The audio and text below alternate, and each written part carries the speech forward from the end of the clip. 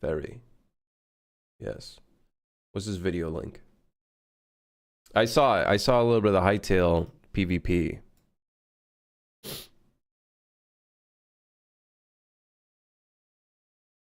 It just looks like a you know, it looks like a light-hearted combat, which is fun, you know. I think the problem with me for Hightail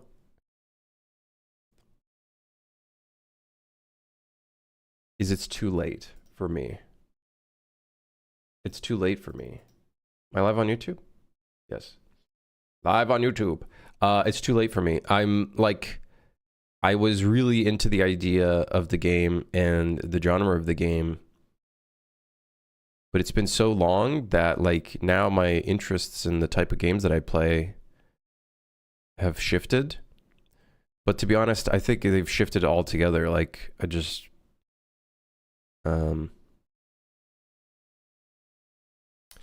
like literally, I just play Deadlock. Like I got brain rot.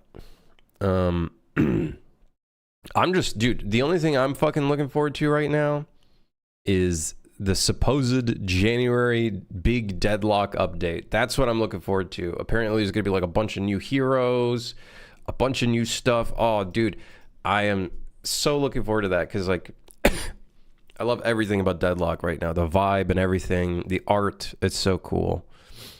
It's so cool, man. Hightail's the only survival game I'm interested in right now. I just man, I don't know. I think survival games, because I don't really have that many friend groups to play with right now. I just haven't played with like friends with anything. I play solo in Deadlock, so maybe that's why. I think if I had some friends to play with, I would probably look forward to this. I could definitely see myself looking forward to this if I had like a friend group to like play with. I'll probably still play it because I just, you know, I was looking forward to it. I'm very excited for the modding scene. I think the modding scene is probably the most exciting part of this of this game. I think the modding scene is going to be. I hope it gets latched onto, you know. Yeah. What's Deadlock? It's Valve's new MOBA third-person shooter game. MOBA third-person shooter. Third-person shooter MOBA. I was thinking of rigging some Deadlock characters for personal animation work. Which character were you looking at doing, Sonny? There's a lot of servers already in the works. It's pretty neat. Cool. People are doing a little bit of game design, figuring out what they kind of want to do with the game. I love that. I love that, man. Yo, Atlas. Golden, how's it going? Someone's gonna make a WoW like for it. That sounds like a lot of work.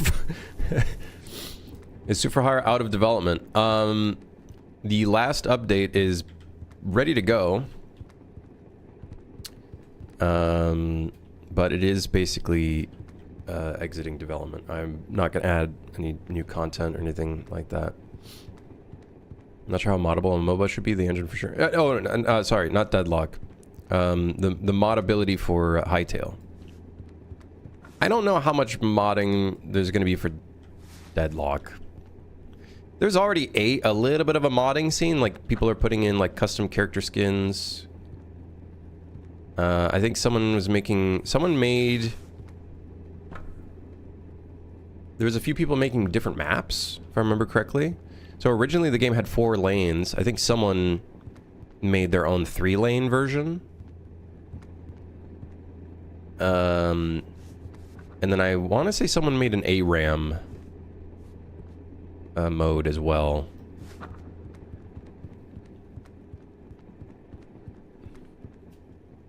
Matchmaking and forced Russian teammates. Yeah, that would make me quit too. I've played enough Counter-Strike.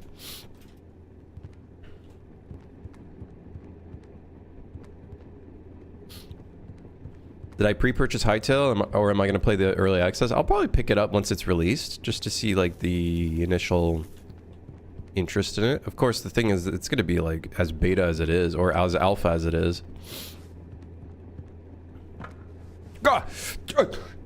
Green and blue and whatever other color that was. I don't know. Purple? I think. I don't know.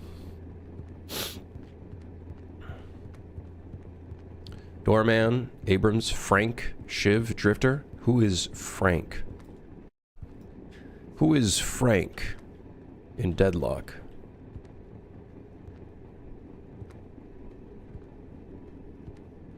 Doorman is... I remember Doorman was so neglected when people were... So, at that time, Doorman was a part of the 4 heroes being voted. Like, basically, Valve did a really cool thing. It's very cool what Valve was doing for a game that's literally in, like, closed pre-alpha, closed alpha, or whatever. They're like, they did a thing where every 3 days, whoever had the most votes would be added to the game. Like, they already made the characters and stuff. But they, like, did a whole thing to kind of engage the community and stuff. For something that's, like, closed. It's so interesting. I love it. And Doorman was the last character to get in, if I remember correctly. Yeah, if I remember correctly, Doorman was the last character to get voted in. But honestly, Doorman has to be one of the most interesting characters out of all of them. He's such an interesting character. Yeah, Sonny, for sure. Frank, this guy. Oh, Victor. Victor. Oh, I guess in-game he has a different name. I don't remember. Yeah, Victor.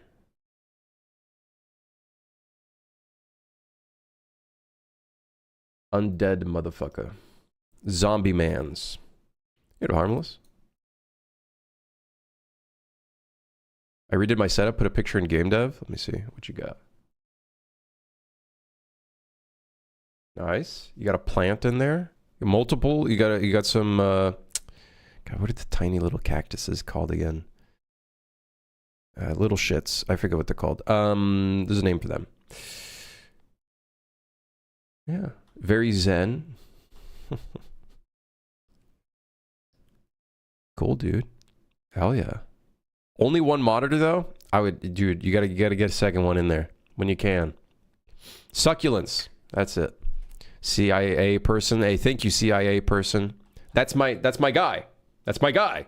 That's my guy. I didn't look up anything weird today, I swear. Yeah, you gotta get yourself a second monitor, man. You gotta get yourself a second monitor. I like the controller stand. Who's Doorman? Okay, so as the lore is, I think, at least a lot of the players within the community, Doorman is this, like, godlike entity that, like, is, like, governs, or doesn't govern, but works at a hotel, like a mysterious hotel. But his, like, abilities, one of his abilities sends people into the hotel, but the hotel is all broken apart and you have to, like, do a little jumping platforming thing, otherwise you get damaged a shit ton. The lore is interesting, very interesting. Yeah, Hassan. Yeah, Happy New Year.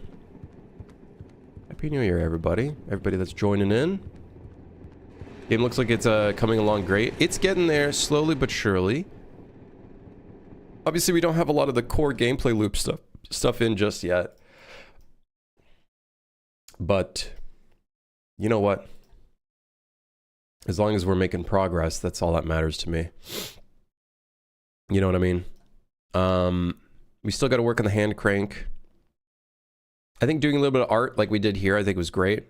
It got us feeling, it got me feeling at least a lot better about the width of the train. Because this is a pretty nice space. We could do quite a bit here. It got me feeling pretty good about the width of the train. I do think No, maybe the length is good. Maybe the length is good too. Because this is like, you could think of every carriage almost like a little challenge area. Because it's like if a monster enters this area, it's like you and the monster in one area. It's about like kind of creeping around, being careful, you know? Right? You can imagine like peeping into a room and then seeing someone in here. Could be pretty creepy. We should have some a monster that literally just like anytime there's a door that's closed,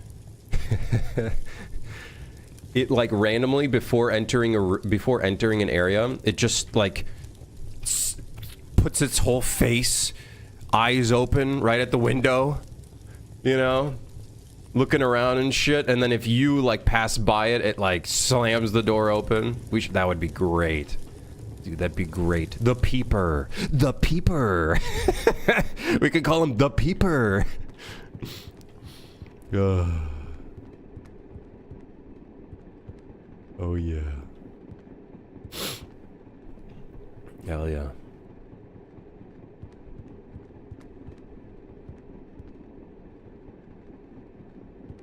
Bought both of my best friends suit for hire for Christmas. I hope they enjoy that. Did you get anything nice for Christmas, Crimson? I honestly, we didn't really do any gifts for Christmas. I will say the one thing that was extremely surprising, because I didn't know they did this, getting chocolates from Steam was very interesting. That was just like out of the fucking blue. I was like, is this poison? Is this real? That was cool. That was like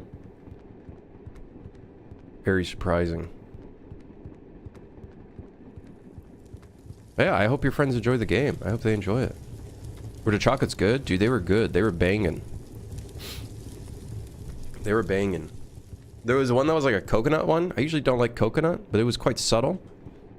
But the coconut was like turned into like a, not a puree. It was turned into almost like this, almost like a ganache. Like, kind of hardened, but not. It's like soft. Yeah. We took 30% from you. Here's some chocolate. Praise Gaben. Yeah, don't get me wrong. When you really start looking at the numbers, you're like, okay, maybe I should have gotten more chocolates, motherfucker. But still, it was like a really nice gesture. Was it because you released a game? I don't think it's because of the game release. I guess it's because of how well it did. I don't know. I have no clue how they govern all that stuff.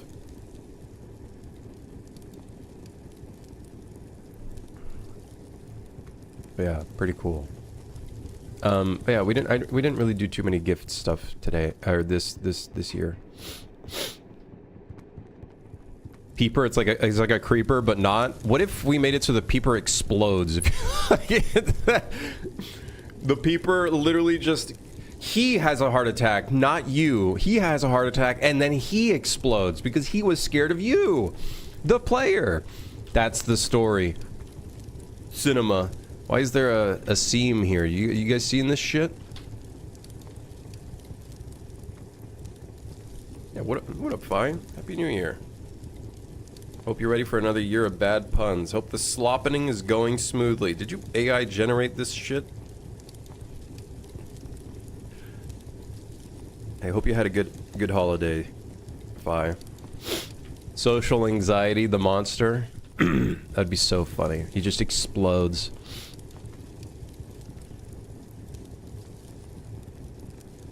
What kind of art style am I gonna go for? Yeah, probably Repo, Lethal Company, kind of goofiness.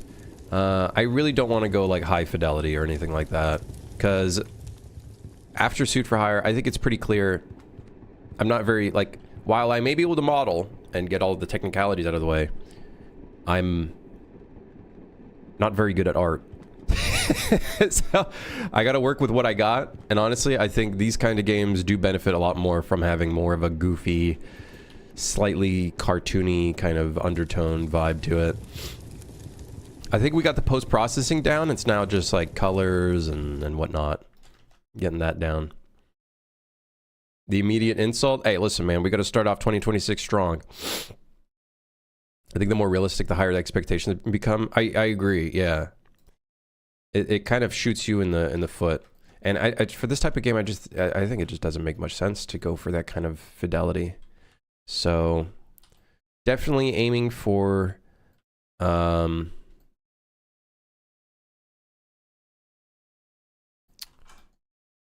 lower fidelity for sure. Hold on.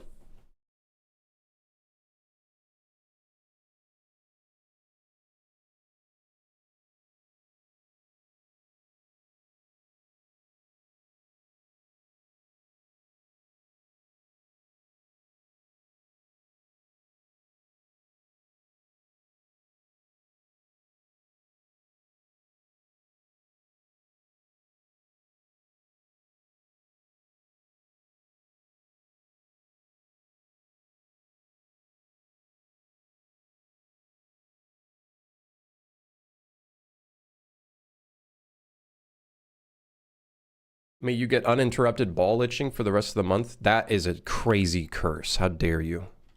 Of all the things you could do, that's the curse you go for? Jovix? I want photorealistic lickable train tracks. WTF? But why? But why? But why? Delta? But why? What are you guys' goals for this year? I'll tell you guys mine. Not go homeless. Okay. Okay, I think we can do that. Yeah, I think we can. And release this game. Maybe. Or get it to very playable state. Yep. Yep. Yes. Yeah. Maybe. That would be nice. I want to start adding a little bit of color in this train. I know, we shouldn't do some art. We should do some programming. But I kind of want to do a little bit more art. Maybe we get some glass in here. Yeah. Is it okay for my goal to have a goal? You're going to be in an endless loop. Your goal is to come up with a goal? Mine is just to move on from inventory. It's been years. Brother, just move on from the inventory. What do you want?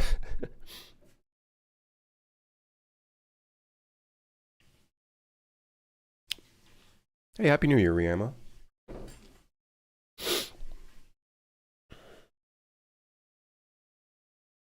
My goal is to release my game and possibly release another if things go well. Hell yeah. New job would be nice and moving. All right.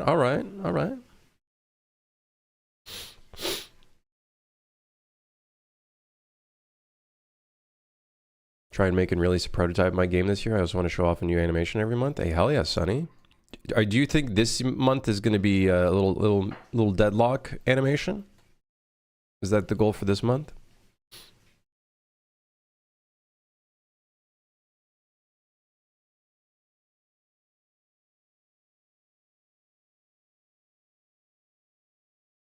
Not this month, maybe in a few months though. All right. Okay. Hell yeah. I'm seeing a weird normal fuckery right here. Do you guys see that line right there? Something's not right. Something ain't... Oh, it's because it's... Yeah, that's probably why. Whatever. Let's put a window frame around the window frame. A window frame around the window frame. Maybe let's add a bevel to this too. Oh, yes. Oh, yes. Is that too sci-fi? No, I think that's okay. Maybe... Big chunky bevel? Big chunky bevel.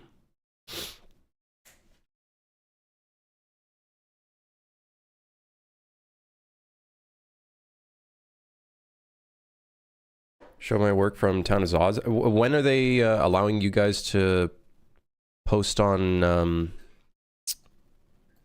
stuff on platforms and stuff? Are they strict about that, or are they just kind of chill about it?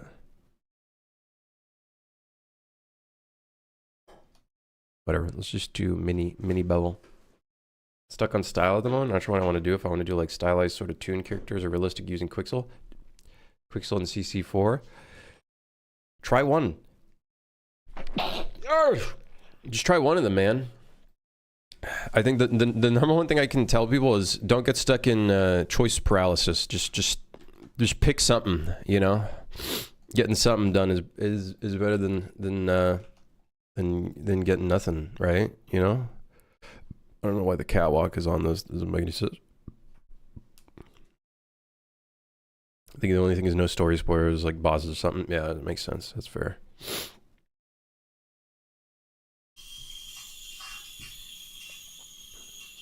What is that hell beast?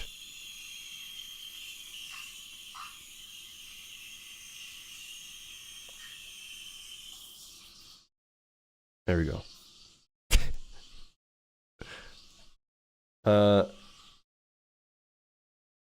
Current one I'm working on moving 99% of my workflow with Linux. Oh.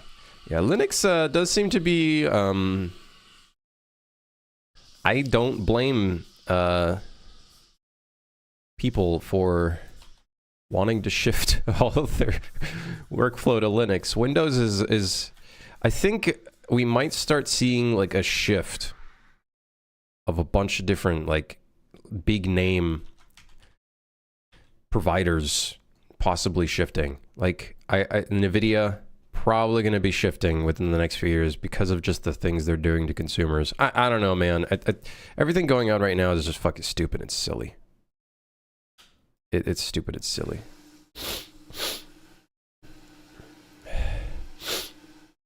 I'd use Linux, but I need my PC to work. Yeah, I would use Linux, but like a lot of the software I use, I'm pretty sure does not. So some of it does not support Linux, and I can't be asked. Yeah. Waiting for the TTS. Happy New Year, Crim and Chat. /o/. /o/. Yes, /o/. Night. Happy New Year, man. Hope you're doing well. Hope you had a good Happy New Year. Hopefully you celebrated with some friends, family, and whatnot. But yeah. Thank you again for the 39 months.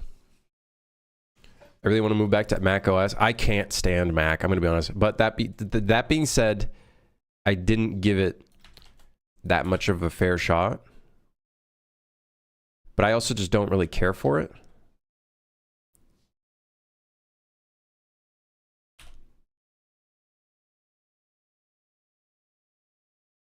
Interesting. So I can't inset this.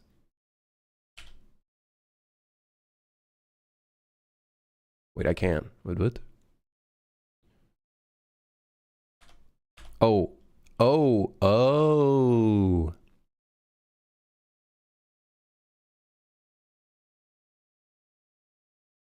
I can do it. Pog. We're in business.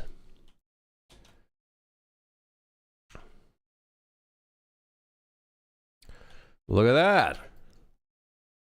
Would you look at that? Would you look at that? Where is my reference for this window? I guess that, but it's too sci-fi. My reference is this, I suppose.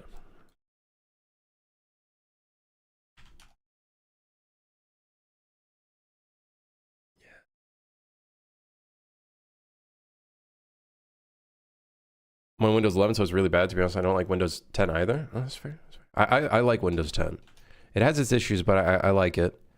I am not looking forward to switching over to Windows 11. And I do have the extended support or whatever the hell it's called.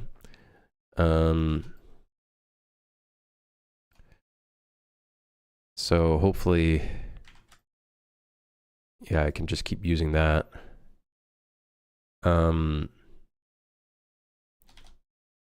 What the?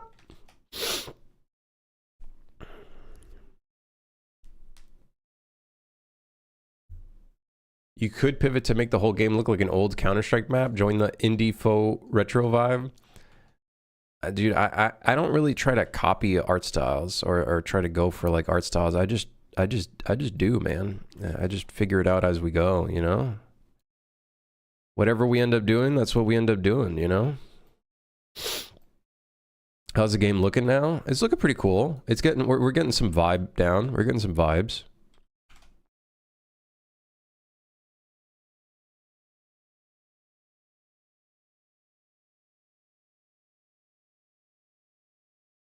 Let me see if I missed any messages. I don't know, dude. I gotta say, I feel like large companies are really trying to make. I feel like they're trying so hard to just make computers just annoying to use. Am I the only one that's like feeling that vibe? I feel like they're trying so hard to just make it like annoying. Wait, why is that inset? I just realized, why is that like on the inside?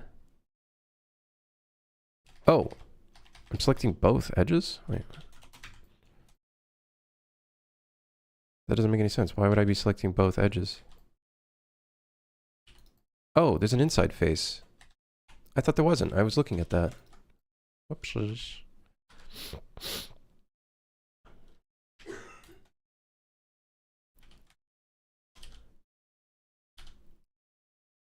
I don't know, like with everything going on, people are speculating that companies want to try to shift things to try to make it so it's like you have to pay subscriptions rather than owning anything yourself. You know what I mean? Like, I hate how Windows now asks you 500 questions, tries to force stuff on you during initial setup. I hear that every time you update, a bunch of the stuff that you did to try to like remove all the AI and stuff,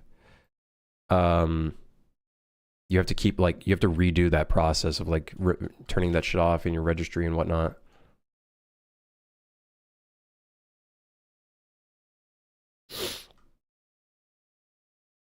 For me, Windows 11 was a better experience than Windows 10 for now. Interesting.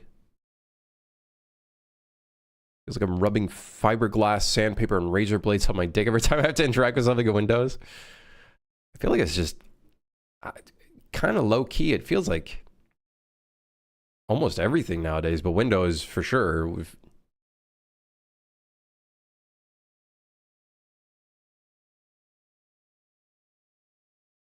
Going on Google, your like AI shit is like slammed in your face constantly.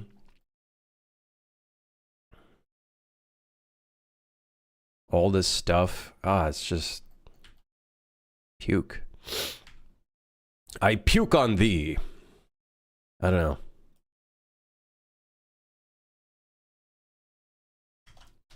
So all the AI stuff is only on Copilot Plus enabled PC with the new Intel chips in Windows 11. I don't have it. I guess you're kind of blessed in that respect. Doesn't help that Microsoft was like, we're using AI for all of our features now, and I'm like, no wonder this feels like so fucking bad to use. I don't know, dude. It's silly. It is very, very, very, very, very silly.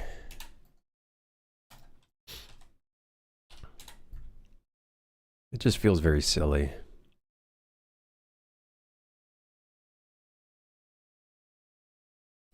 It's so annoying how every boss at every company thinks AI is going to fix everything. No, they just know, because if they get on the bandwagon with all of their other CEO friends, that they can make a bunch of money somehow out of the fucking blue by putting AI on anything. I don't know how this shit is happening. I'm pretty sure it's drugs. I'm pretty sure it's money laundering. My theory is that all of this money getting into this AI thing is it's money laundering. It's all of the, listen, you know, all the Fent money. How are they going to launder the Fent money? They got to launder it somehow. So you just come up with some random bullshit and then put $1 trillion into it. Did they do a bad update again? No, it's just like every update that comes out with Microsoft is like bad.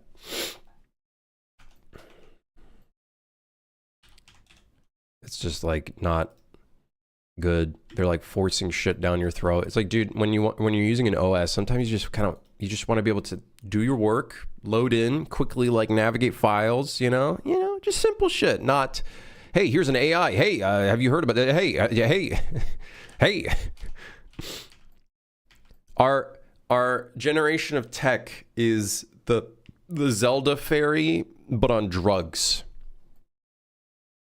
Is it the Zelda fairy? I forget what the name is of the fairy. It's like, hey.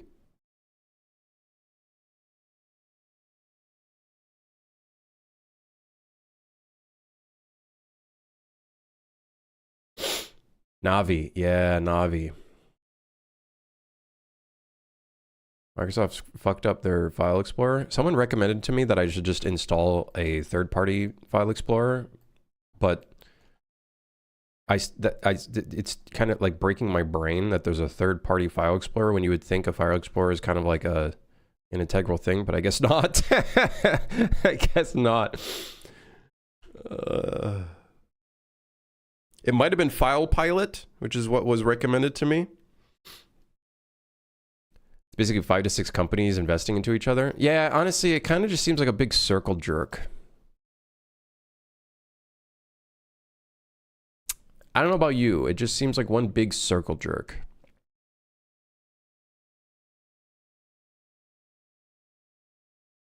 Just to like inflate the pricing of each other's companies. And then in the public's eyes, they'll be like, oh, they're worth so much more. I should invest into their stock. But in reality, it's literally just each company investing inside of each other, which then somehow creates this like weird inflation. And I ain't talking inflation like the thing that you see on the internet on specific websites. I mean inflation as in like, yeah, anyways. Incestuous investment. Is that an actual term? Please be an actual term.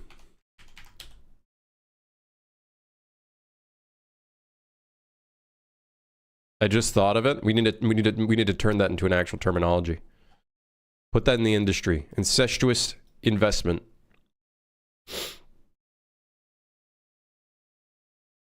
Incestment.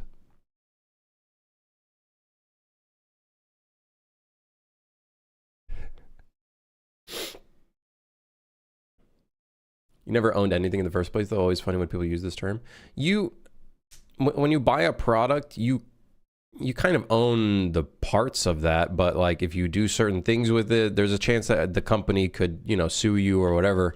It reminds me because I watched this one video. I don't know if I talked about it on stream. I watched this one video where someone was like basically repurposing Louis Vuitton products, but he would only repurpose ones that are like, you know, the bag is basically done for at this point or whatever.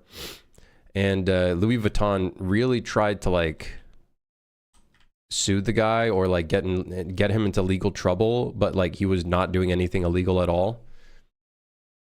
And they were, I think they were trying to get him for like fraud or something, for like selling fake Louis Vuitton, but he was not doing fake Louis Vuitton. He had all the receipts and everything.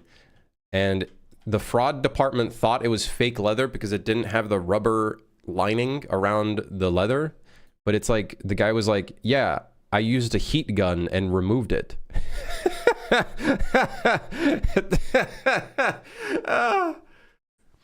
Not talking about physical products? Okay. If you're talking about digital products, yeah. Digital products, you don't own it. You're just given a license to utilize it. I think the only times you can really own a product is if you fully created it yourself on software that doesn't have, like Unreal Engine, for example. You technically own this stuff, but you also technically don't because of like the EULA and everything associated with it. Which can suck. But if you're making stuff on like Godot, I'm pretty sure that's all yours in some way. Kind of. Did Epic come for their cut on Suit for Hire? Yeah. They did. They wanted their cut. And they got it.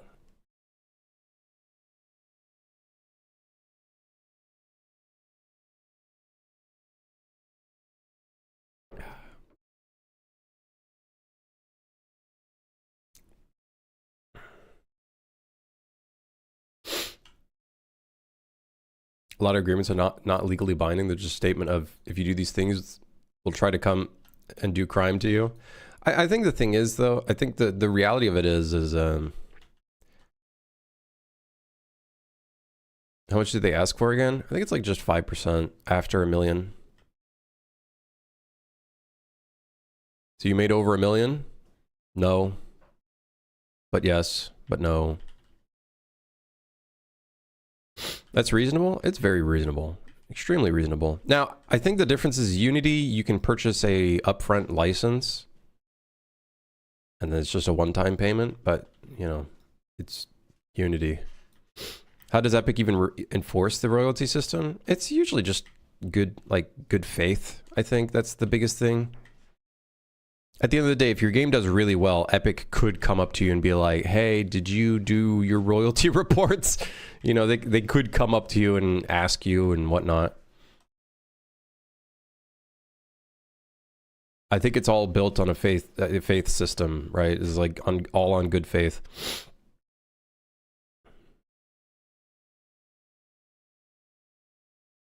Can I has royalty, Mr. Game Dev? Dude, they even have a thing. If you release on Epic Games at the same time of you releasing anywhere else, or if you release on Epic Games before, they have a thing where they can reduce their percentage, which is very cool. And I did not know that was a thing until recently. I don't remember how much they lowered it by. Unreal Engine, Epic Games, royalty reduction. Wait, hold on, licensing options. Let me see. I'm pretty sure it would probably be in this section.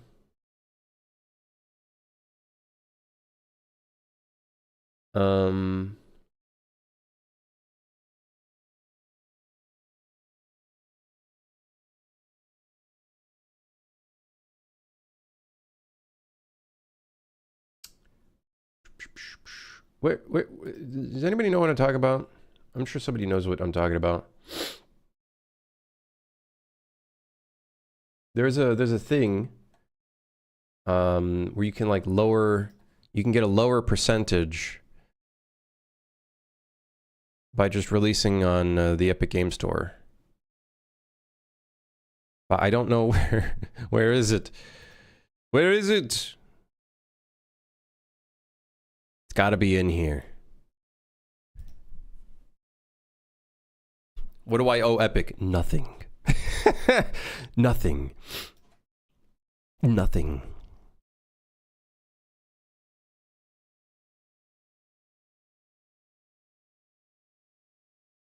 There should be.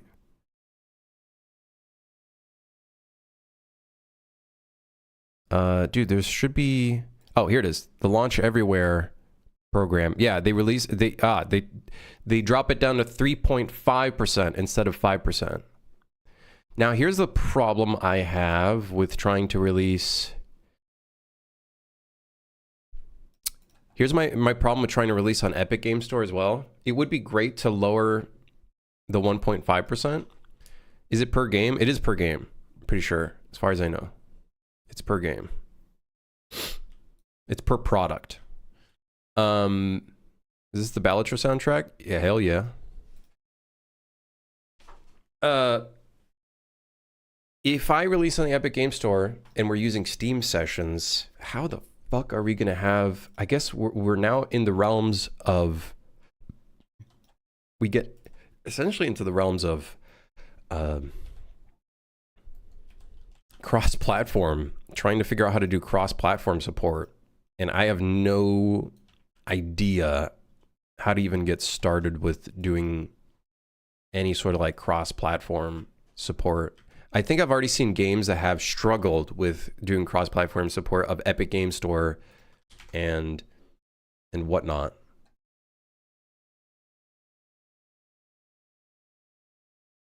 Which is ass.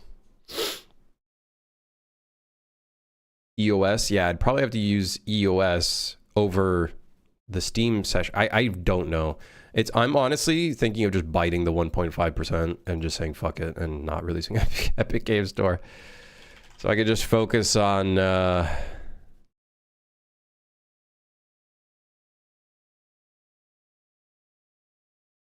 so I could just focus my efforts on Steam. Just say fuck it. Fuck it. Whatever.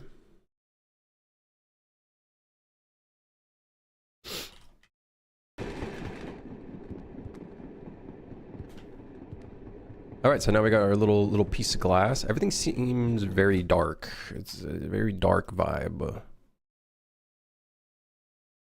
Let's try the brighter metal.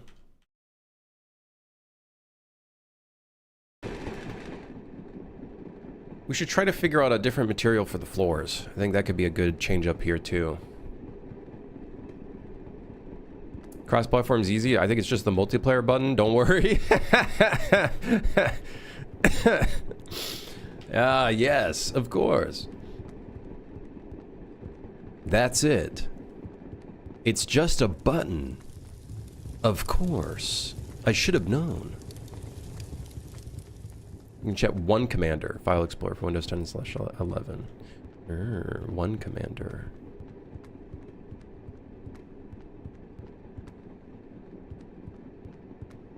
I think a Ripper Junkie. Happy New Year. As a Unity dev, I really hope Verse becomes good as a scripting language as an alternative to Blueprint.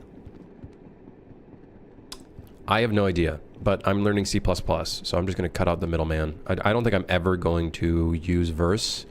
I think the only time I would ever, to be honest, I think the only time I would ever consider Verse as a thing, if I even go to UE6 at all, because apparently that's going to be in UE6, is if it is somehow a great way to bridge the gap for modders.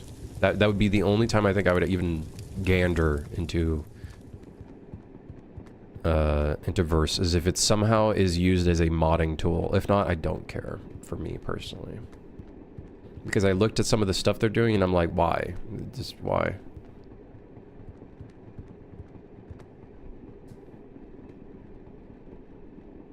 That's true, Fi. Could go into consoles. Is Repo on consoles? I know Peak is on consoles, if I remember correctly. Dude, I don't know. We still got to put Suit for Hire on consoles whenever I end up doing that. What kind of interiors do I have in mind? Is it passenger train or freight? It's going to be both. There's going to be mixes of just... It's going to be random. It's going to be random. Okay, cool. Glass. Fantastic. Very expensive glass. It's probably red. And kabloom. Ah, look at that. Nice pink... Nice pink. Love me some pink windows. Yes. Hey Woozy, haven't seen you stream since last year. How are you? Yeah, it's been a year. It's been since last year. I'm good. Happy New Year, Woozy.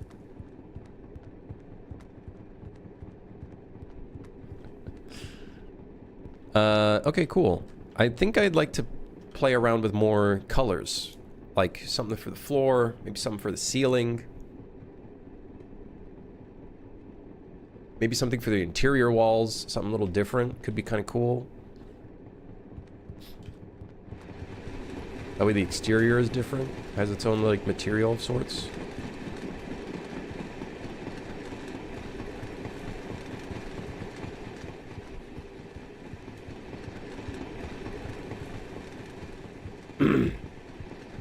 Some hopes for the 6th of January deadline for Next Fest.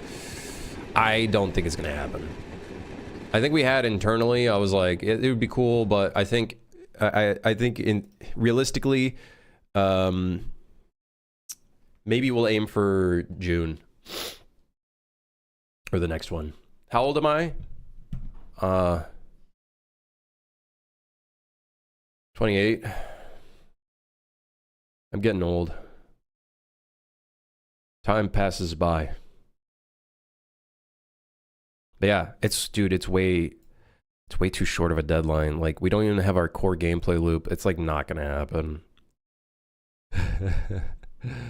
It's not gonna happen. Am I using slabs for materials yet? What do you mean slabs? You talk about Minecraft slabs? What do you mean?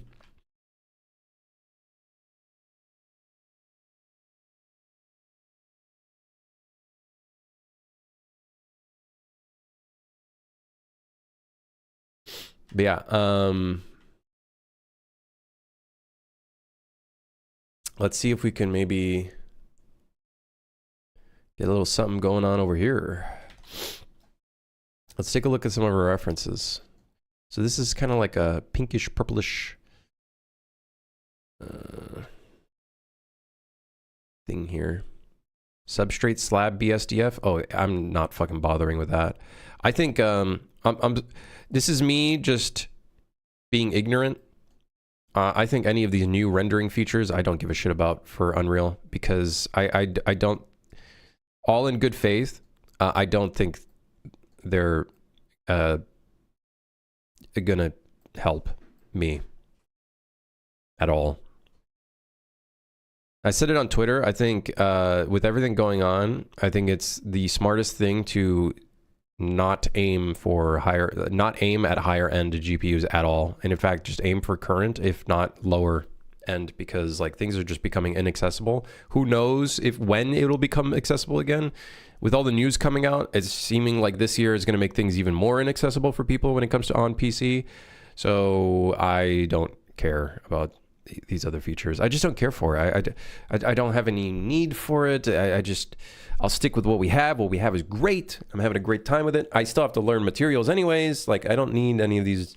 I don't need any of the new rendering features, to be honest. As much as real-time screens, real-time GI would be great. I just don't care for it. I don't need I don't need like high fidelity models. I'm okay with optimizing things. If not, in fact, I actually enjoy optimizing stuff, or trying to. Aren't they faster? I don't think so. I don't think so. Everything on DX12 just seems like a fucking problem. I heard some people say that things are faster for higher end GPUs for DX12 and DX11 is actually slower. I don't know. But every time I hear about people switching from DX12 to DX11, they just get more FPS. They just, they get faster. I don't know. I don't care for it, honestly. Call it ignorance and lack of knowledge within the department, but I don't care for it.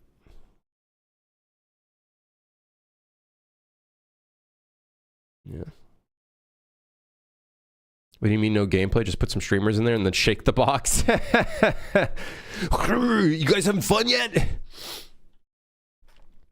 Arc Raiders doesn't even use Lumen, etc., and the game runs great. Apparently, Arc Raiders is running on the RTX GI, RTX whatever DI, whatever the fuck it's called. They're running on that branch. So they're actually just using the NVIDIA lighting stuff, not the Epic Lumen stuff.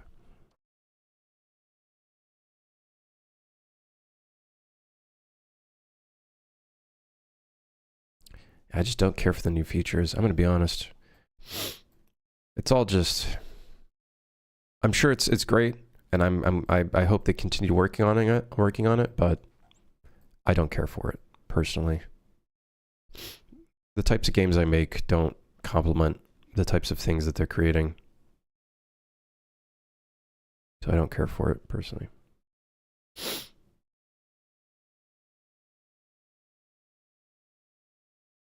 So go back to 20-year-old games to replay due to good writing and solid gameplay.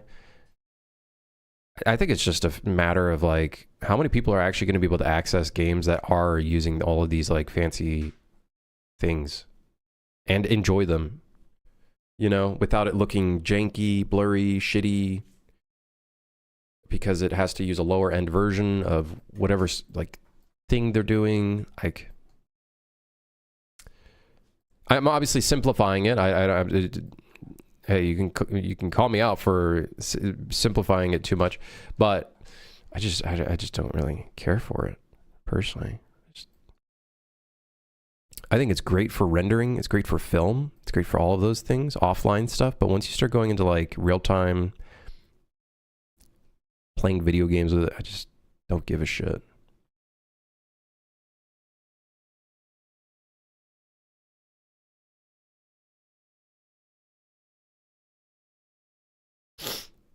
DX12/Vulkan is very explicit, whereas DX11 was similar to OpenGL. So implementation is kind of ass. We're trying to do some stuff too generically. Can end up having lower performance than DX11, even though DX11 is technically slower. Yeah, it's technically slower. Like, I think DX12 does some async stuff. I know there's some very key things with DX12, but it's like, I don't know if it's the way UE does stuff, or maybe you have to like really disable some things that are just hidden away.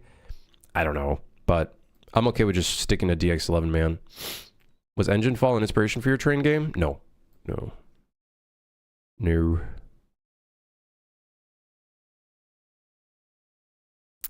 No.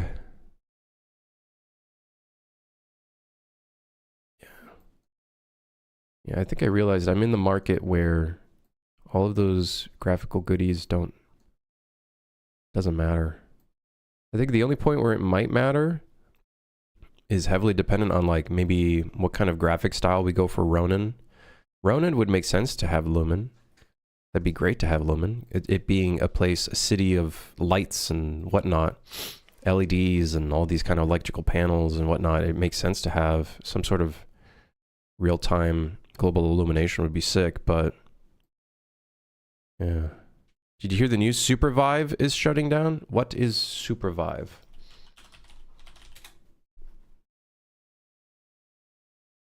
Oh, this game.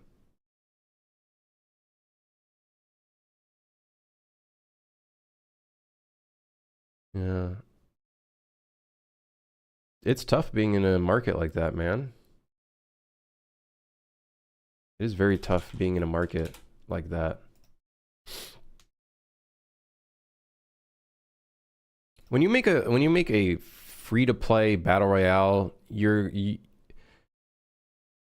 player count becomes such a massive part of your entire, like, everything. It just becomes the entire, it's literally success or failure. It's like, dude. No, I know about the game. You're looking at it, I was reminded of it. I watched,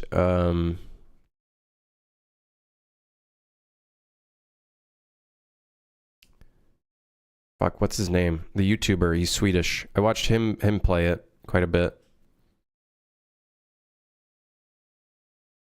Hey, Elliot.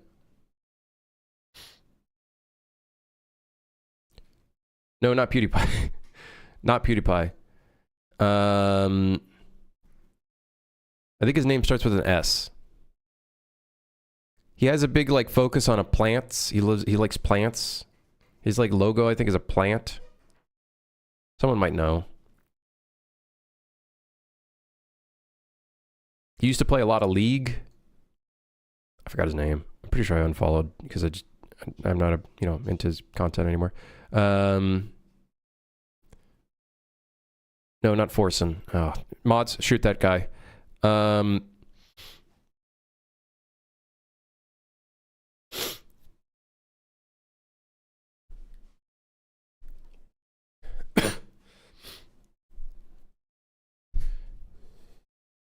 forgot his name. Anyways, whatever. Spinky Dinky. I don't know. I don't remember his name.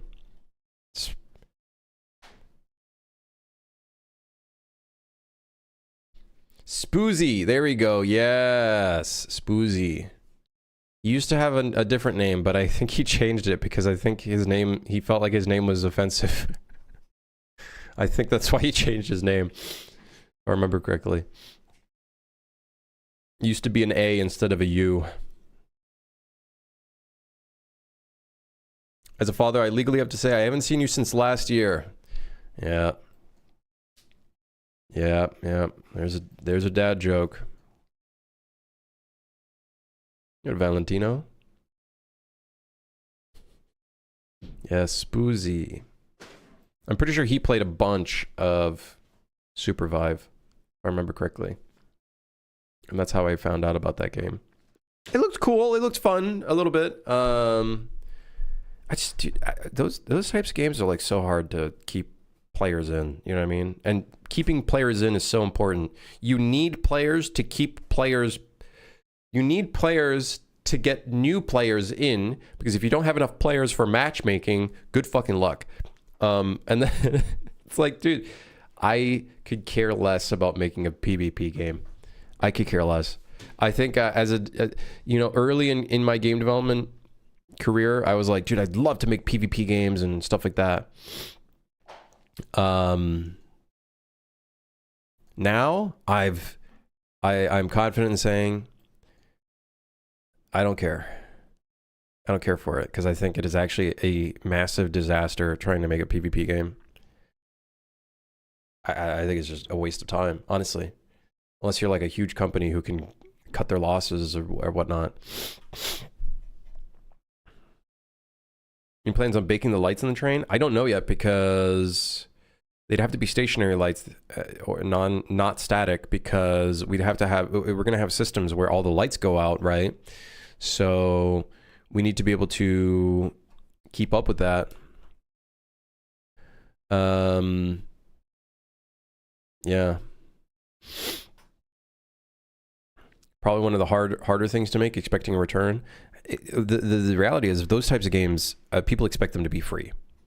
We're at a day and age now where people expect those types of games to be free to play.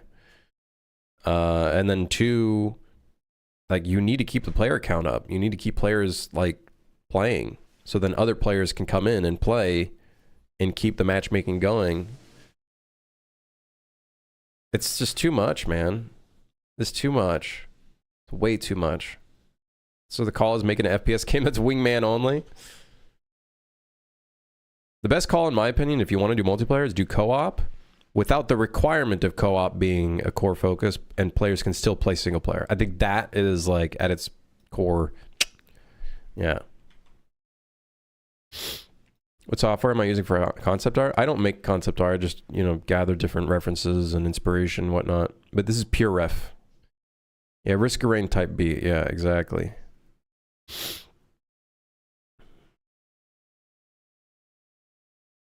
How did I spend New Year? Honestly, very chill. We didn't go out or anything, because me and my partner are sick still. And we just didn't want to risk getting more sick by going outside to look at fireworks. So, kind of just chilled. I tried to make non-alcoholic mulled wine. It kind of just tasted like heated up juice with a little bit of spices. But it was not bad. I think the cranberry was very forefront, though, unfortunately.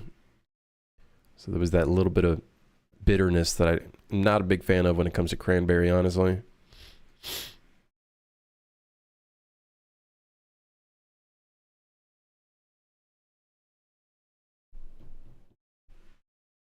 Non-alcoholic mulled wine. Yeah. I'd like to try doing a mulled wine with actual wine. Like, that could be good. I had some champagne last night because I was feeling fancy. Ooh. Did you hold your pinky up while you were drinking it? You gotta. It's the custom. That's the custom. You can't fuck that up.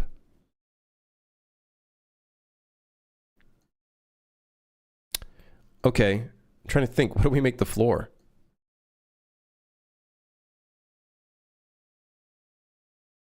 Let's just make it a different material for now. Oh, great. Good for me. I kept it all in one object because I'm stupid.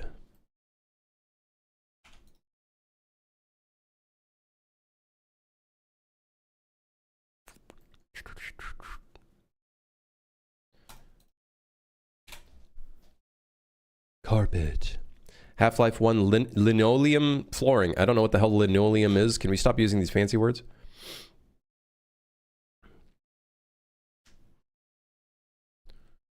Linoleum. What the hell is linoleum? What the hell is linoleum? Any tips on game idea generation? Probably been asked 3 bazillion times. I don't know, just what do you like to play?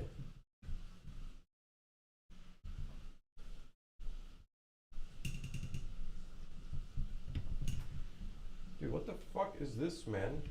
This shit's... I don't got anything... I don't got a coin. I'm poor! Oh, wait, hold on. I got...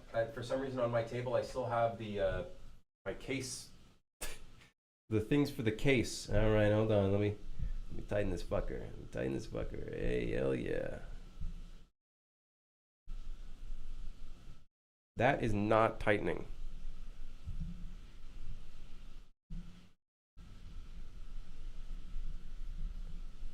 There we go. All right. I broke it. There's no way. I actually bent this shit out of shape. Whatever, I don't need it.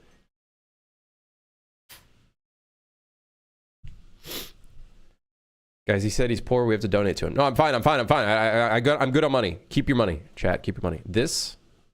Oh, fucking black and white tiles. I would love to get the Half-Life art style down. They're so good, man. I love the Half-Life art style. It's honestly making me wonder. I should be using fucking Source Engine or something.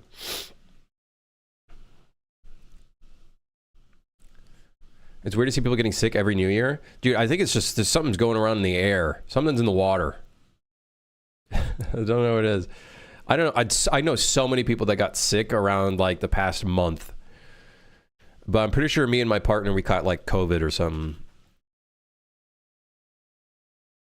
Pretty sure we caught like COVID. So something we need to do urgently, ASAP, is we need to start separating the train into multiple pieces, because right now the entire train is all just one big fucking chunky piece, and I'm pretty sure that's like around I don't know how many triangles. Let's find out.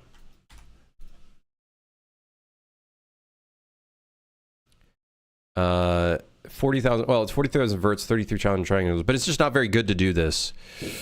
So we got to start turning this into like a modular thing. That would probably be a good idea.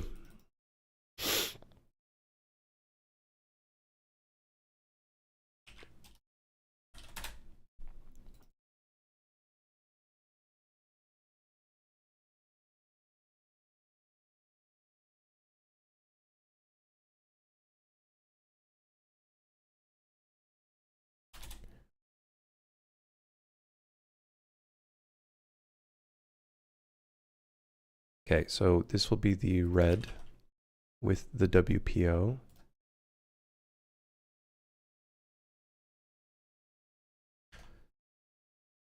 Whoa! Wowee! It's red! It's...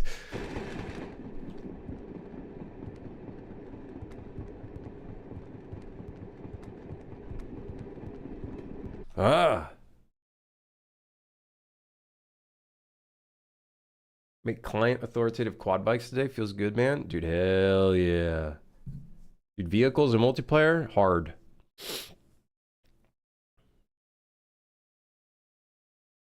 think y'all too have COVID if you have the flu for more than 10 days with no signs of getting better? No, we're getting better, luckily. We definitely got better. Our worst days were like on day 3 or something like that. Day 4.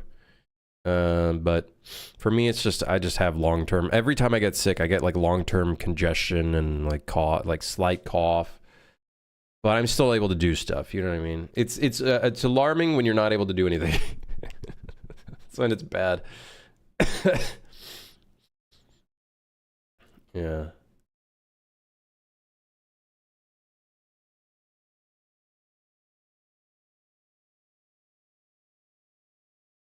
Shure NV7. Never heard of. Is that a microphone? I know Shure makes microphones. I never heard of that one specifically.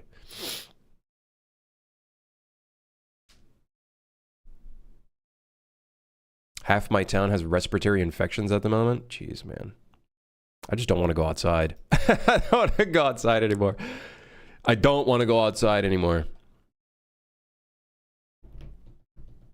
Use Hammer Editor. I've thought about it because there's plugins to like connect Hammer Editor and whatever together. I can't be fucking bothered. Okay, let's make this a much more desaturated red, because we can assume this is gonna be like dirty floors. I think we're gonna assume everything is gonna be sort of apocalyptic kind of vibe to it. So slightly desaturated, maybe slightly darker, or maybe slightly brighter. Brighter looks kind of cool, but I think we're gonna go for darker.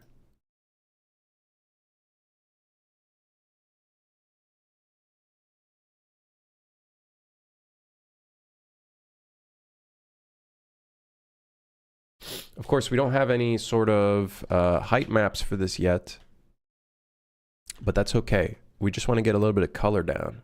A little bit of color. Got a big Soto. Happy New Year. Yeah, hell yeah. Yeah, no, I think we should be okay. Should be okay, hopefully.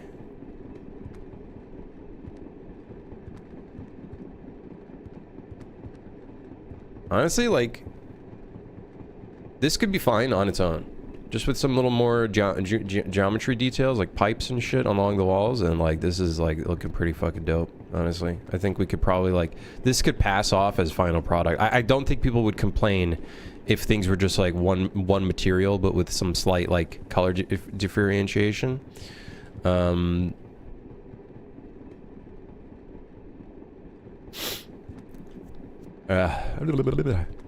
Where did I get the inspiration about this game I'm making? Honestly, all of the friendslop games, for one. And then I think I've always wanted to make a train game. In the beginning, it was like the idea was like the train is going along this like randomly generated world, and you have to like go out on the world and like get things. But then I was like, okay, that's just too technically challenged. So let's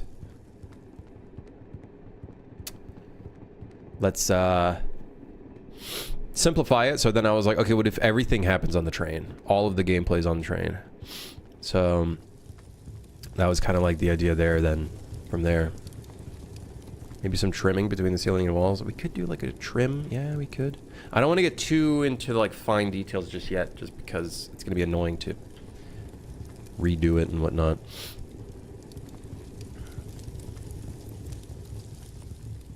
Yeah. There's another Twitch streamer who's currently making a single-player horror version of this. He's thinking about the same ideas. Like on a train. There was a game I saw that's like a on a train game. Dude, some of them look really fucking good. I don't know. At the end of the day, I'm just making whatever I want to make. Is the train stationary and the terrain is moving? Yes, yes. So if I look out there, there's the test map.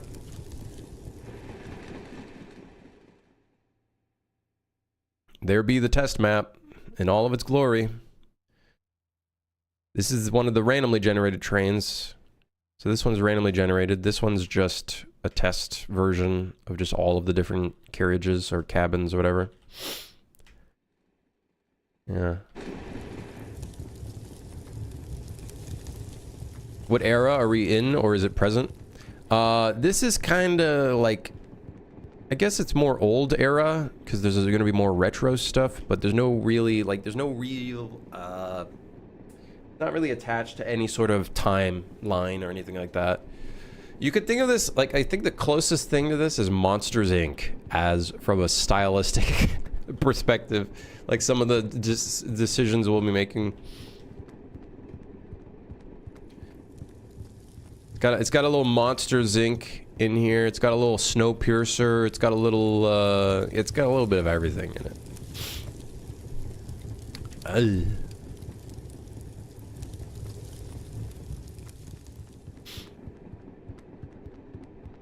Okay. I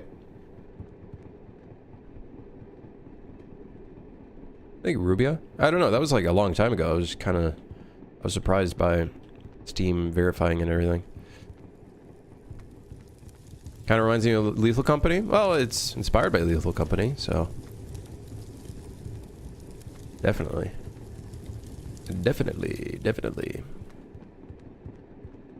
How's the game dev going today? I think it's going well, Zend. We're kind of doing a little bit of like style stuff, doing a little bit of modeling.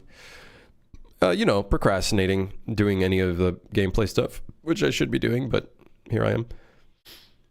It's the new year. Something I should be doing is actually getting the proper map for this. As soon as possible. let me do something real quick. So this is all one level instance. Let's go ahead and I'm gonna move this into this instead. So then that way it's a part of the level instance. Let's also, just for the sake of this, yeah, I'll keep the fire there for now. It's fine. How'd I set up the grunge on the walls?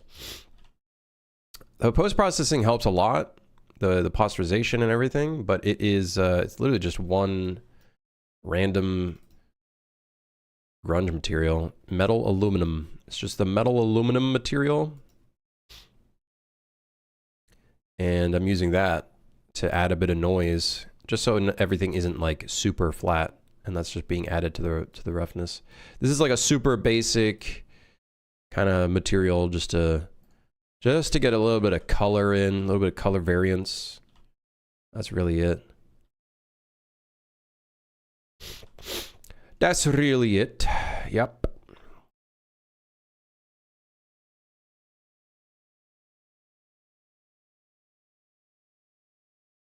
Oh yeah, we wanted to, oh yeah, we should try adding a little bit of purple.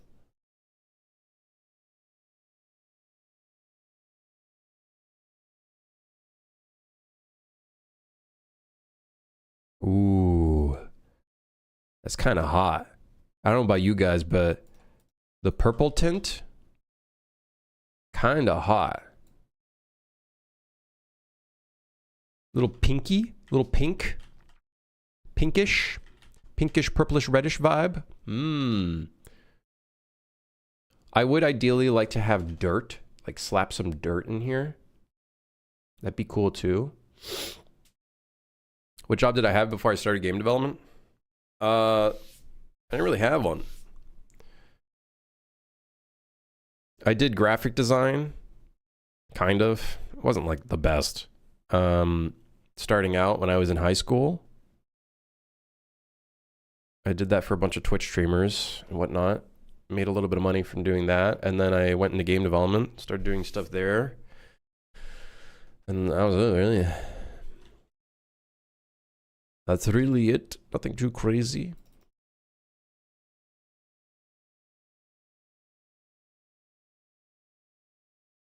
Yeah, nothing too crazy.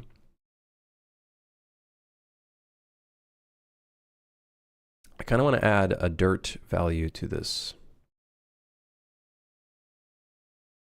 Like a dirt variable to the base color. Because right now, I think everything is solid color. We could definitely have a dirt in here.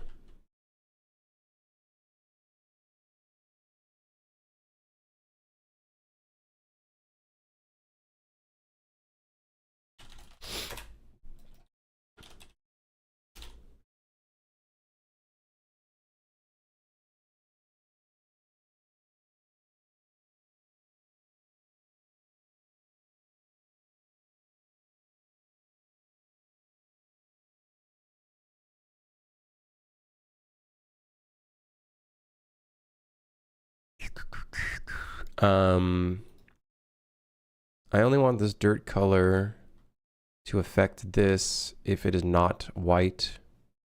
If I do a multiply right now, it's going to affect all of it, no matter what. We could do a lerp.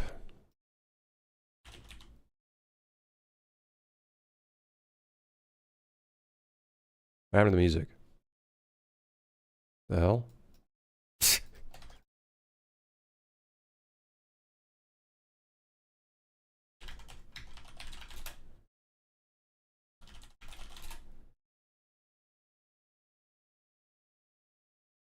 Okay, and that should be fine. Should stay as a white color.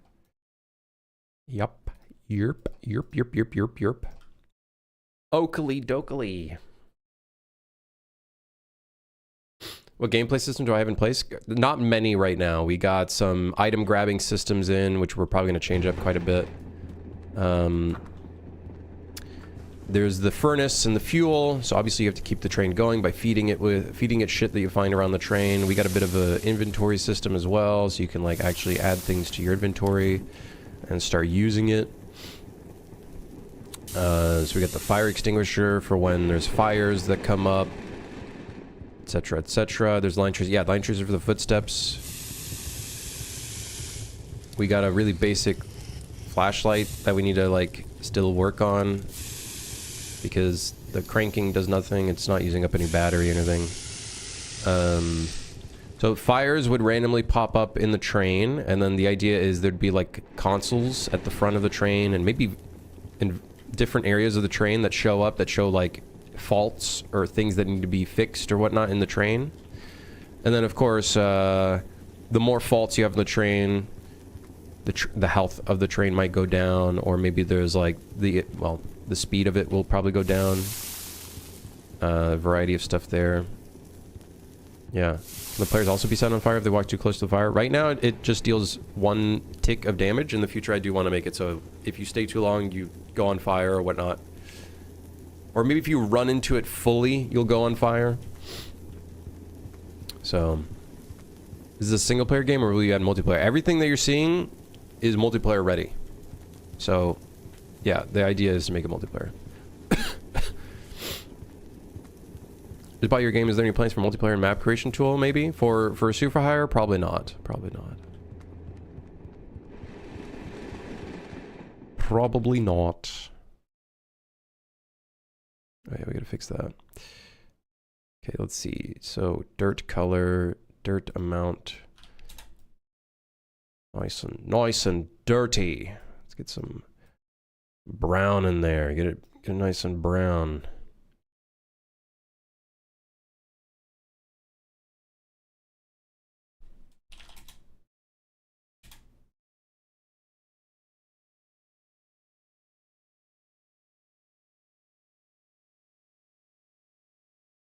I don't know what this dirt texture is doing.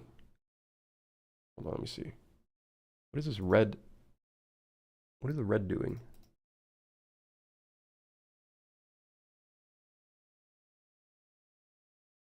Honestly, not much. I think I'd rather just use the alpha. The dirt. And then that'll match quite well with the roughness values. Alright. But yeah, no plans for multiplayer. Or super hire. Super hire would be great for multiplayer. I don't think it would... I'd have to make completely different levels that would match the vibe and stuff. It just doesn't really make too much sense.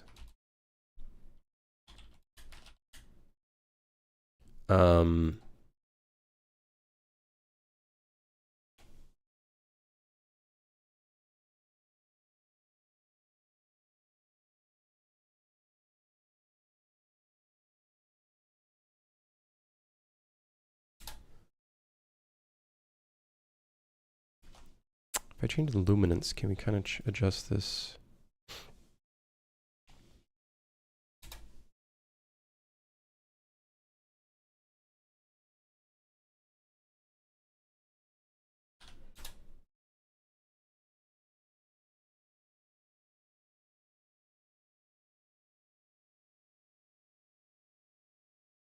Interesting. The variance of this now is 3.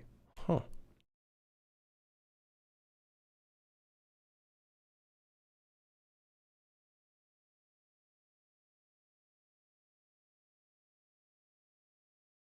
Also, this is like more orange. I want it to be like brown-ish.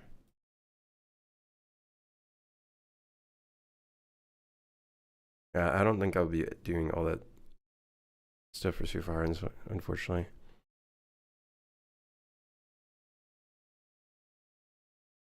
The burger sizzling noise, yeah. Oh my god. Would be cool to create maps for super hard. I agree. Don't get me wrong. I would love to, but it's just there's the amount of work that would be needed for it is a lot. Did I do the game solo, like most of the code and so on, or did you have a team? I did most of the stuff. I didn't do any of the music. There's someone else that handled all the music. I had a couple contractors that helped with some level design and stuff, but I basically did most of the stuffs.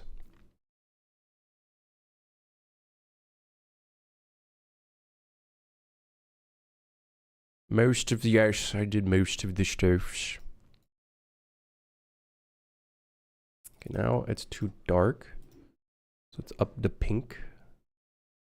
The actual like thing. Oh yeah. Now we got a bit of dirtiness in here, but you can't really notice it because like the posterization and everything. Oh, you notice it here. Oh, you definitely notice it here.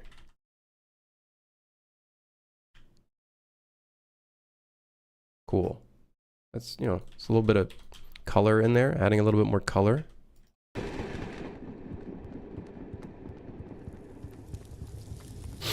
Am I using any plugin for VoIP? I'm using Steam Core, which just uses the Steam VoIP stuff, or uses the VoIP stuff that's associated, which I think uses the UE VoIP. So far that works fine, I think. We just need to do another test to see if all the volumes are correct, because I had to like do a bunch of stuff there. For some reason, like all of everybody's mic volume stuff is like really low at just basic input gain, so I gotta like do a bunch of stuff so then mics don't peak and whatnot. At the start you were alone, most of the basic features are made by you? Yeah, yeah. All of the combat and everything, I made that. I did some animations, but we had an animator at one point that did help with some, you know, cleaning some stuff up. Like the executions and whatnot. Various other things, but everything else was... yeah. The current is feeling pretty cool. It's from pretty cool. An animator that wasn't me. It was a long time ago, Sonny. I don't even think you were watching the stream at that time. How long do you think this project will take? Hopefully not longer than a year for release. Hopefully no longer than 1 year until release, but we'll see. Whenever the time is right to release it, that's when we will. I'm definitely not going to rush into release like I did with Sue for Hire.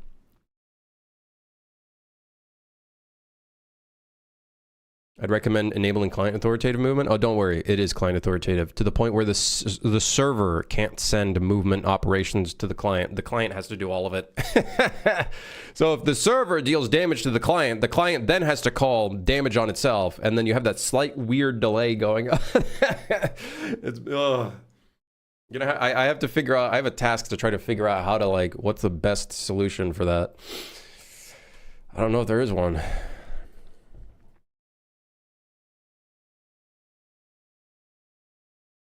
Cheaters be like, I like this. Yeah, you know, if you cheat in a friendslop game, I think there are larger issues at hand. There are probably larger issues at hand there.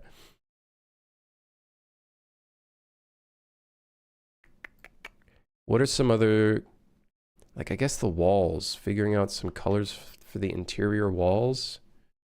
Different color for the interior walls.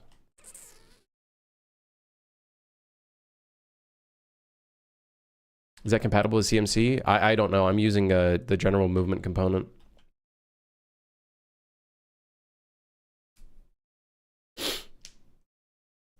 When you release Shoot Fire in early access, did the initial response inspire you to work on it for as long as you did before release, or were you going to finish it regardless of EA response? Dude, it was going to be a really simple game. It was going to be a really simple game. We were literally just going to maybe add a couple more levels, optimize it a bit, and then call it done. There wasn't going to be all of the stuff we ended up adding in and everything. It was literally just going to be as arcadey as it was on release. And then...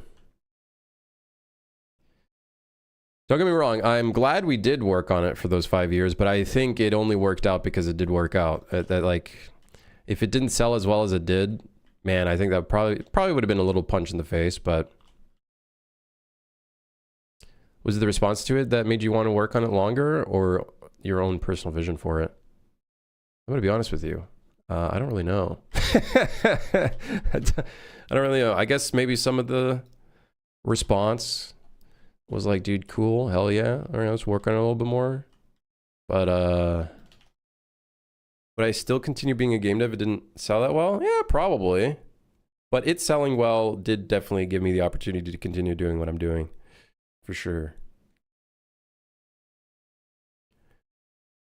For sure.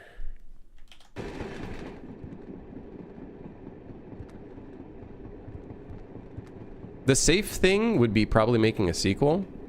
I do think I could probably make a sequel and make the game better now that I have like way better skills and whatnot at my disposal and knowing what the design is about and whatnot, but I just want to do something different, something new. I've always wanted to do multiplayer, so this is like the perfect opportunity to just say fuck it, do it. Friendslop is like the perfect genre for it as well, to kind of learn multiplayer. It's a lot more complex than like making some really simple puzzle game or whatever the fuck, but I don't care about that. I want to make a game that like people want to play, you know? I don't want to make a game just for the sake of learning it. I also want to kind of get something out there. I'd love to make it so... Okay, so here's a problem for the future. Not for right now. Because here, like, everything becomes the same low pass value and volume, even though the door's open. I don't know how we could go about making it so the ambient settings... Because we're in an audio volume. I don't know how we could, like... have that dynamically adjust. But I would imagine that being near this doorway... you would hear more of the train tracks, right? It would be a lot more open. But maybe a thing to figure out for future me. Future Crim's problem. I really like the red though. Pinkish red.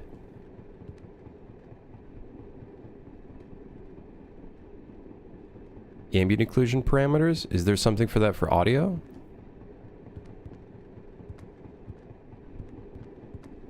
If I can find some blueprint or even C++ like functions to be able to adjust the ambient zone settings in runtime, which I think you can, we could take this audio volume and actually do some stuff with it.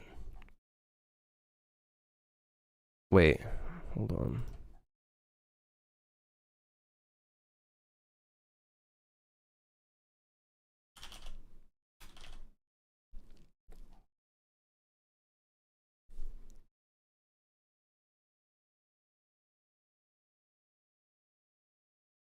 Oh yeah, I remember you can't derive from the audio volume for some stupid reason. Which is why we needed to put in the audio gameplay stuff. Right. Which we did end up doing for the tunnel. The tunnel... nope, not that one. The tunnel, instance moving object, I think is the one. I had to...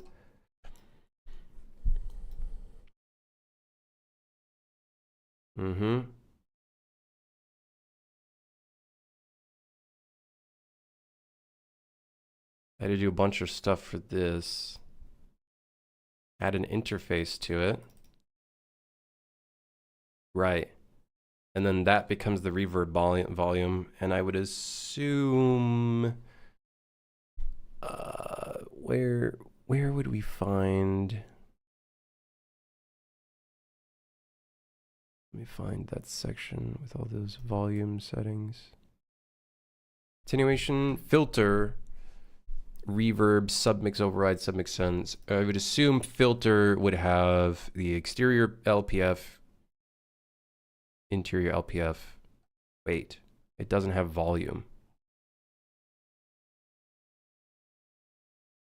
Oh, this has the volume. Why is it two separate things? I'm pretty sure...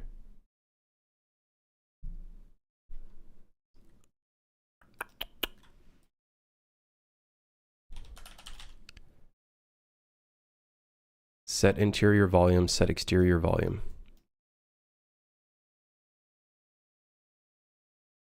Am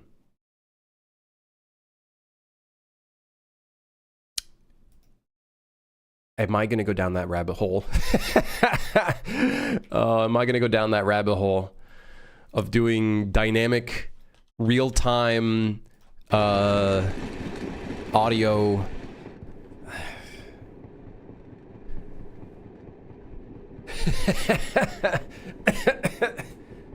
I like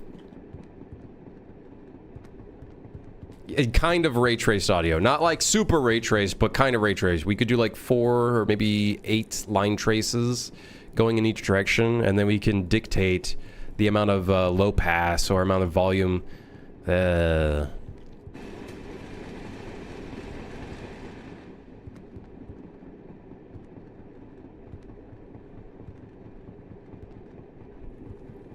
It can carry the game quite a lot. I do think it can.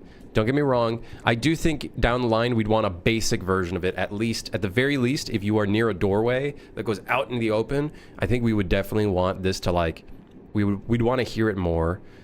But I don't think we'll do it right now. Let's add it as a task. Let's do a task. Real-time audio. What do we call this? Real-time audio diffusion?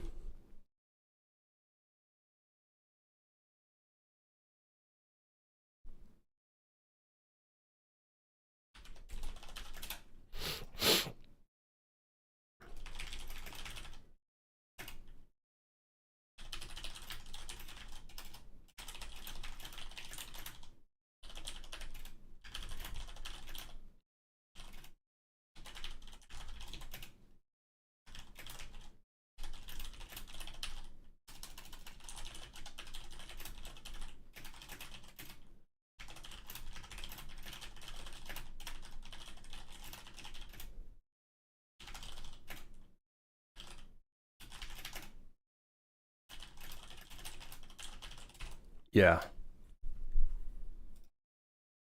Stupid question. Could you do something like Silent Hill where it just rains in a sphere around the character but with sound? It just rains in a sphere around the character but with sound. Rains in a sphere around the character but with sound. Like having sound effects playing around the character, or maybe I don't know. I don't know if I understand the question, Johnny. Maybe try to reword it and I might be able to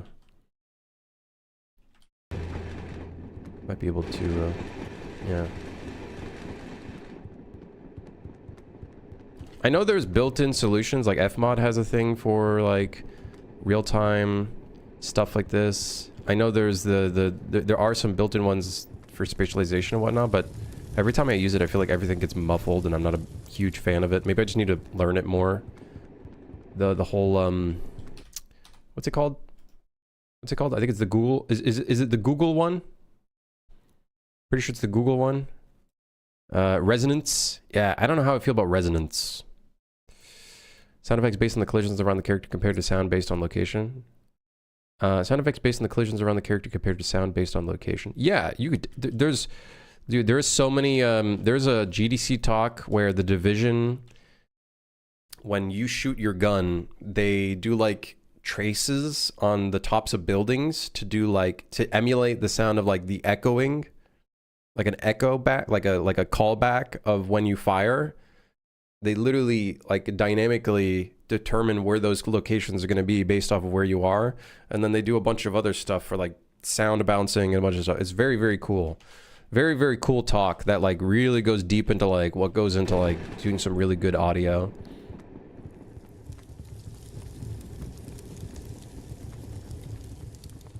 Just make all sounds 2D. Explosion sound. It's a style choice. It's a style choice. It's part of the style. It's part of the charm.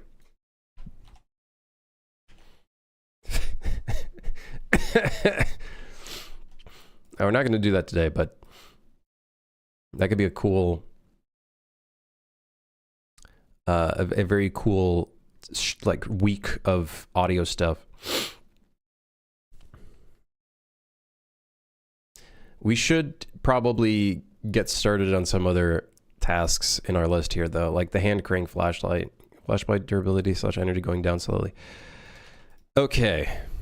So let me remember how this works, because I think items have a durability, and when the fire extinguisher gets dropped, it uses that durability for everything. Durability.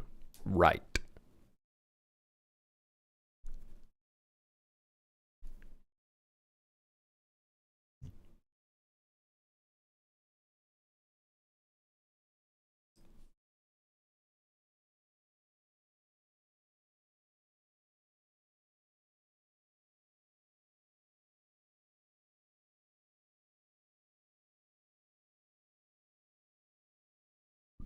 There's a server replenish ammo, and then there should be a server call for...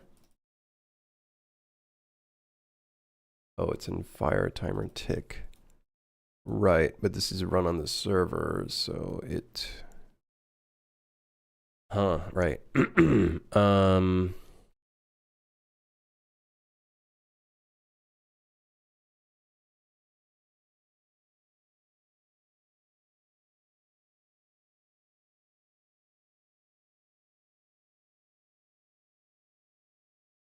Okay.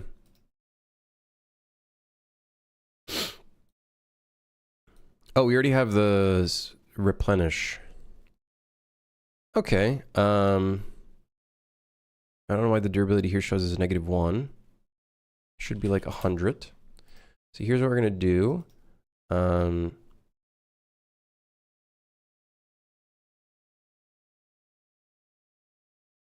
When this is turned on, I guess we'll turn on a timer, which is just fire timer tick.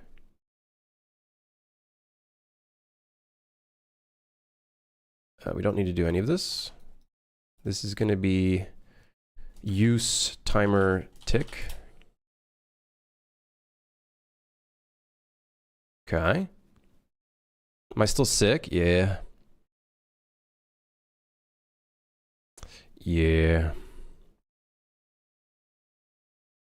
Not like, not as bad, but yeah. I might make like a tea in a bit. Make myself a little tea. Okay, so use timer tick. Let's go ahead and print string this.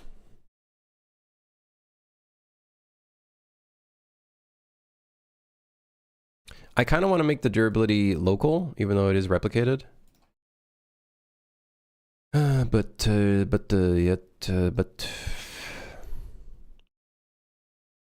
thing is, we can just run the event once.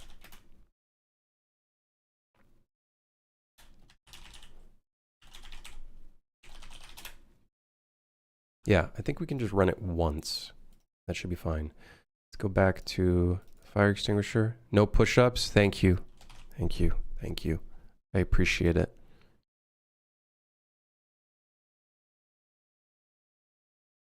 Yeah, we could just do the timer on the server.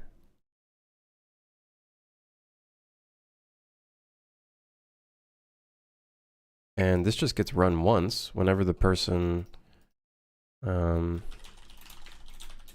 equips the item. Remember that you still owe me 5 push-ups? Oh yeah, I still got to refund that.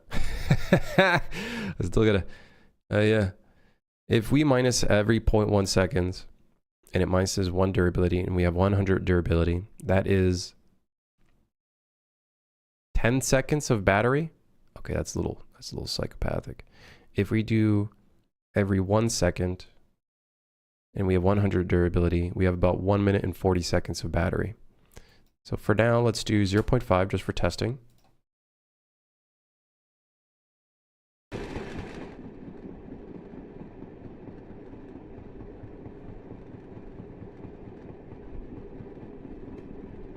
What?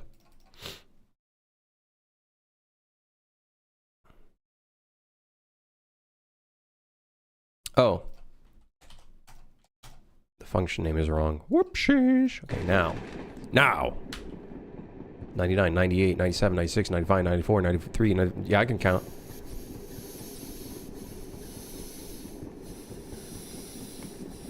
You spin me right round, baby, right round, like a record, baby, right round, right round. Okay. It's going down very slowly. Very good. This should work on server, or on clients as well. First thing we want to do is when we reach 0, we want to cut the flashlight. So that's going to be the next step. And then we want to make it so when we start spinning the thing and it turns back on, then we start counting down the timer again.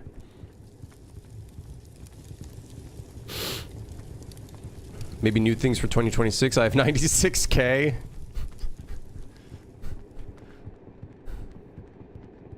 Guys, I don't know what to do with your money. I mean, your points. Why did that go down to -1? Why did that go down more than or equal to 0? Oh, right. Of course. I want to do more than 0, not more than or equal to. Idiot. Dummy.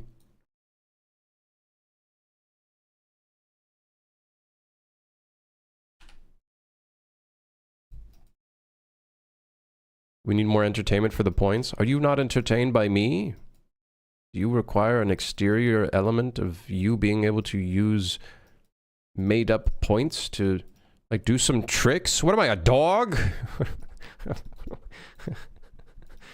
What am I, a dog? What do you want me to do? A backflip? Sit and shit?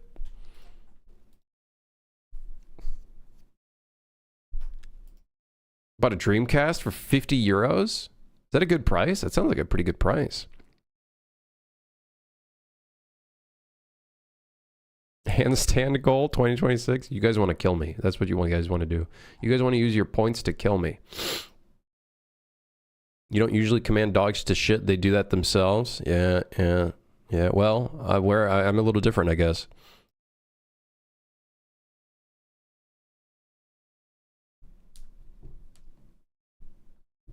Pretty decent considering how rare they were in Europe. Yeah, that's awesome. Can I do a Scooby-Doo voice?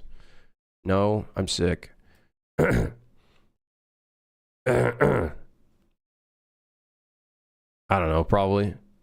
Like Scoobs. I don't know, like probably when I'm not sick. Raggy. I don't know, something like that. Does it sound a little bit like that?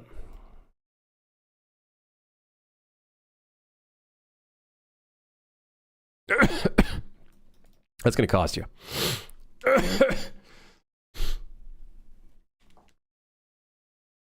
That was Yoda? No, that's not Yoda. Don't try to get a free Yoda voice out of me. It's not happening. Okay, so if we are less than or equal to durability, we need a custom event for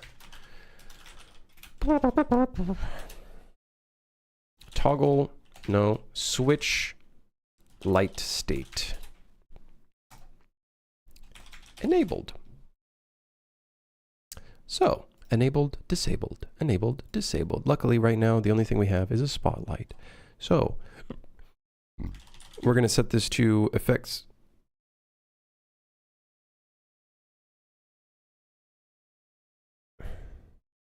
Oh, okay, I guess not. We're going to set the intensity of it.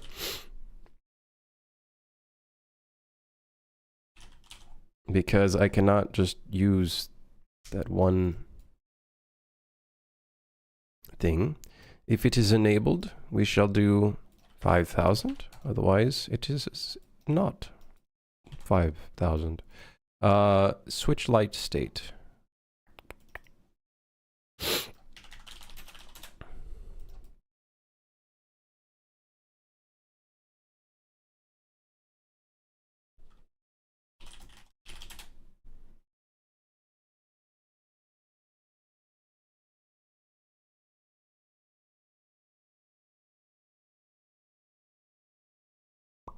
Okay.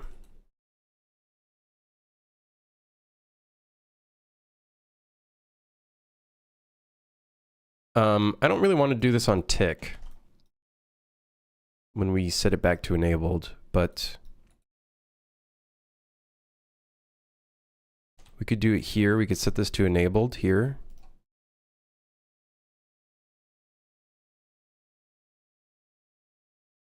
Light enabled, we'd probably would want to set this to a rep notify. Yeah. The reason for that is if a player is outside of your relevance and then your flashlight gets turned off, we'd want to be able to tell other players when they get back into relevance that, hey, your light is turned off. Even though we probably... I don't know, we'll figure it out. Anyways, okay, so... Very good. I guess this means this has to be run on the server, but that's okay. Actually, no, no, that's not true. Because we're already running it on the server. In the tick here. Otherwise, let's just set it to enabled in here if it is not less than or equal to 0. Good. Good, very good, yes. Very good, okay. So, flashlight. Let's increase speed so that we can see it turn off.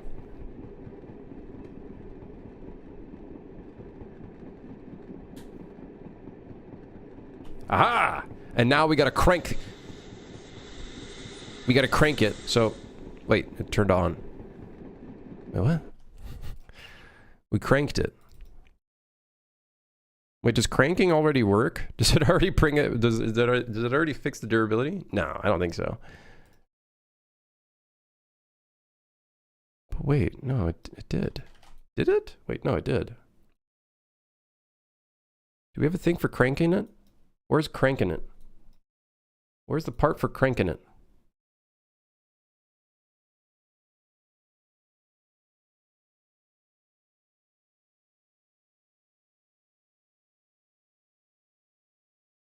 Do not crank it on stream, please. What do you mean?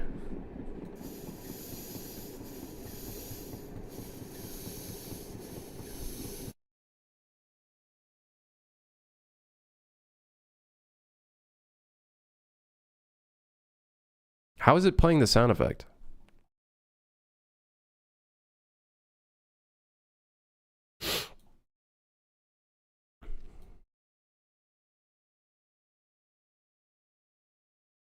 Oh, we're cranking it. We're cranking this fucker.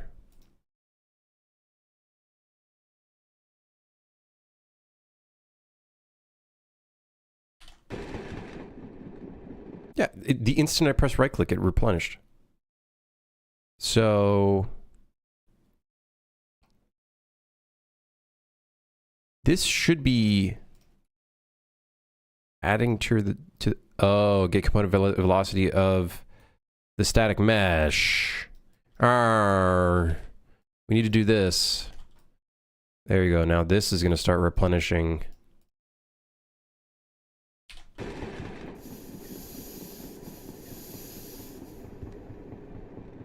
Okay. Increase the speed again. Now we have to change the sound effect. It's just using the fire extinguisher for now. Oh, that instantly brought it up. Thank you. Okay, hold on.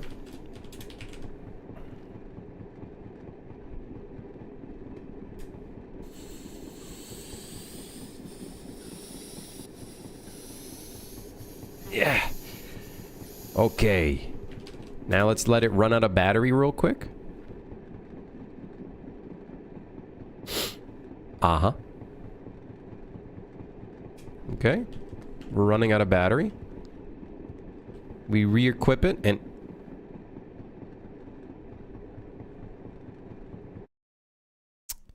okay, we got a little bit more work to do.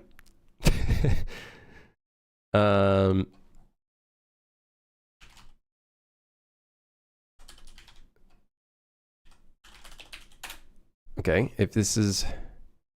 I should probably put this somewhere else, but that's okay. I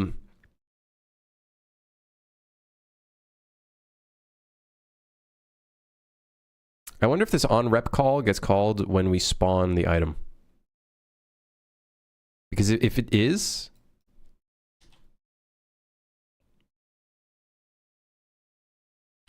We could call this branch within the onRep. If the durability is more than 0, enabled.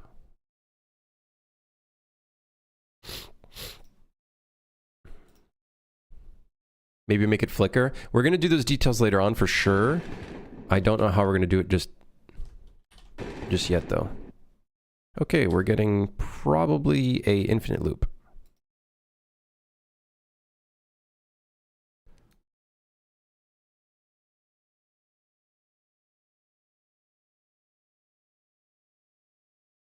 Huh. This is being called...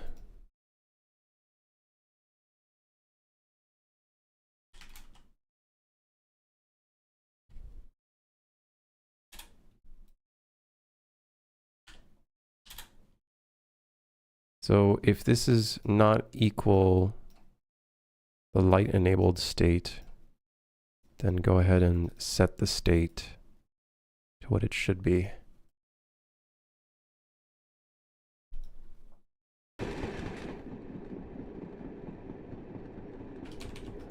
So what I need to test now is when we re-equip the flashlight, it should be turned off.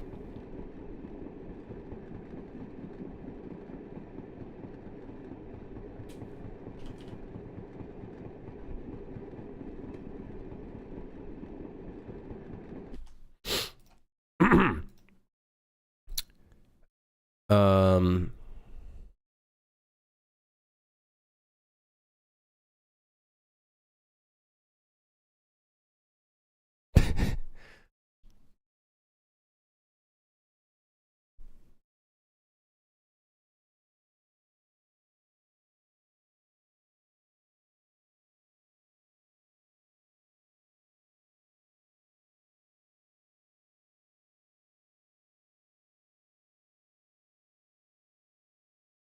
Yeah, whatever, fucking.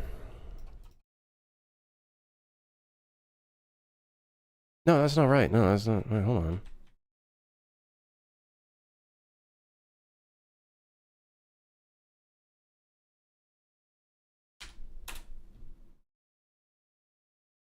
No, that's not right either. That's going to result in the infinite loop. Why is it doing the infinite loop to begin with?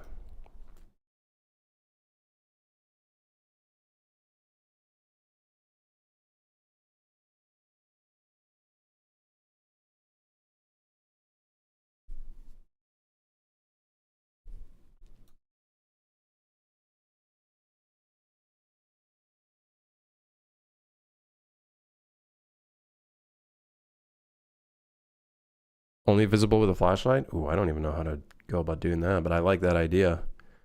An enemy that's only visible with the flashlight.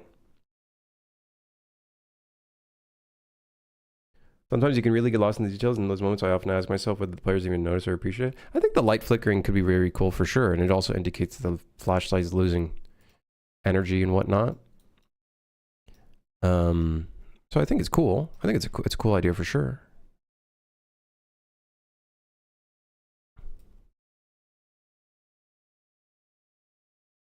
Whatever. Let's try this really quick.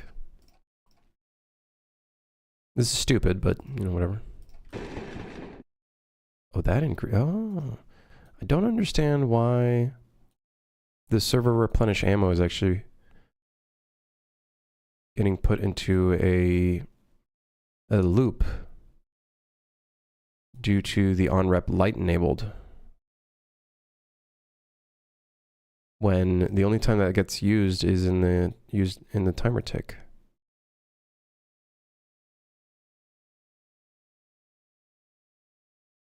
Now that I think about it, actually, the flashlight should be turning off when we re-equip. This could mean that the durability is not being sent to the item system. But it is because we're no longer doing a print string. Oh, I know exactly what's going on.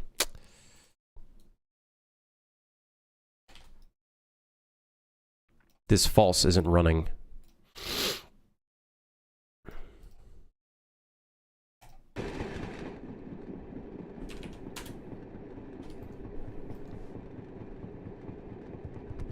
Do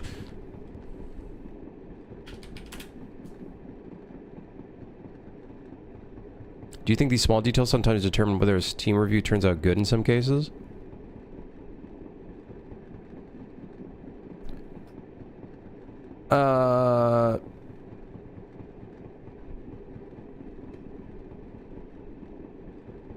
I don't know. I was taking my shower this morning, and I think I determined that there's no real way to know if a game is going to be like really good. Or, I don't know. There's no real like. Everything has to be good. I think small details do go a long way.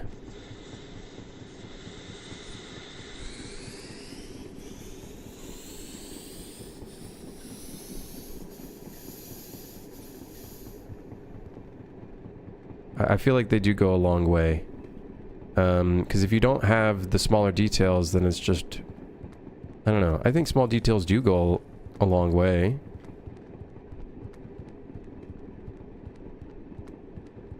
But I don't know if that necessarily is what determines if you get good Steam reviews or not.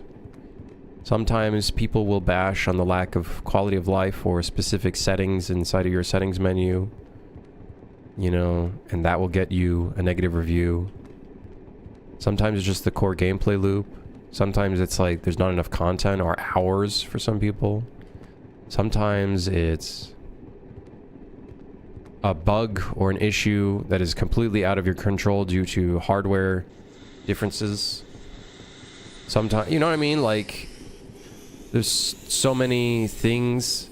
Sometimes it's bad tutorialization, or the player did not participate in the tutorialization, and then they complain about the fact that there's no tutorialization. Like, there's so many different little, tiny, random factors that could result in a good or bad review. And, at the end of the day, to me, you just do your best. You just do your best. You don't beat yourself up over the negative reviews and stuff. That's the best thing you could do is just doing your best. That's it, really. You know what I mean?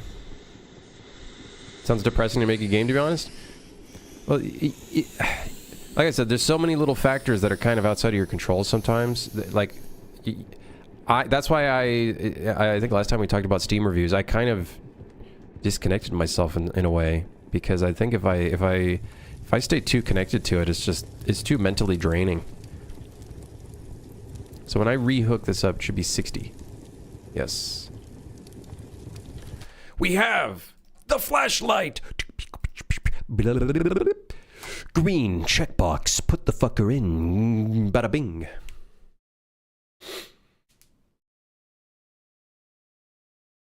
Whether it's depressing depends on who you choose to be, so clearly it's your fault.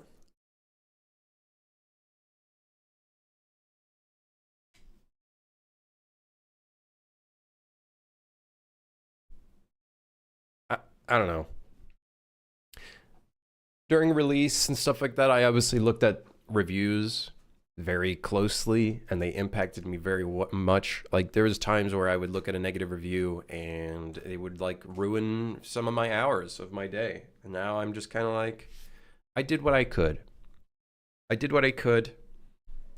I learned what I could.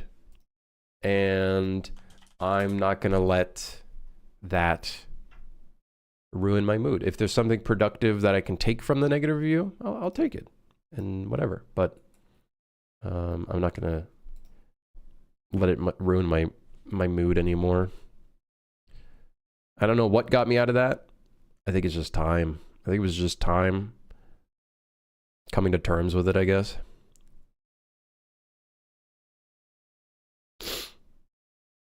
Yeah. How often you had doubts during Super Fire? There was a lot of self-doubt, and you didn't even often didn't have confidence in your game. To be fair, the foundations that Super Fire was built on were very rocky and kind of like I didn't really know what I was kind of doing and whatnot. So I think that was the problem. Now going into it, I have a lot more experience, the new code base, going into a project with a more clearer mind, with more game design experience, more level design experience, more everything experience, right? So now I have built that confidence. I am confident in the way that I do things. Blah, blah, blah, blah, blah. So, yeah. How much battery the light has from winding, I guess. Maybe UI later or a light on the model. Yeah, we might do some stuff. We'll see. The thing is, the point of this flashlight is it's meant to be kind of like shit, because it's like the default flashlight you get. I do like the idea of making it flicker. So like down the line as you get farther in, it like starts flickering and stuff. I think that would be a cool little thing to do. Because then that indicates that it's like starting to run out of energy and you gotta like fill it up. But I do kind of want it to run out of battery or run out of energy like randomly. You know what I mean? In like a random moment, you're like, oh shit. And then like doing this would emit noise. So yeah. Often had the feeling the game wasn't good enough for you. I think I was going through the paces as an artist where I didn't find it good enough because I knew there were issues with it and whatnot, but I think after adding the third person and all the little details and stuff, I look back at it and I'm like, you know, I'm pretty happy with it. I think maybe that's what helps with looking at the reviews. I'm like, I know deep down for me, I think I did a pretty good job, especially it being a first game. It could be better, don't get me wrong. I could make a sequel now and I could probably do a lot of better things. Maybe. Would it make it more successful? I don't know. Because I think there's a lot of charm to Suit for Hire that I think is why it probably did so well. Like the 7-bullet thing and whatnot. I know there's some people that hate that and they just want to go fucking guns blazing. But at that point, just play Call of Duty. I don't know what to say. Go play Max Payne or something.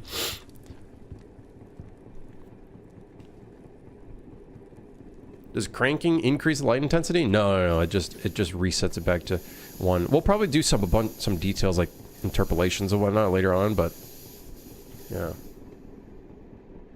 Hey, thank you, Niels. Yeah, my first game release. First commercial game release. Sequel hinted by Suit 5 Hire developer.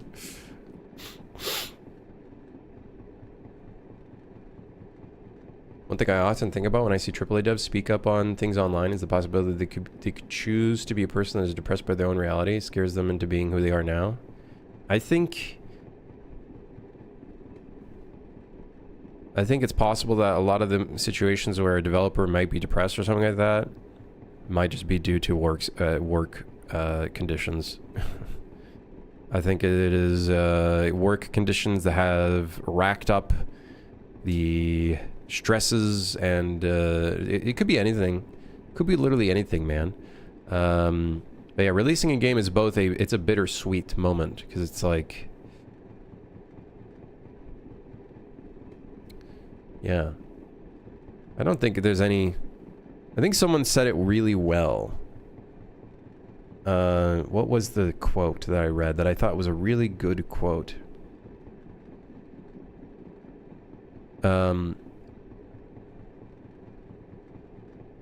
what was the quote? It was like something like, all emotions are valid and they're out of your control. I guess the only thing that's in your control is how you react with those emotions. I forget what the fucking quote was, but I don't think there's any moment where an emotion is necessarily invalid or whatnot.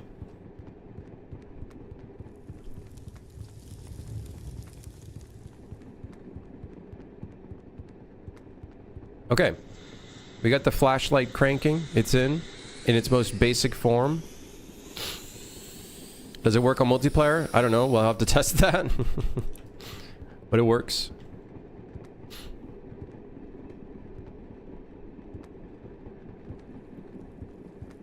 If all emotions are out of control, you're a psychopath. Well, the thing is, if you were to get sad or something like that,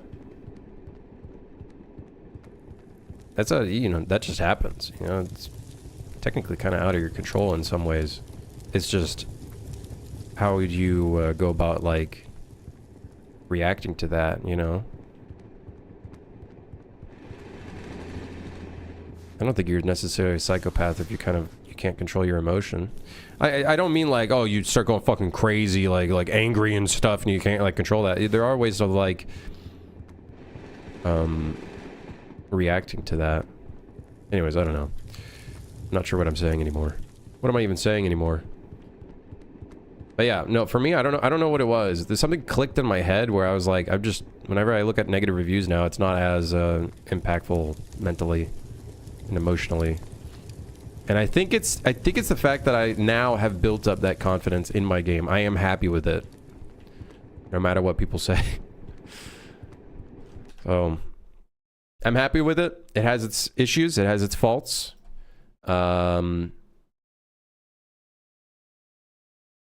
Whatever. Yeah, I'm not like looking at the negative reviews in a way where I'm like, ah, yeah.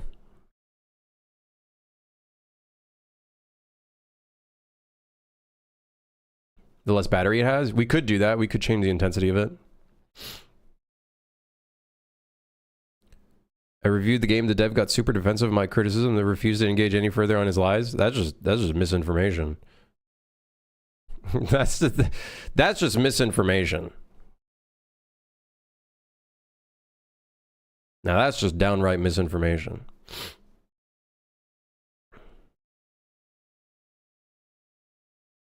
Where was this? See, now that's cringe. That's the only moment where I'm like, that's cringe.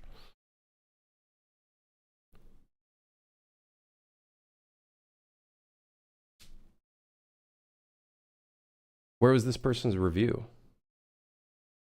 Person got super defensive.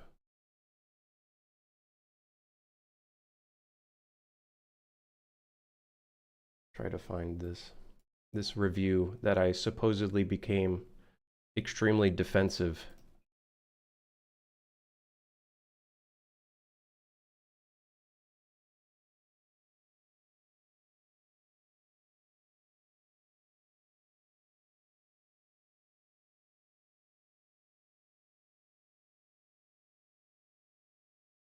I don't know where that person's coming from.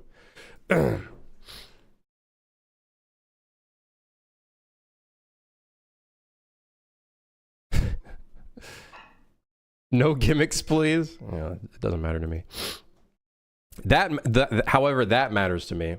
Someone going after my reputation by insinuating that I reacted. Pretty sure this is reportable. The dev got super defensive about my criticism, then refused to engage any further on his lies.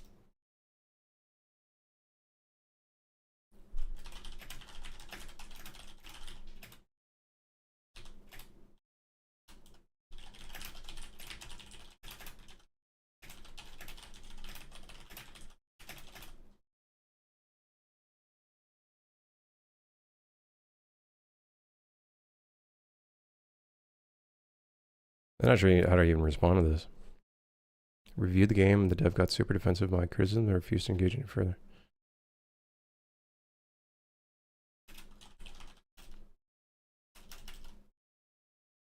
Maybe you banned him from the stream? I don't know. I can't even see this person's review. I'd have to like find this person. I'd have to find their review. I reviewed the game. The dev got super defensive of my criticism. They refused to engage any further on his lies. Is this the guy that was like super like crazy and was like starting to like attack people for their like pronouns and stuff? Is this the same guy? They just changed their name? Super defensive. I don't think I've ever been super defensive about any criticisms. Hold on, now I'm curious. Now I gotta find this person. Not easy to look through all of the negative reviews to try to find the person.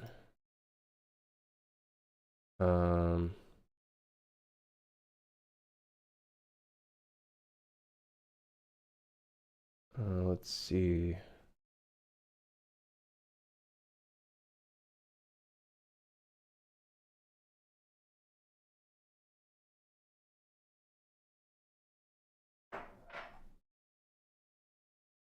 Now I gotta look for it. I don't know where that person's review is. Let's see, Eden. Apparently, I was extremely defensive. Although as far as I know, in terms of my memory, I've never been. The one thing I took to mind is never to be defensive with any sort of Steam review response, because it doesn't go well at all. But if it was that one person who was starting to they were starting to harass people and whatnot, then yeah, I think I did ban them from the community forums, because they were not a good person. I think I even looked at their profile and they were saying some crazy shit. Where is this person though? I feel like it's they're rage baiting, or they're oh, here it is. My review. Oh, this person. Oh my God. Okay, yeah, this was the only moment where I was defensive. The person was bashing the patois that was in our trailer and saying that it was from a person that's not Jamaican, even though the music artist literally the only other developer in the game, Tallow, who is Jamaican, wanted to just put in some patois, and I was like, sure, let's do it. And this was the only time I was defensive, which was me standing by his wanting to represent the country, his country and whatnot. The one time there's any sort of patois in a fucking video game, it's seen as offensive, apparently. Okay, yeah, no, that's true. No, it's true. It's true. I was defensive about that. And this person can go fuck themselves. Don't care! Ah! I'm glad that we showed a little bit of representation for, Jamaicans and my music artists' country and culture and whatnot.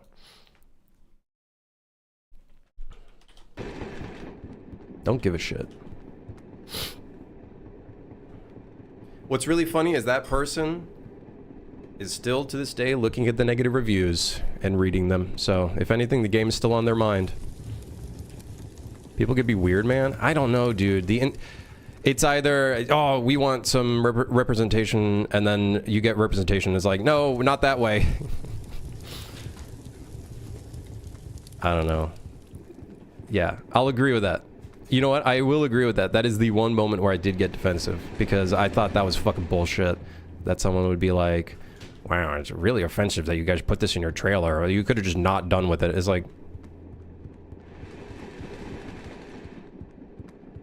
representation thing is a slippery slope. If you do one, everyone will want it and then call you racist. Is so stupid. There was no thought put into it. It was just, my music artist was like, hey, what if we... I think he sent me a clip of him doing a voice recording, and it was in patois, and I was like, hey, fuck it, let's do it. That's a cool idea. I like it. And then we just did it. He's Jamaican.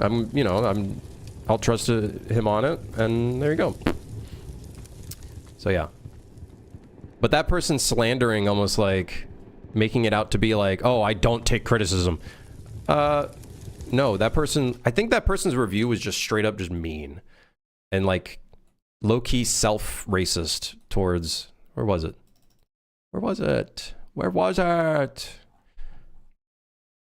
Yeah, that's the only moment where I will put my foot down. I don't give a fuck. I'm not going to get thrown around. I don't care anymore.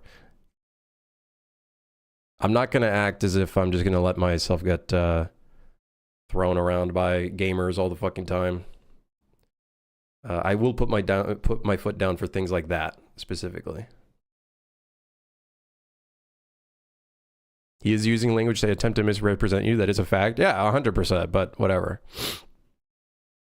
People can look at literally any of my my responses, and I'm pretty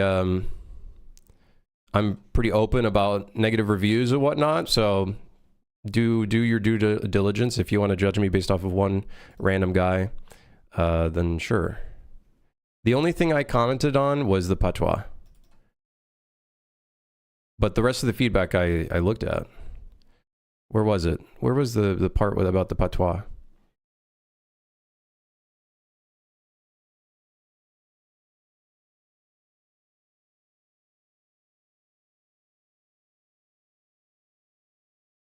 Launches without a frame rate cap. I put an update to fix that. Graphics are borderline Rupert. Okay, where's the part? Don't get me started on the weird shoehorned use of patois. I'm assuming it's an attempt at adding some kind of character to the game, but all it does is make it astoundingly clear that whoever was in charge of writing has never interacted with a Jamaican person in their life, and it comes across in shockingly poor taste. And then they went on to say, everything about this game is unoriginal and uninspired. Feels like 5 minutes of work with a Unity asset flip would have produced a better result. At that point, I was like, yeah, I'm not going to necessarily take your review seriously. I'll take the parts where I'm actually, I'll take the parts where I'll, take the feedback. But it was 0.1 hours on record. So they played it for about 8 minutes, give or take. And yeah.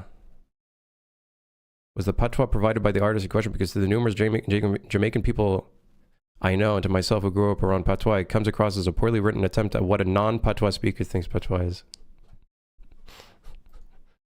Anyways, that person is trying to low-key slander me. Low-key, but, we'll get past that. What's hilarious is that they're, to this day, still looking at the reviews of the game and writing comments on it. So the game is stuck on this person's mind, which means either A, they're actually super offended, or B, they just really like the game. They just haven't played enough of it. Steam's community services are a congregation point for poor mental health. It's true. Yeah. But it is hilarious that this person is coming back to comment on the negative reviews. Yeah. Maybe mental illness. I don't know. Who knows? That's the only moment I think where a comment actually does get to me is when someone's trying to, basically slander my reputation. That's the only moment. Other than that, it's I get it. If you didn't have fun with the game, my bad. My bad, man. My bad. My B.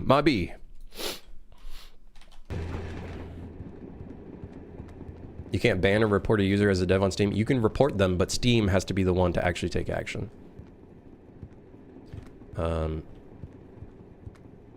So, yeah. I don't think Steam will do anything. There used to be a pretty racist review that was on the page, and it took them like a year to take it down. So I don't know if that says something about Steam. I don't know. Why are you not using AI hard-coded games, Ew? Because AI is garbage. Next question. Why aren't you using it to make games, Float? Come on, brother. You can do it now, apparently. There was a game about fucking Hitler and Steam didn't take it down. That sounds bog. Yeah. Anyways. I think people with at least 2 brain cells could look at my responses to all of the reviews and see that I actually care, so.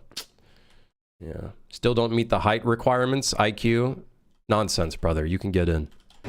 IQ means nothing. I'm pretty sure my IQ is pretty low. Have I at least drag and dropped yet? I have. We drag and dropped a material to the floor. We've done quite a bit of dragging and dropping. And we fixed the flashlight. And by fixed, I mean we just expanded upon it. 1 task down in the in-progress list. Yeah. Yeah, I think most people that have at least 2 brain cells can look that I care about the game and I write stuff. Let's take a look at this discussion forum, see what's going on in the discussion forum real quick.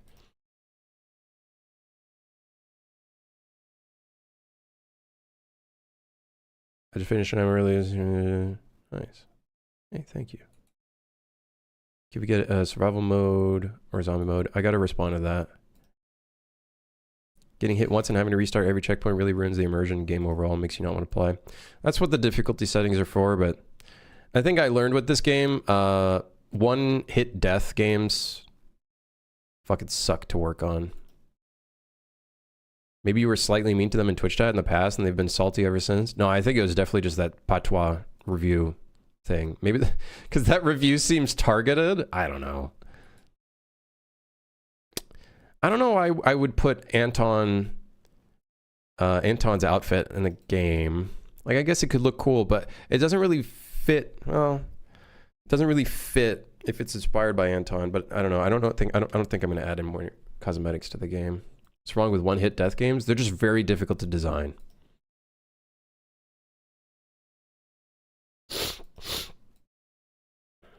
Yeah. What do you want from players as a developer? Their money. What else? What do you want me to say? Do you want me to lie? No, what do I want from players as a developer? I want them to have fun. I want them to have a good time. I want them to enjoy the game.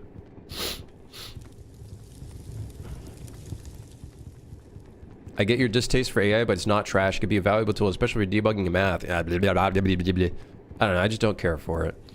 I just don't care for it. I'm just doing my thing, man.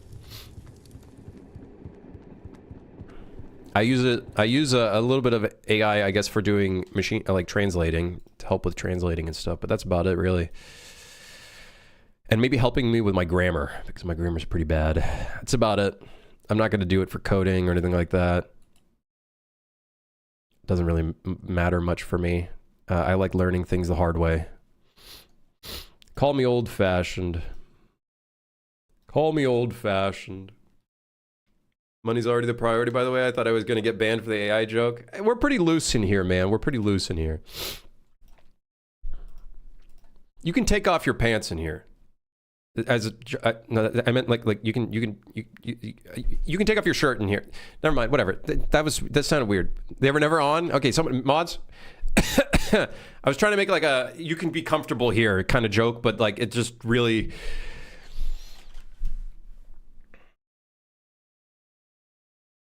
I was trying to make like a joke. You could be comfortable, like you know. What I mean? Do you guys know what I'm saying? You guys get what I'm saying? Do you understand what I'm saying? Come on. Last stream. Guys, I'm gonna get canceled. Oh god. Only a moment of time.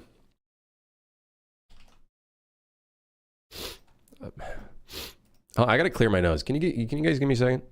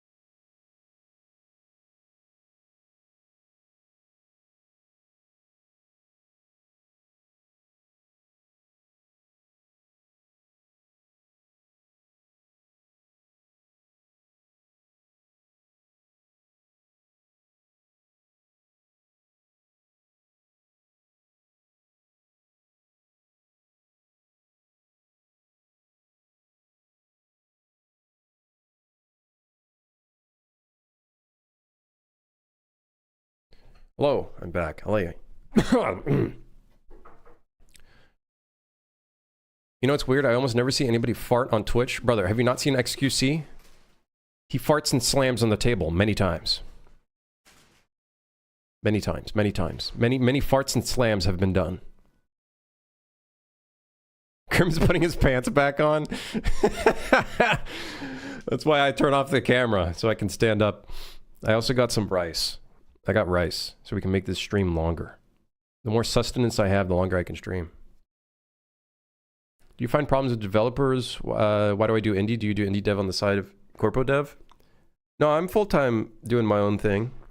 I don't know. I haven't really looked into publishers too much yet, so I wouldn't really know. Probably have old oats in a glass jar. I'm not gonna lie. I haven't done overnight oats in a really long time. It's been a while. It's been a while. It's been a while. Dude, when I cleared my nose, you guys want to know something?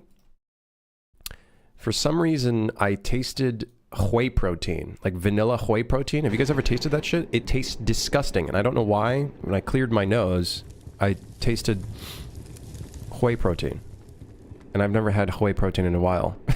I don't know what. I don't know why. I don't know why.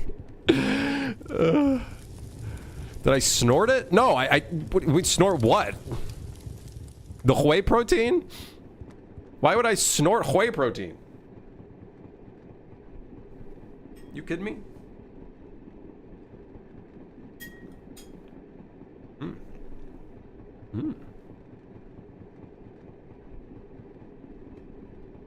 Why didn't you put it in a smoothie? I did not. I have not had whey protein in a while. We get it? You vape. What's next? Someone's gonna say I do coke? Your drug dealer scammed you. Yeah, there it is. There's the coke insinuation. Hold on.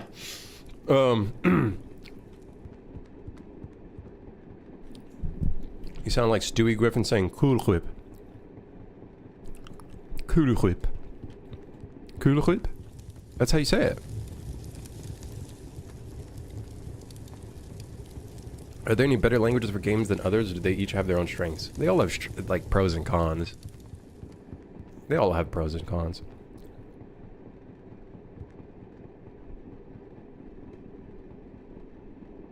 How's the chat? Okay, how's the... Let's turn off the music. How's the vibe? I was thinking... we should have... blueprints scattered around on the train that like emit like random at random intervals. It like emits steam, like psh, like a sound and then an effect. What do you guys think? I don't know where they would come from, but maybe like where the things are, and then that could create some really cool like ambient spatialization sound effects going off. What do you guys think? Could be pretty sick. It could probably just be a local thing. I don't think we'd do that like on multiplayer. It'd be like a local thing. Fun fact, a lot of the EverQuest devs were on coke. Well, no wonder. A little bit shaking now and again could be cool. Yeah, we do have to do like actual like proper shaking.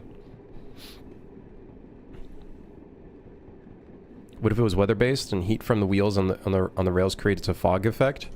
I don't know if we have... Oh, right. We don't have any, like, we don't have any dust coming off of the wheels yet. I do want to do that. I do want to get some dust coming off the wheels. Does the train have a horn at the front? Not yet. Not yet, no. Not yet. Hold on. I'm gonna have some rice. This is my dinner. What time is it? Yep, dinner. This is my dinner.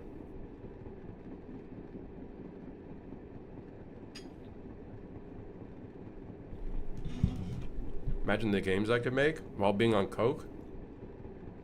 Brother, you can do anything on coke, I think. Don't do drugs. Don't do drugs. Millionaire meal right here? What, rice?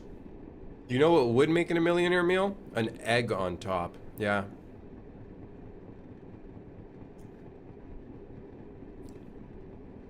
This game gives me murder mystery vibes. Perfect. We're on the dot.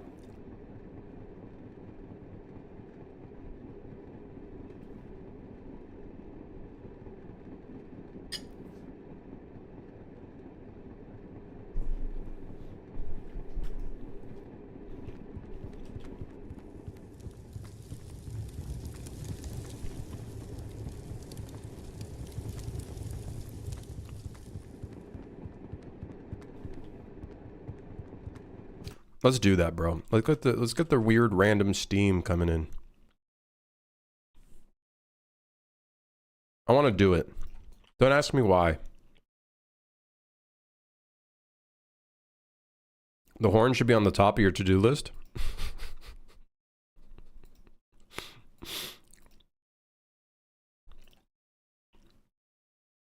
Red pixel! That was huge! That was massive. Oh my god. Okay, where the fuck I am?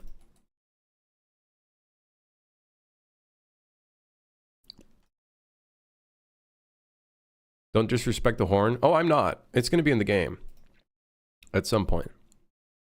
Don't you worry. And players will be able to pull it. And grasp it firmly. And it'll be another physics object that kind of waves around and you have to pull it down. You know, damn right we're going to make it so you have to pull it down. Just like how everything else is, you know, everything in here is some sort of interactable element. You know what I mean? We gotta make everything kind of like an interactable element. You know what I mean? The doors, we do need to switch that over to interactable. I think I'm about to get hit by a bridge. Ah!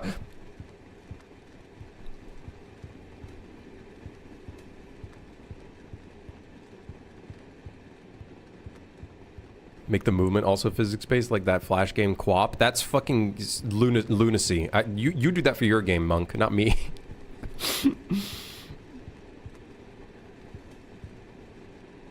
You could keep that flashing in the game, just say it's a UE5 problem. People will probably believe you. Just a little bit of misinformation. It won't hurt anybody.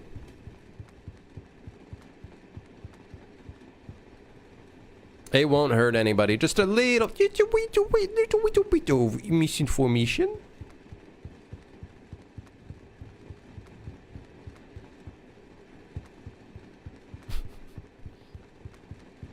Negative review. Lamau, Unreal Engine 0.1 hours played. I'm probably, yeah. I'm mentally preparing myself for that to actually just happen.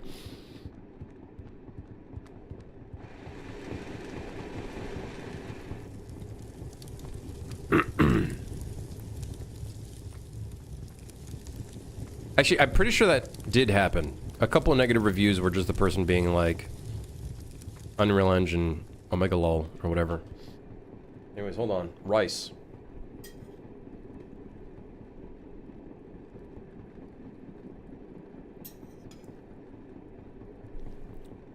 For Zufahar? Yeah.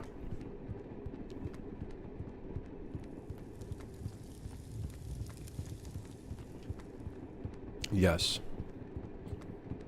Super hire is hard. Me too, man. Me too. Wait, no, we're not talking about that? Sorry, my bad.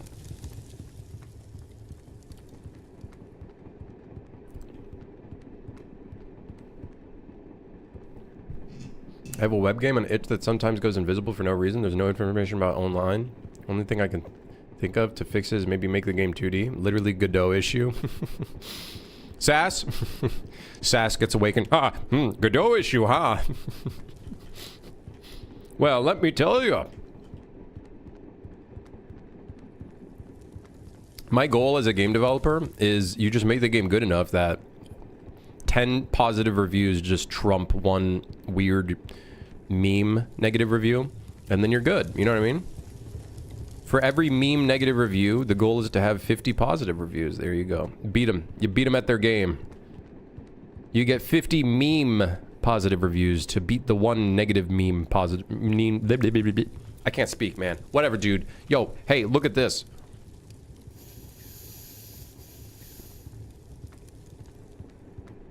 What's next on the to-do block? Do we have the tasks to make the doors dragging?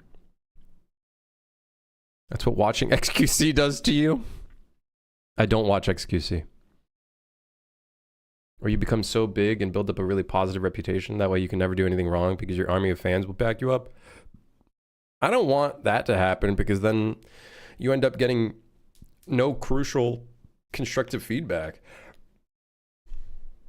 Although I guess you will still get constructive feedback. I feel like I would be irresponsible not to say this. The cranking looks lame and boring to me. It's just cranking a flashlight. I think it's meant to be boring. The idea of it is not to be such an individualistic mechanic. It's more so to put you into a panic mode if you like run out of flash light while in a crucial moment. Especially if we end up making it so the lights have some sort of gameplay implication, like you need this to like fight off a ghost or something, like someone mentioned. Then like cranking it would be like, ah, shit, you know, that becomes kind of like the appeal of it. It's not actually like this being a fun mechanic on its own. But we'll see. If anything, maybe we change it. But it's supposed to be pretty basic. It's the implication that it has on other surrounding mechanics that adds to the stress levels.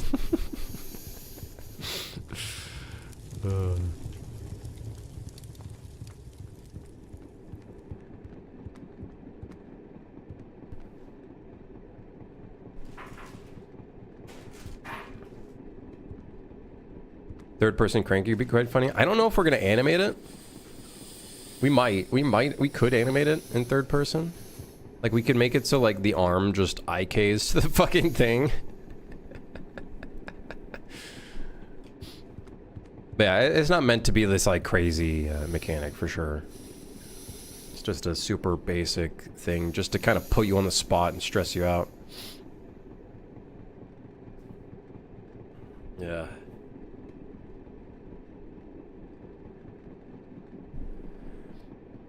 Can't imagine how many people defended Todd Howard when he told people to buy a new PC to play Starfield. I don't know. I don't really care. I don't know. I don't care about Todd Howard. I don't really care what other people doing.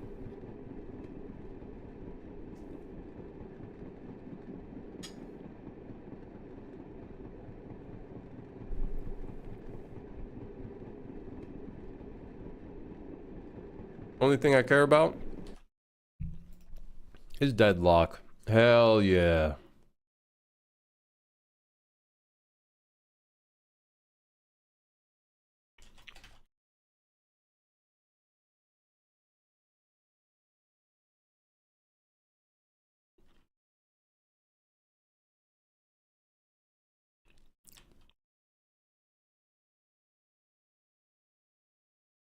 It's ironic that indie devs make friendslop games. You're soloing the game meant to be played with others.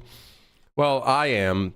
Games like Repo and Peak were made with teams. So, you know, and you can see some of the development that Repo has some like development footage where the devs are playing with each other, and man, they're having like such a good time. That would be my goal, is to be able to do some testing with people and like just have a really good fun time. Like I said one stream, I think one stream I said, the goal is to make people laugh. Like a bunch. Like have a good time and laugh. So if we are doing playtests and people are laughing and whatnot, I think we're on the right path.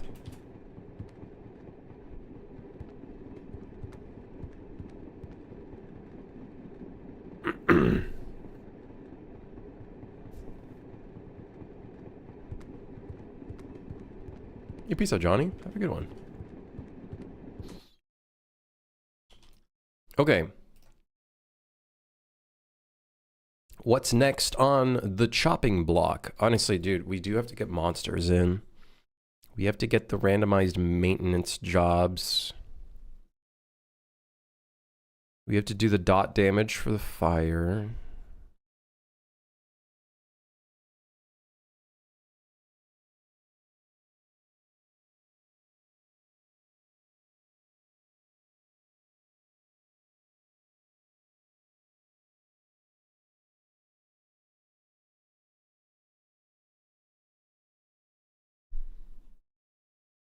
Hmm.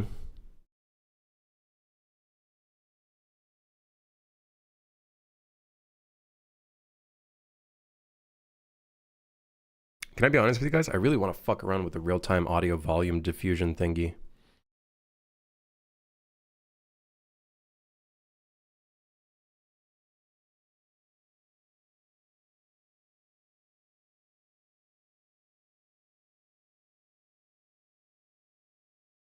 Did you ask for consent though? Can I work on the real-time audio volume diffusion thingy?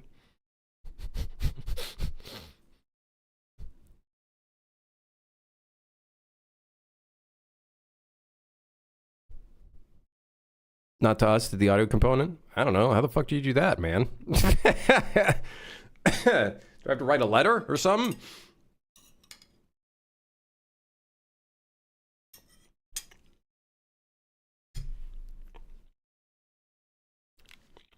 Write a function? I don't know.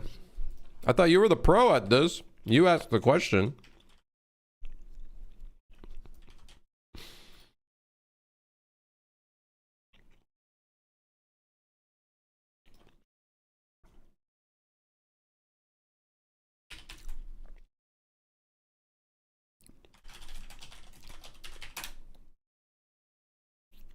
I make silent games as a stylistic choice. I'm lazy. No. You're not lazy. You're smart. You're working within your confines. You're working within your limitations. What do you think I should do with the room? Which room?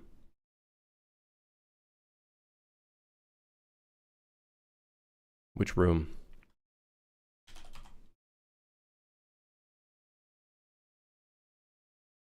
Which room? What you speak of? Which room?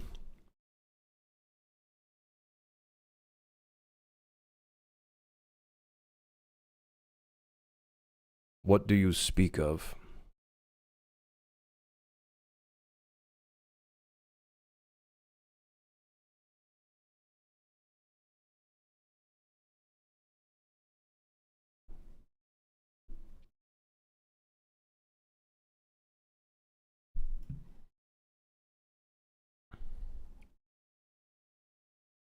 I do. Do I have a plugin for that, or is it built into the engine? What? Which one? The plugin built for what? For the consent? To get consent? I don't know. That's a good question.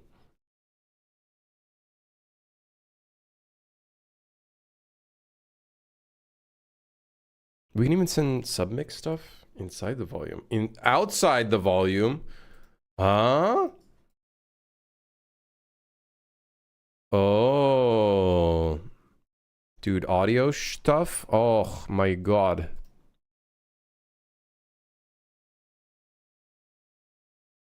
Okay, so we need attenuation. We're gonna need filter. And then we're gonna need reverb. We're gonna need reverb effect. We're gonna have to recreate all of the fucking variables. Fantastic. Fantastic. Fantastic. Then we need reverb volume. Okay, guess I'll go fuck myself.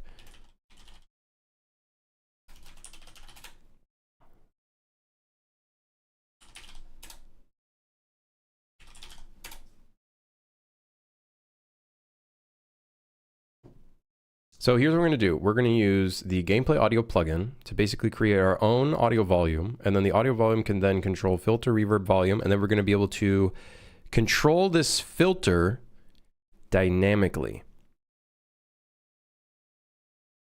That's the idea, at least.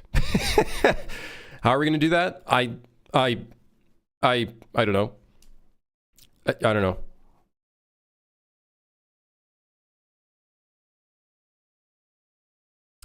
I don't know. We'll find out. I guess what we could do is we could determine if the player is on the edges of the volume. And if they're on the edges of the volume, that means that they might be near an area that they could be outside or hear more outside noise.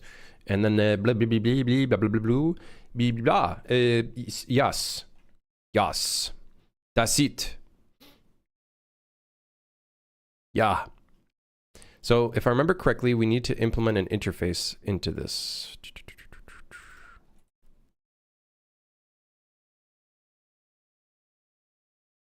The interface is the audio gameplay condition.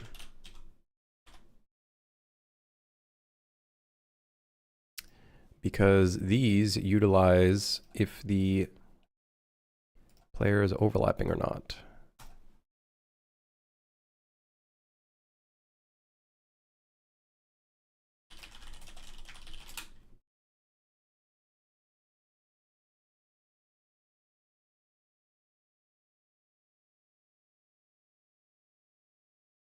Okay. Sweet.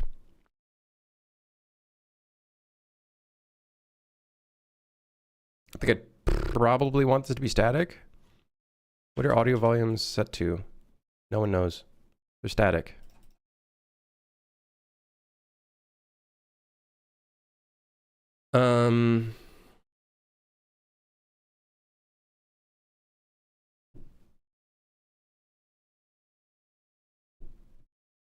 Okay, so player overlapping, and then in the interface for the condition met, we'll place player overlapping in here. This will basically determine if we are inside the audio volume or not. Then from here, we're going to take the audio volume that's here, and hopefully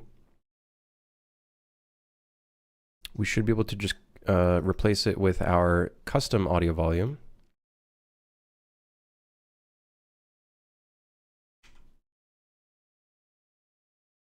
Now, if I were to guess, the size of the box is probably incorrect because I noticed that the audio volume is by default 200 by 200 by 200. Now, this should...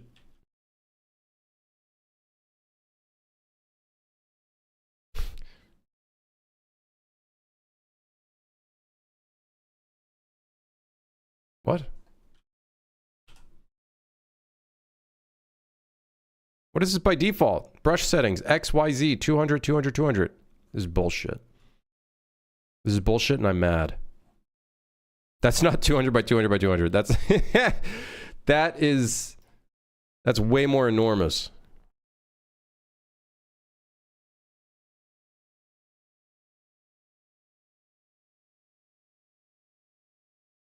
Wait, I see audio gameplay volume. Can I not just make a child of that? Like, what is this actually doing? Can I see the C++ code of this, please?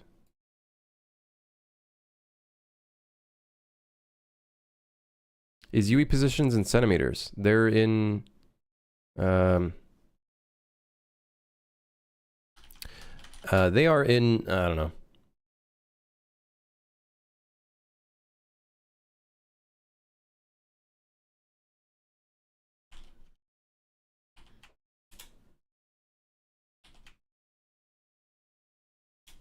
I think it's 100.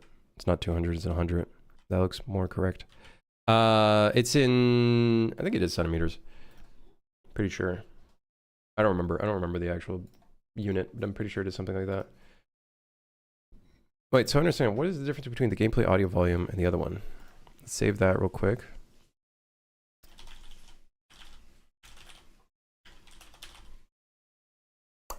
Oh, the difference is I literally can't use it. Good. Very good. Okay, that's fine. We don't care.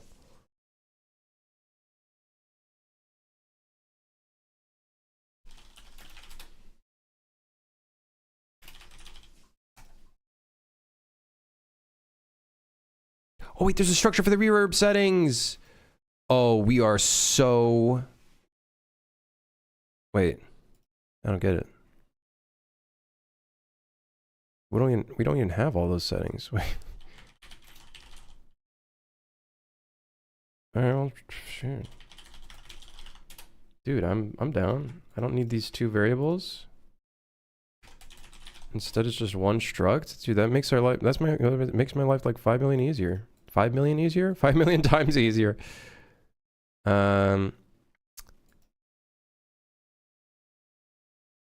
Okay, so I gotta remember what is what was it set to? Medium room was probably the one that it was set to. So we just set that to... Set this one to medium room. Right, hold on, I fucked up.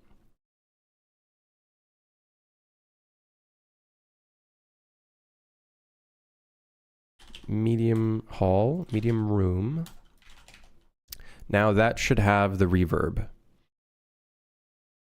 And we'll set the volume to 1, just so we can see it. Good up, Jay. So now we should be able to test if that is working.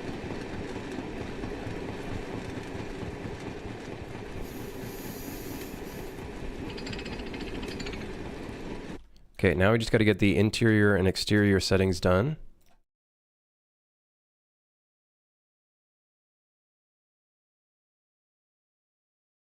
I'm just going to copy the ones that we have here.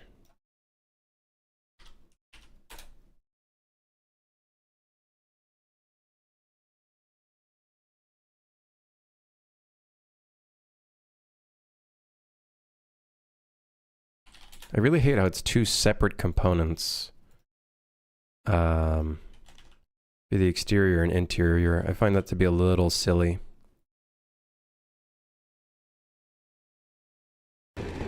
So when we enter, if this is...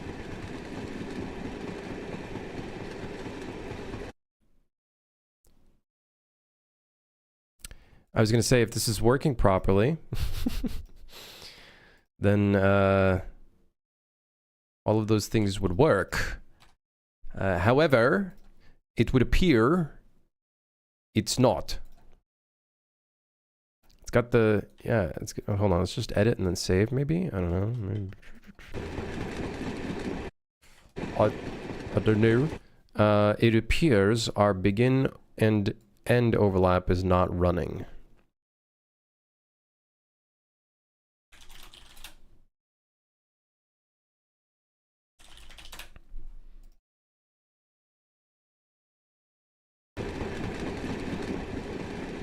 Okay.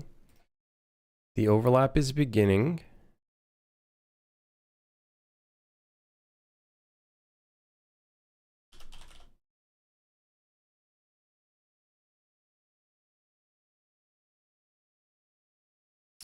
I forgot. Wait, hold on. There might be one other element we need here, which might be the problem. Audio gameplay volume. Ah, volume. Audio gameplay volume. Component base. That's not it. There we go. And this is going to be a condition. And then we're good. Ah! Yes!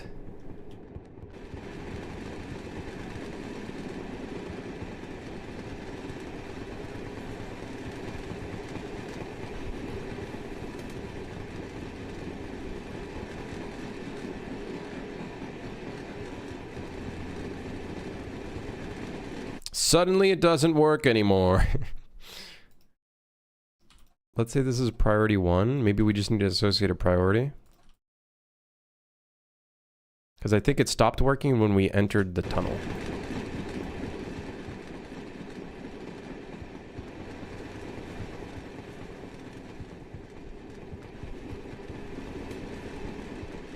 The enter and exit feels so much more natural.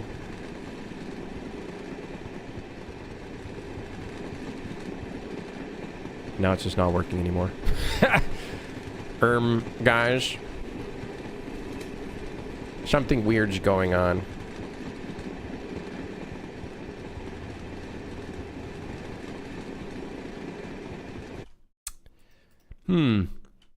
So, what's going on? What's going on? Huh? What's going on? What's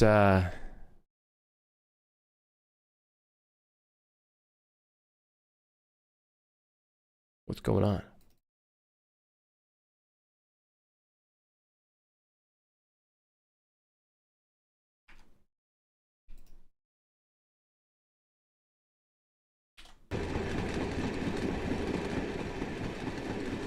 Now it's not. Was it ever working? Was I was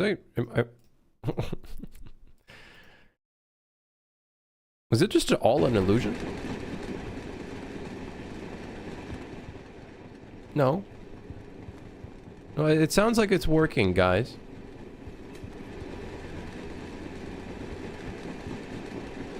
And now it's not working anymore.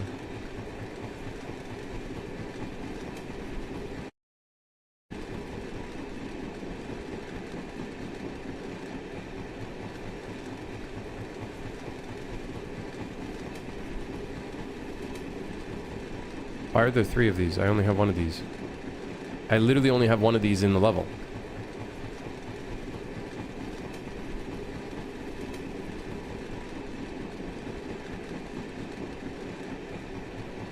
Well, I guess I gotta test all 3. Here we go. Oh, I know why. It's because 3 of these cabins are being spawned.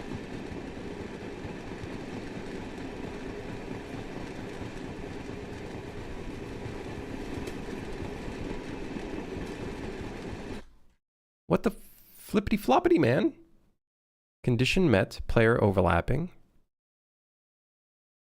Huh? What?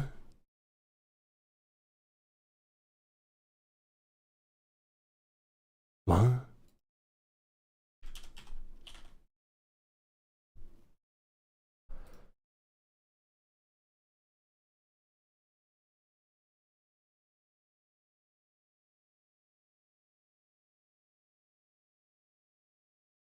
What? So if you keep entering and exiting the thing, does this just break? It just kind of just maybe just breaks.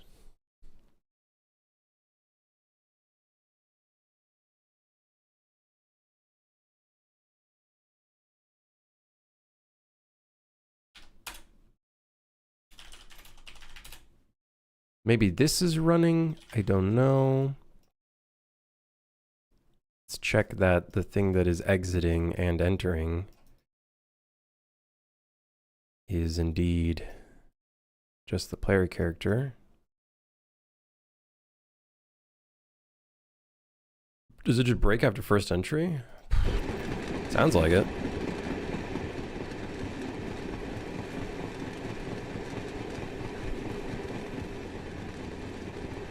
Oh, wait, sorry. Not player character. Player pawn. We don't use the player character in this project. Oopsies. A little bit of an oopsie. Let me have some rice. I need some sustenance, some brain fuel.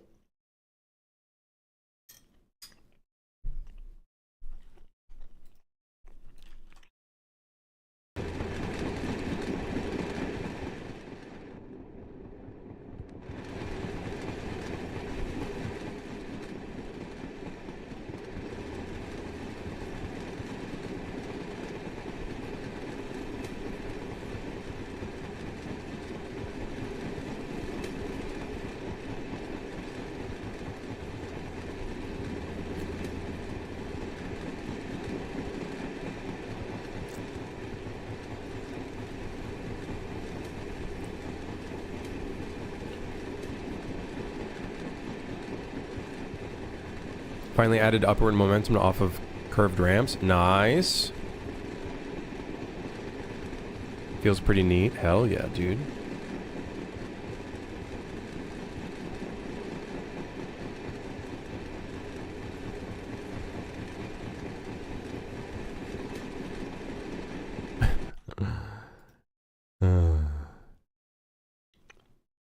This thing's stupid.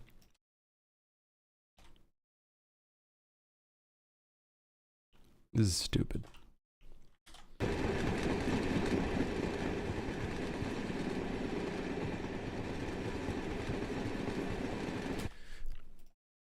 Ah!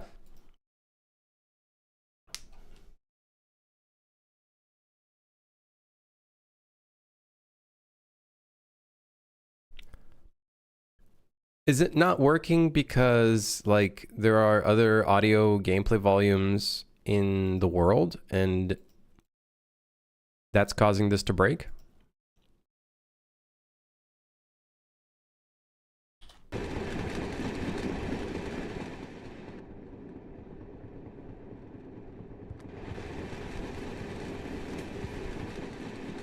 Dude.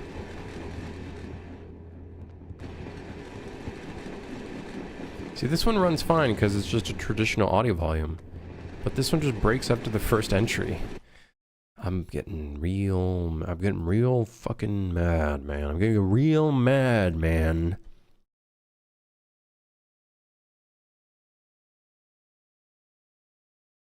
And these are playing. The begin and end overlap is playing. It's just for some reason, this audio gameplay volume only runs once.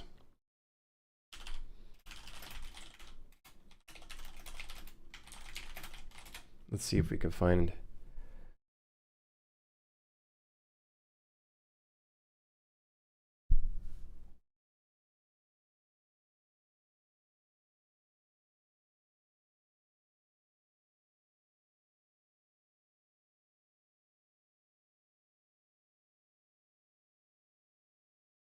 This interface only calls it once for some reason.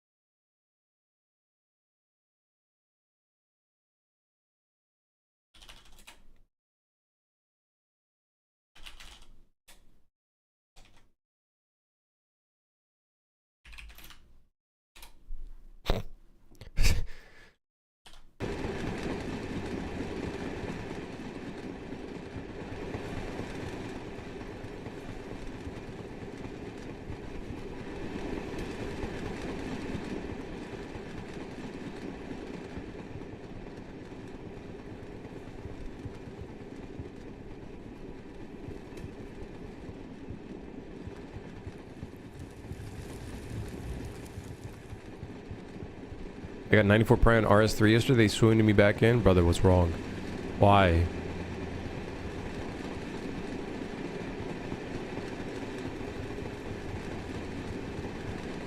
Wait, I don't understand. Wait, on proxy enter and on proxy exit. Is this only running because we set it to run in the condition check, or? Let's see, maybe instead of condition, let's try primitive proxy? I don't know if that's gonna work.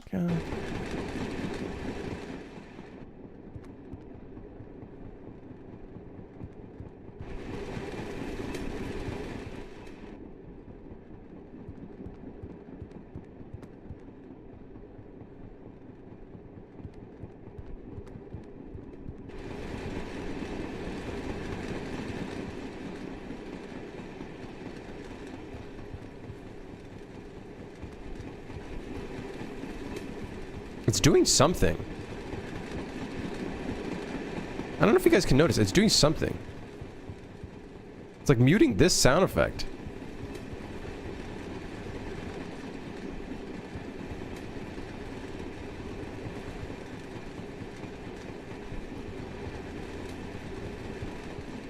You guys hear that? It's like doing some of it, but not all of it.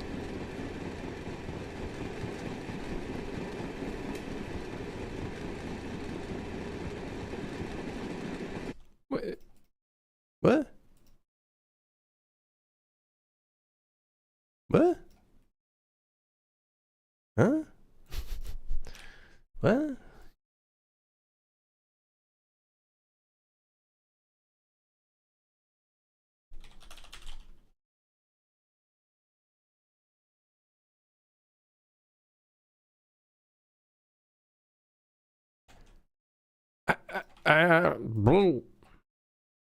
Maybe I'm just moving away from one source. No, it's you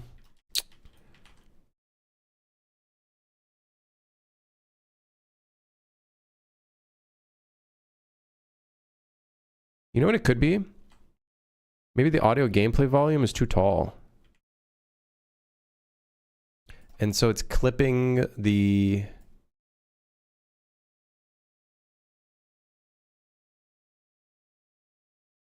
It's clipping the actual tracks, and then maybe it's like confused as to whether it's to associate as interior or exterior.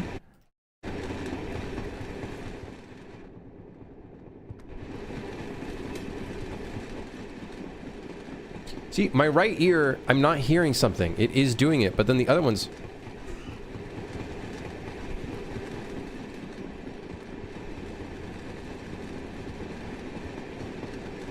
And now everything's turned on.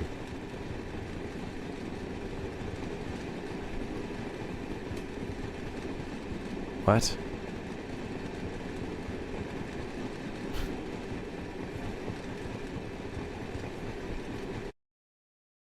I hate this.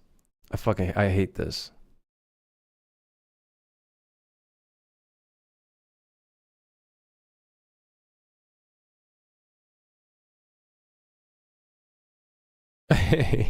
I hate this. This is awful.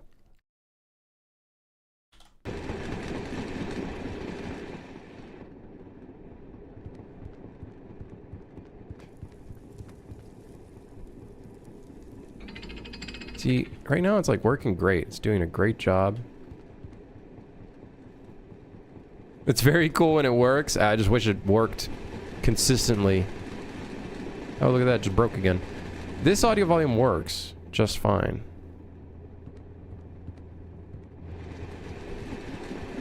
And then here it's just not working. I don't understand. I think this audio gameplay volume fucking bloop. It's a piece of shit. That's what it is.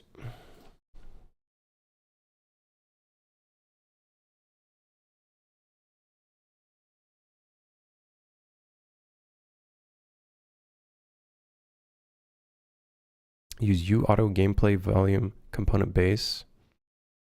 Volume mutator.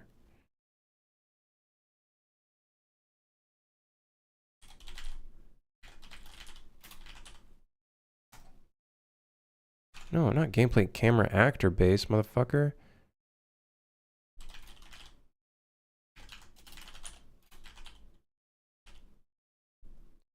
There is no gameplay audio base.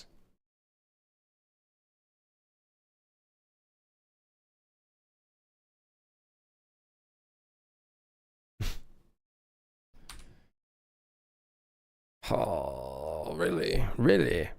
Really?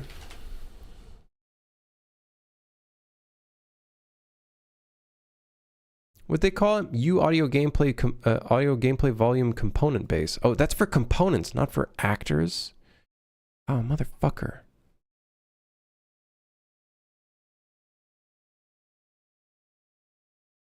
Here, Jonah, how's it going?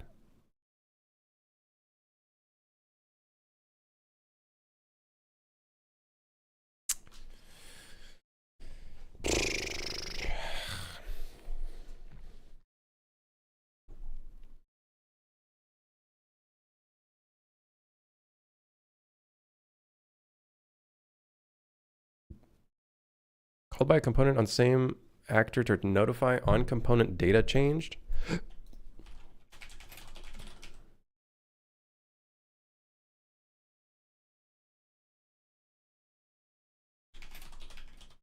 Thing is, I don't think it's blueprint exposed.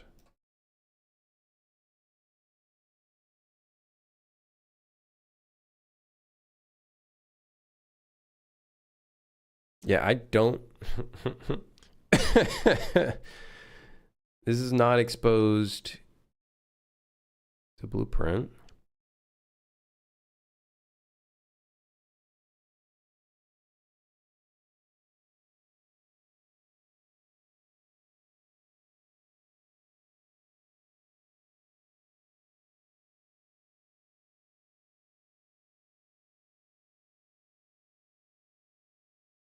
How to get into game dev?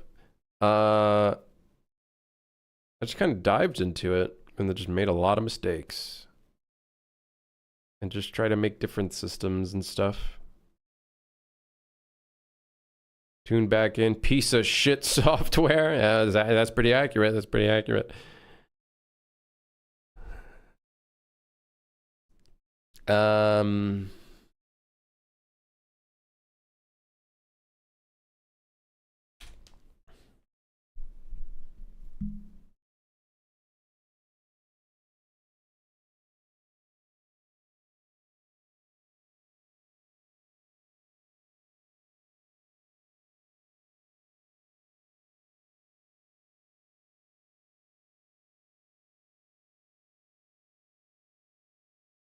Time to scrap this and move to Godot.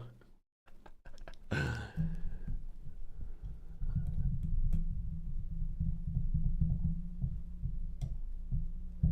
think the problem is the filter effect and stuff. The filter effects and stuff is just not working. Yeah, no, seriously, the simplest advice and the best advice is, yeah, just get into it. Put aside all of your fears and expectations of, well, what if it doesn't work? Yeah, it's not going to work. The reality is it's not going to work. Shit's going to suck. It's going to probably look like ass, feel like ass. It's probably going to be buggy, but the goal is, if you're learning, then that's what matters. At some point, it won't be buggy and ass, okay? Anyways, hold on. Bowl of rice.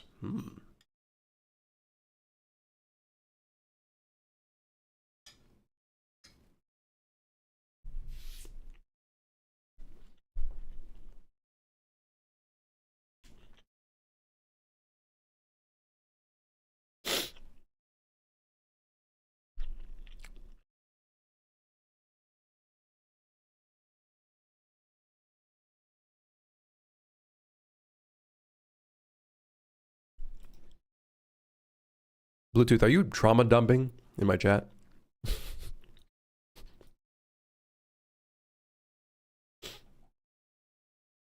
No? Skill issue.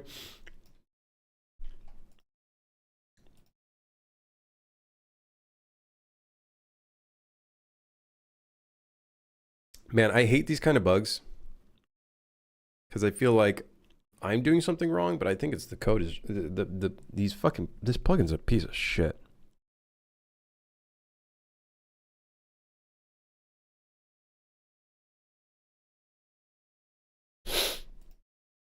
This plugin is just garbage. Everything is set to auto activate.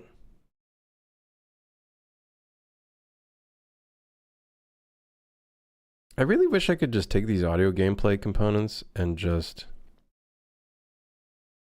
manually set them myself without some stupid plugin doing it like with some interfaces. Just let me set these things to on or off, man. Like, don't piss me off.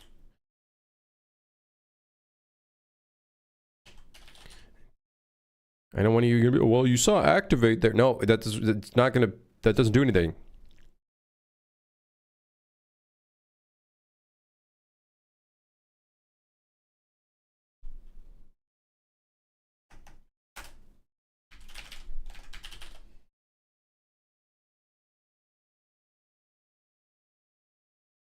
I don't think it's the priority.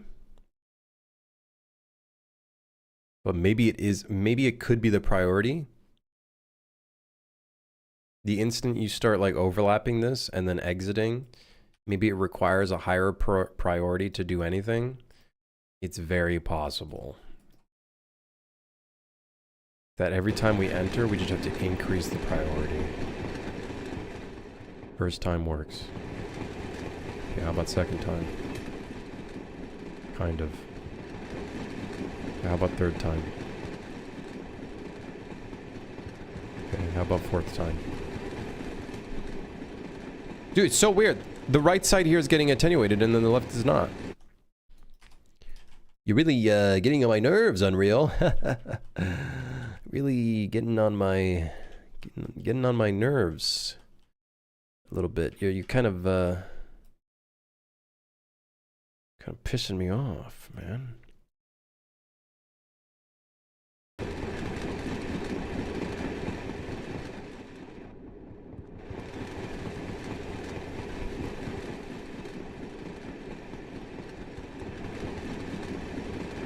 What's the plugin called? Audio gameplay. Maybe it's because it's a scaled box. That doesn't make any sense because we're still working off of the condition. But maybe it's because it's a scaled box and we have to do this by using the box extents right here. Okay, so let's try start with this. Then we need the Y.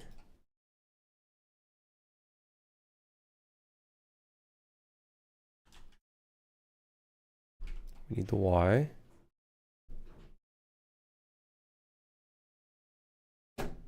Come on!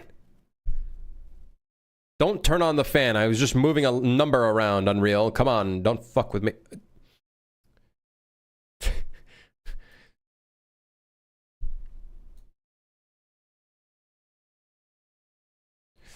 Ha! What are you doing? What is it that you require so much resources for?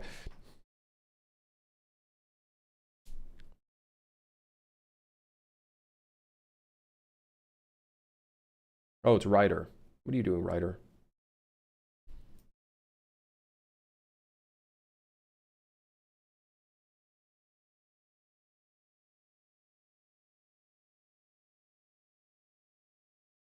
UE mining Bitcoin, I assume.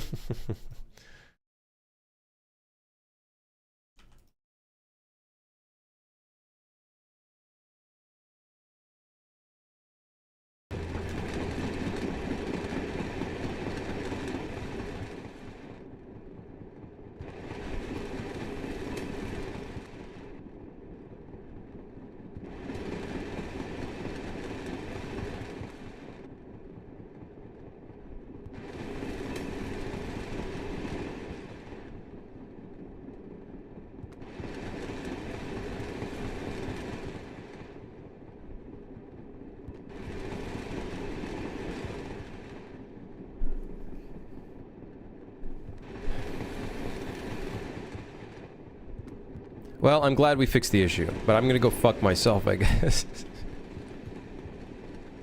Because at the end of the day, it's because the box extent. But why is it that it worked the first time and then didn't work afterwards? Wait. Oh, great, it just doesn't work anymore. Ha ha hee hee hoo hoo ha ha.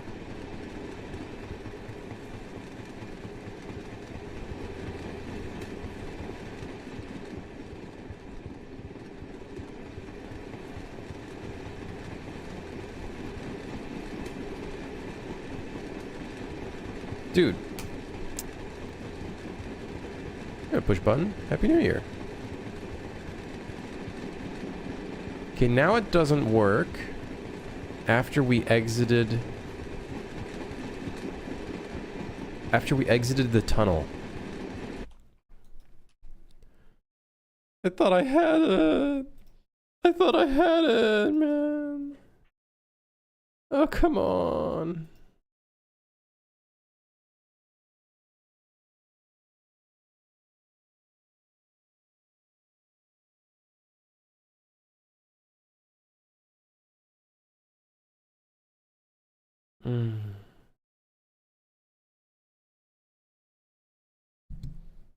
Typing in the dark with a crappy keyboard. My touch typing is getting better. Why are you doing that to yourself? Why are you doing that? What happened?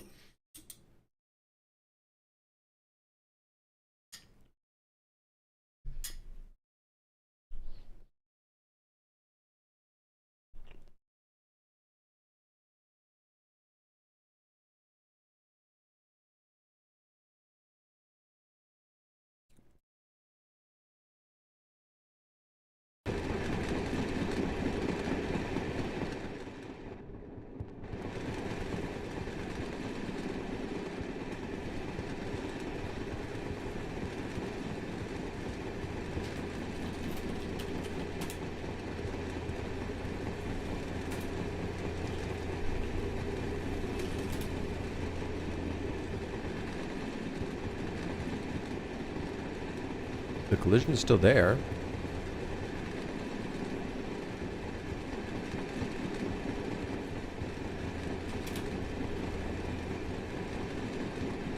Now that we're in the tunnel, are we like not able to...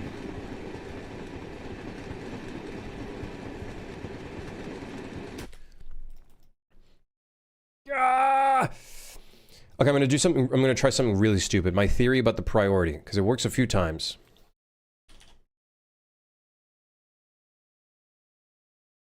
We get the priority.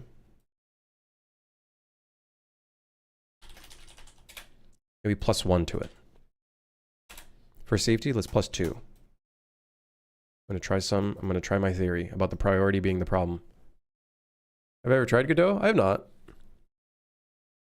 I have not.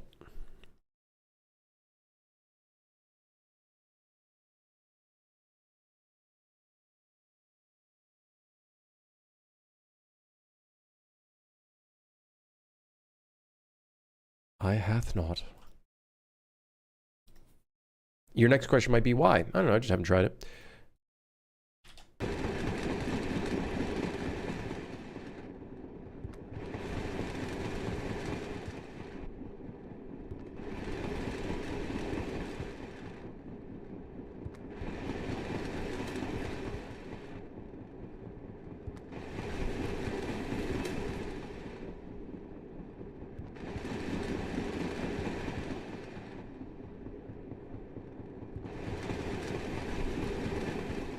No, this can't work. This is gonna fuck up everything. What if we have actual like priorities? What if there's a different volume within the volume?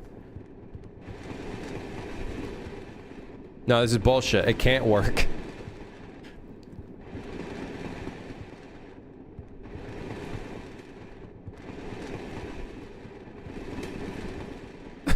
I don't want it to work.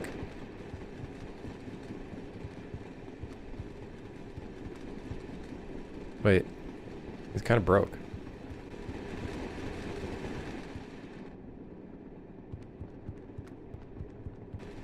Oh, yep. Yep. Oh, yep.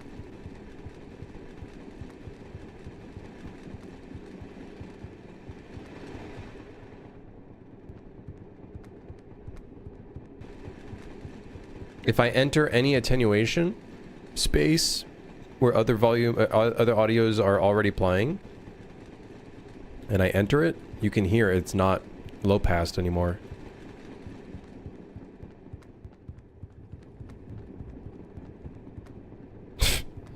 I fucking hate this plugin.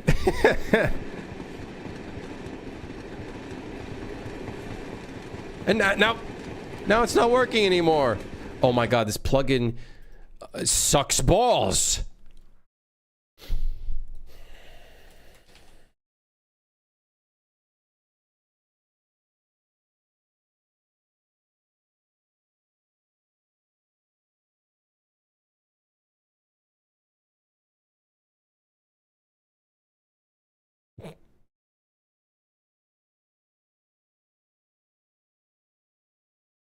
What's the plugin? Audio gameplay. But you literally, by default, at least in Blueprint, you cannot create your own plugin that derives from the audio volume. Which means I can't do like really custom stuff. I'd have to do it through this plugin. But this plugin is a big piece of shit. Thank you, Unreal.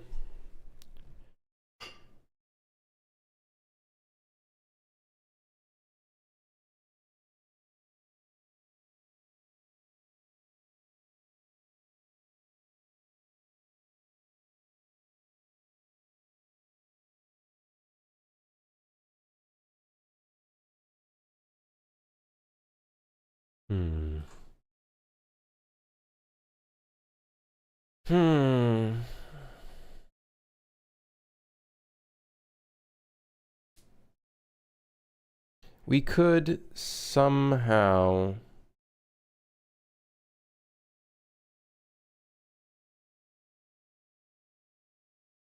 Dude, how do we fix this problem? Is maybe it's just the plugin? It's just a piece of shit plugin? Maybe it's just a bad plugin.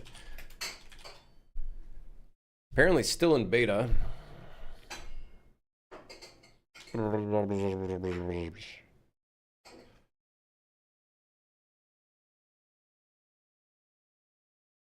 You just simply construct a ray tracing algorithm from scratch and apply it to audio instead of light, 10 minutes tops. Okay, we're not gonna go that crazy, okay? But first, we need to get this thing just working in its most basic form, which is just enter and exit, and enter and exit, and enter and exit, which it can't do for some fucking reason. And also, just running around the space, the instant the piece of audio just gets back into play. What I'm basically saying is this plugin fucking sucks.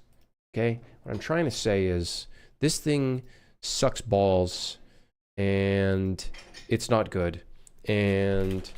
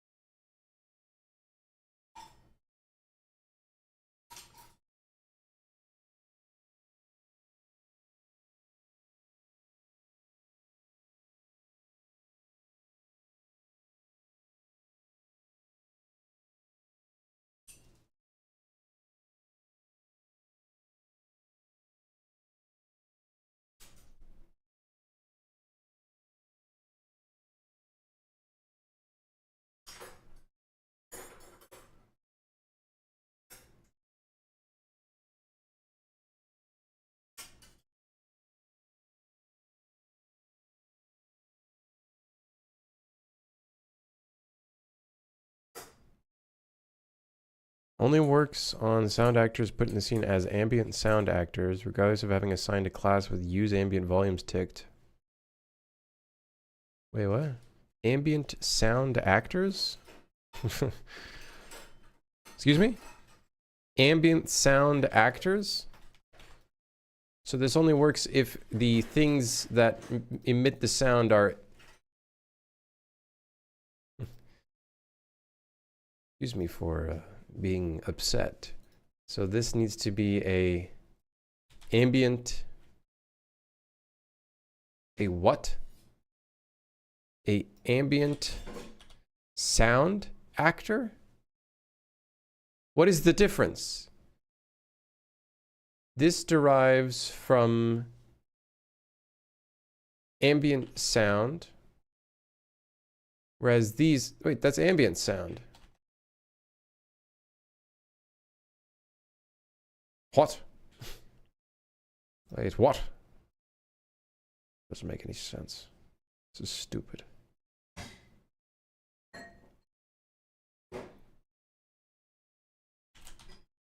I have ambient sound on the queue. Has enable ambient. Oh no, in the ambience it has apply ambient volume. What is this even saying? Audio volume actors attenuation only works on sound actors put in the scene as ambient sound actors. Other areas of having assigned a class with use ambient volumes ticked. They cannot in any way be influenced by audio volume actors.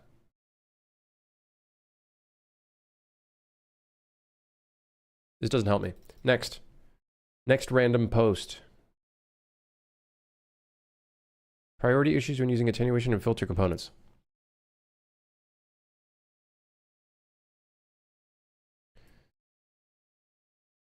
Give the outside those in the direction in which priority grows, but when players inside an AGV of higher priority, to be precise, inside of volume, the sound which is outside of it, but still inside of an AGV of lower priority, the sound is unaffected. Wait, what?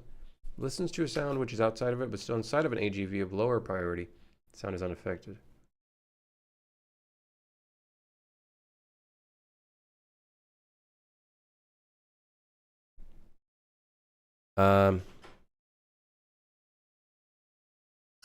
I think I think this shit just sucks. It sucks. It's garbage. Audio gameplay volume, garbage. It's poopy.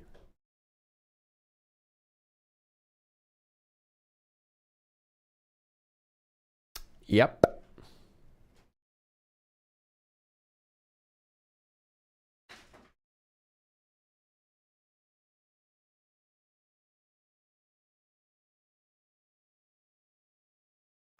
I don't know, man. I don't know. Let's try primitive proxy again. Maybe try primitive proxy again. Save, whatever.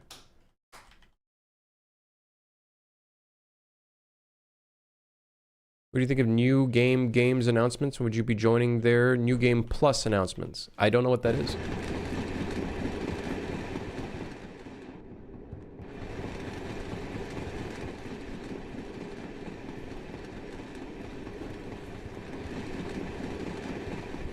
It's doing something. I can tell it's doing something, but it's not affecting everything.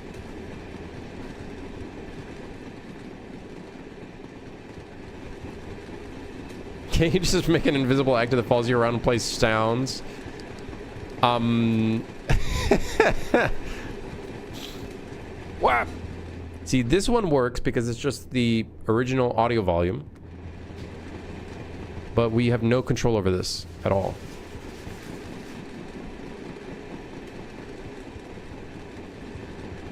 Yeah, the only reason why I want something better than this is great. This is doing its job. It's just we have no control over anything. With the audio gameplay volume 1, the plugin, we have control, but it just doesn't fucking work. Man. Like, dude. Dude. Like, dude. Dude. Like, what the heck, dude? I don't know.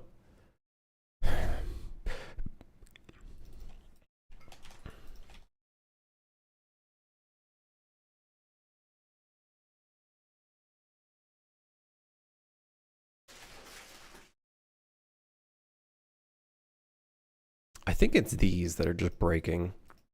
Or maybe there's too many components.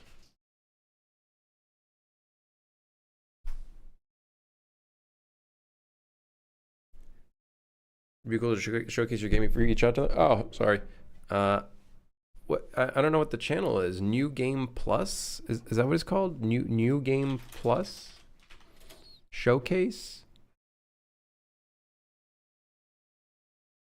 New Game Plus Showcase.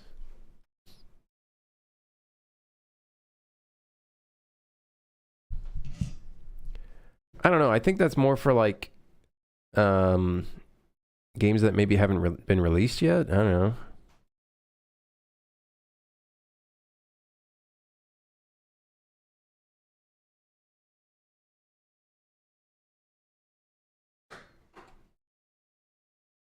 It might just be like, I don't know.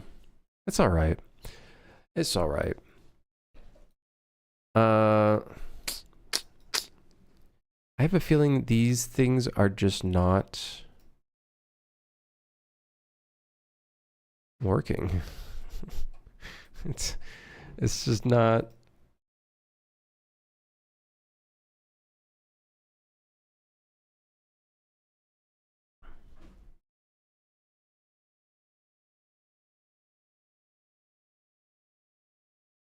Like on listener enter, I'm pretty sure this doesn't actually like run.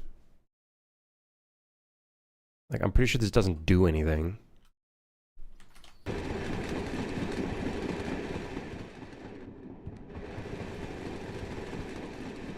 See?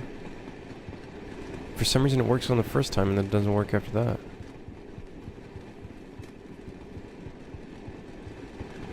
Actually, no, correction. It works on some sound effects.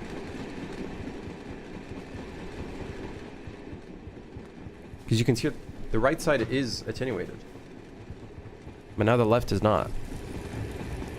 And now this is not. And now this is not. It's like when the audio gets back into position, it like doesn't work anymore. This is stupid.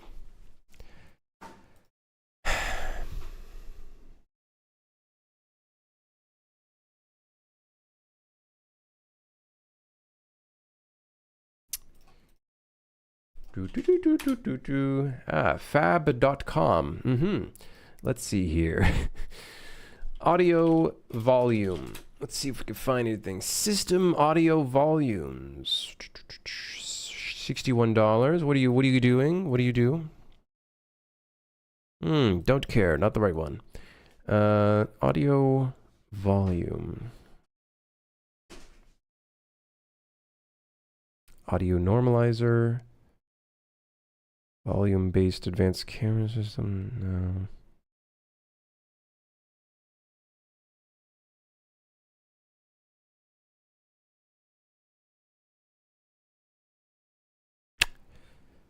Great. I don't even know what I would call it. Like, what would be the search term for finding something like this? I need to look at plugins or systems. Tools and plugins. Aha! Let's see. Maybe I find.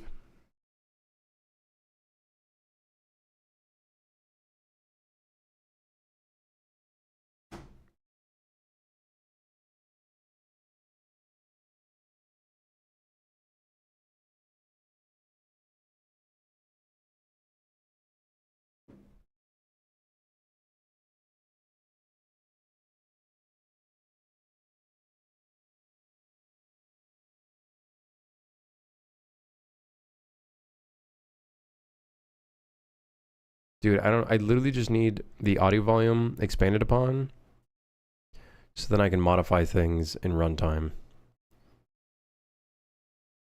That's all I want. Maybe I make the C++ thing for that. I might have to.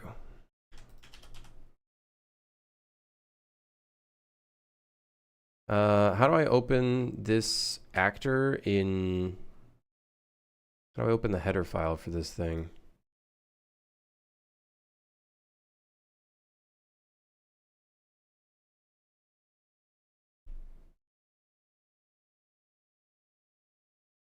For the audio volume. Might have to just find it.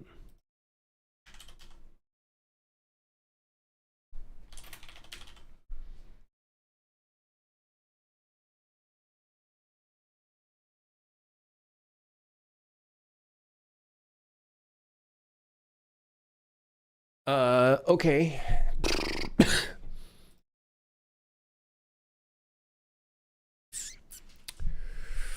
Uh-huh.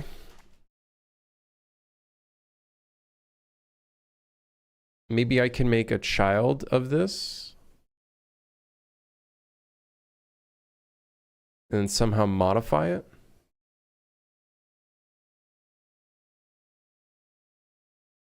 There's a struct if f interior settings.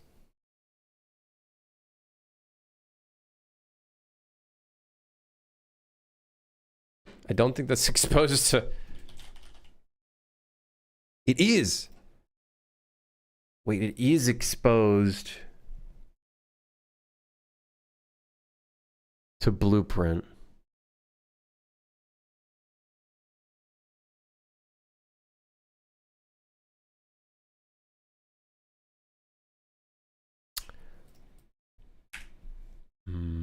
Okay.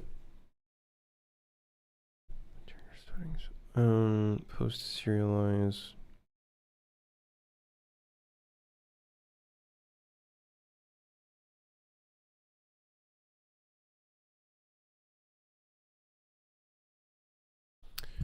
Okay.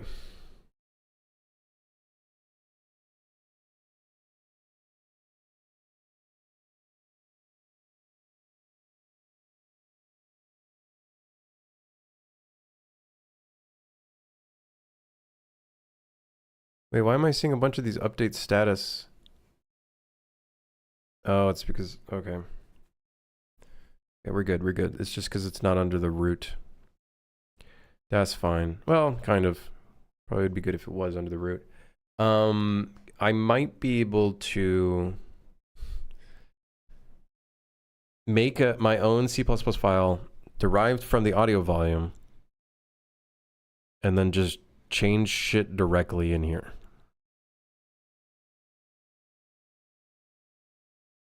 And then hopefully make it blueprintable. Make a blueprint out of it.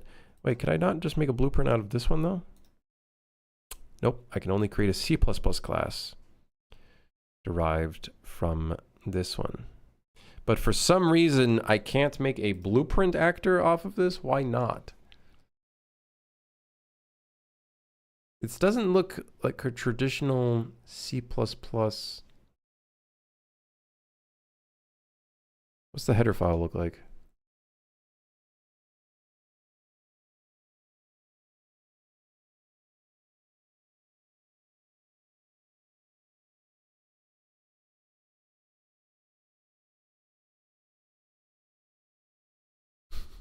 I might be going into some dangerous territory with this one.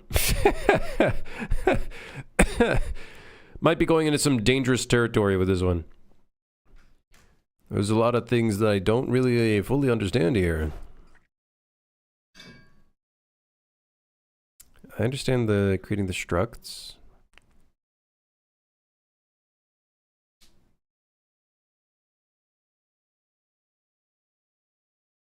Not entirely certain as to why it can't be created.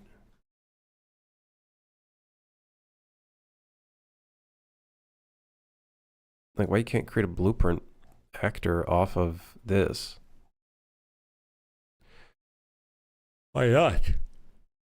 ¿Por qué? Like, if I look at, let's look at one of my other actors.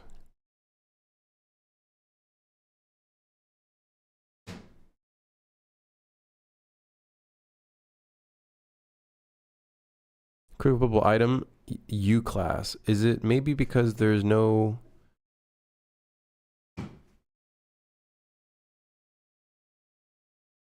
None.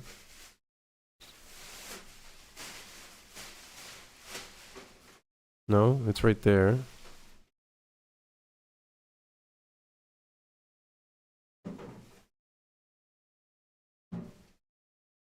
You're a freak. Happy New Year. Hey, Happy New Year. I don't really know why I can't create a blueprint off of this class A volume, public A volume.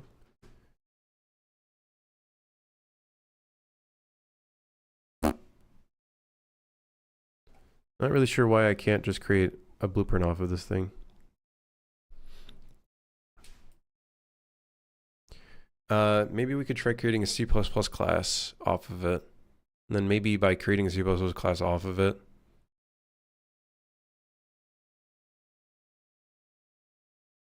It needs the blueprintable meta tag by default. uClass is not blueprintable. How do I have it so this one is blueprintable? Is it because a actor already is blueprintable? And so because that one is already blueprintable, then it derives from it in the child, on the subclass. Oh, blueprintable. Could I add blueprintable? Like, let's say I go here. Okay. Maybe this is illegal. Maybe they don't want you. The one thing Epic doesn't want you to do.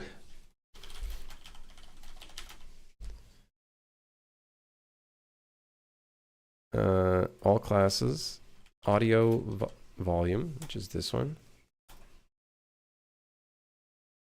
Sure, yeah, add them.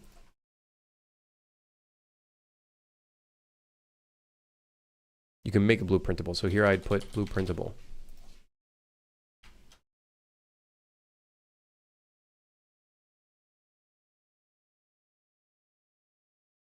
I believe it goes in there in the uClass specifiers. Yes. Yes, I'm getting slightly better at this. Slightly, just a tad. Let's save everything real quick.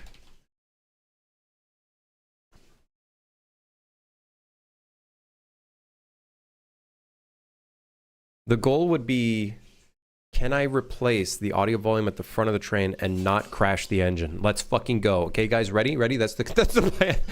Can I replace it with the one that we just created without crashing the entire game and maybe my computer?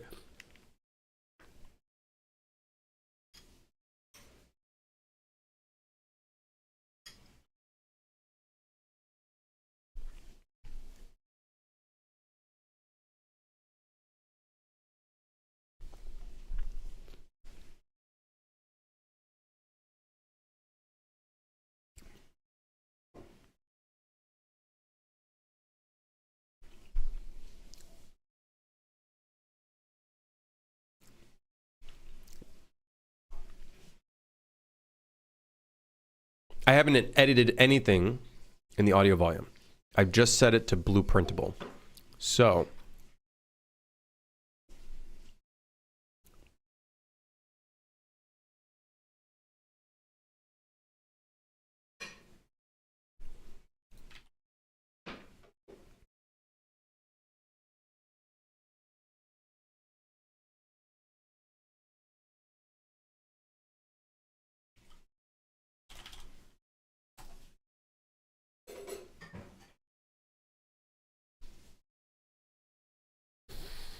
Dig the space.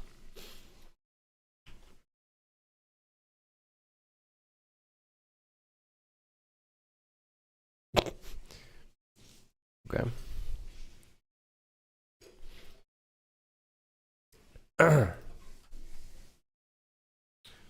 Hold on.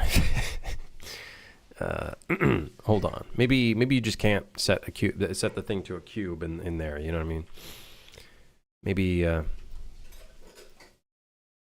Okay, and now we set it to a cube. All right, and now it's well.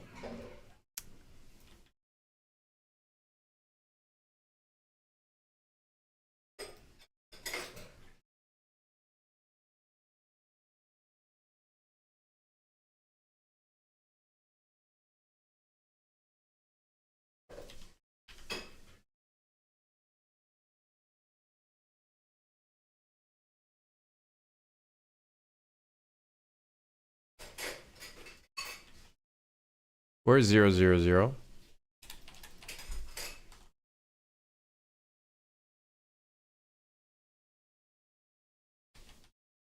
No, it's not that. Why isn't it showing the box? What about a cone? No? How about just a cube? What?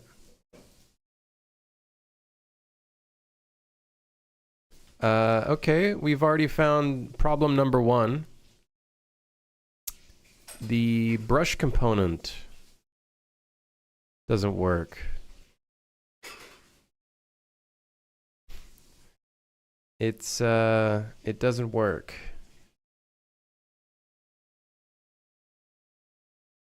Or maybe it does and it's just not visible. I don't know, maybe.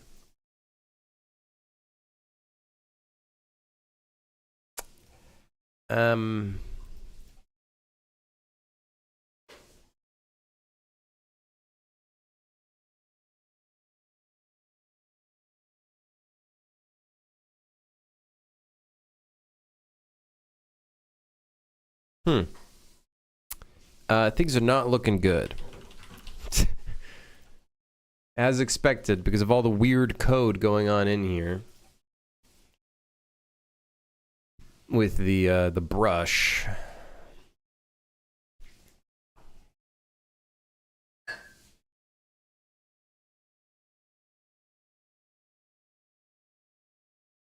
The brush is not doing its thing.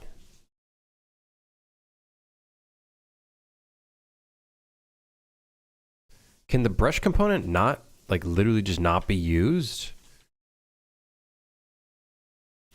Okay, so this is a blueprint derived from the other actor. What if we just go here and just drag it in directly?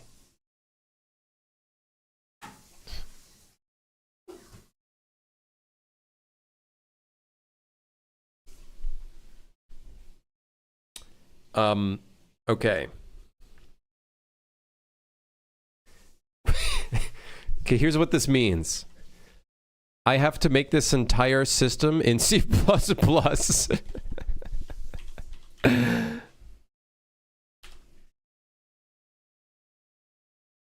I have to make this entire system C++ because I literally cannot use this brush component in a blueprint actor for some reason.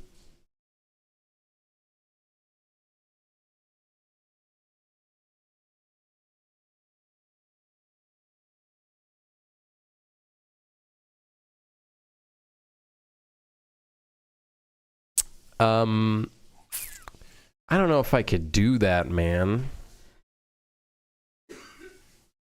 So literally the instant I turn this into blueprint, it doesn't work anymore. Oh, there's no way I can code this all in C++. At least all of the like prototyping for this idea that I have in mind.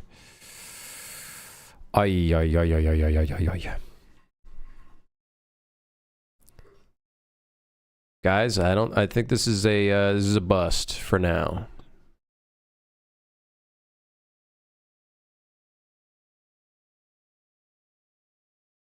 What am I trying to do? So, initially, so this is our current audio volume. Very basic, it just uses the internal audio volume system. This is me trying to use the audio gameplay volume that for some reason sometimes works and sometimes doesn't.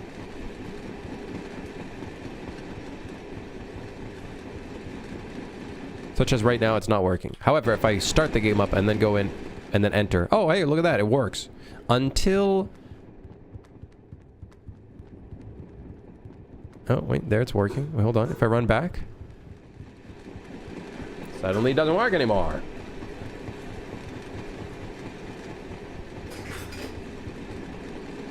It's a piece of shit plugin. So this audio gameplay volume plugin, while great, actually it's not great, it's actually a piece of shit.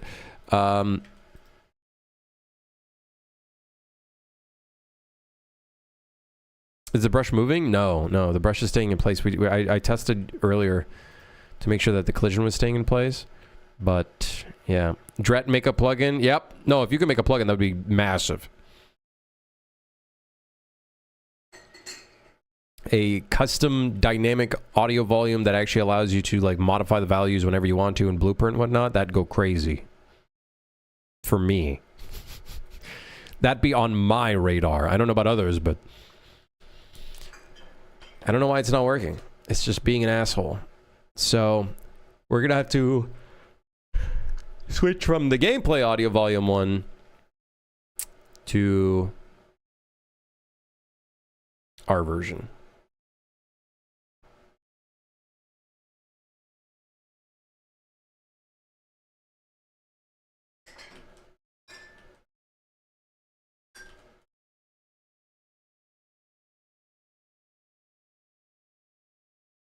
So let's switch to our version. Make sure it's not crashing the engine.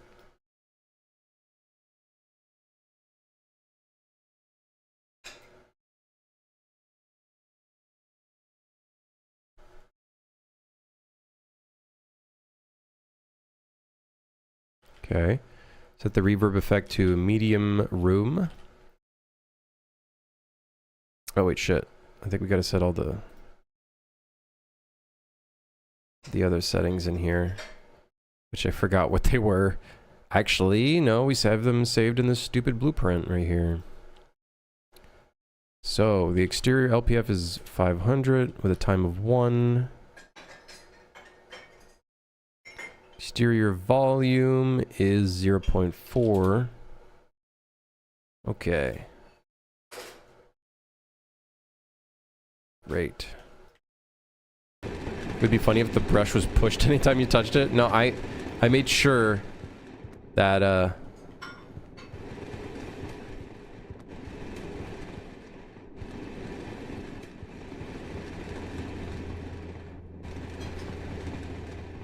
that it was doing the correct thing.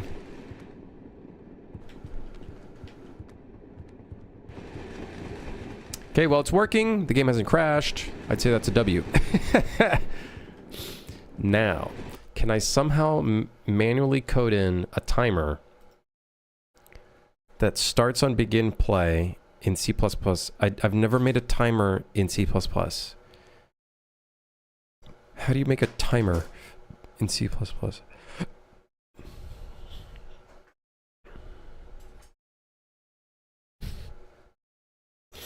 So then I can test... Maybe we can test out modifying the interior volume settings in here.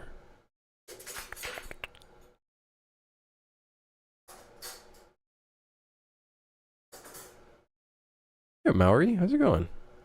How are you? I'm okay. I'm a little sick still.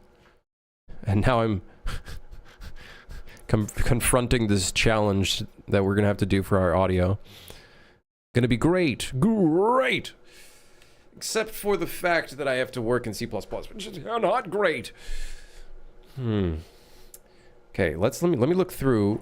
So it defines the struct for the interior volume here, the interior settings. Can I modify that in runtime?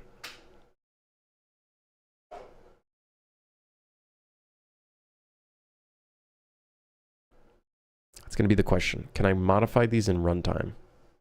That's my next test. If we can't modify this in runtime, I don't know. I'm not qualified for this problem. We need to be able to modify this stuff in runtime. Let's see if we can. We have the interior settings for the ambient zone settings. It is set to blueprint read-only. That being said, we can't really do anything in blueprint anyways. It is set to edit anywhere though. Which I guess makes sense.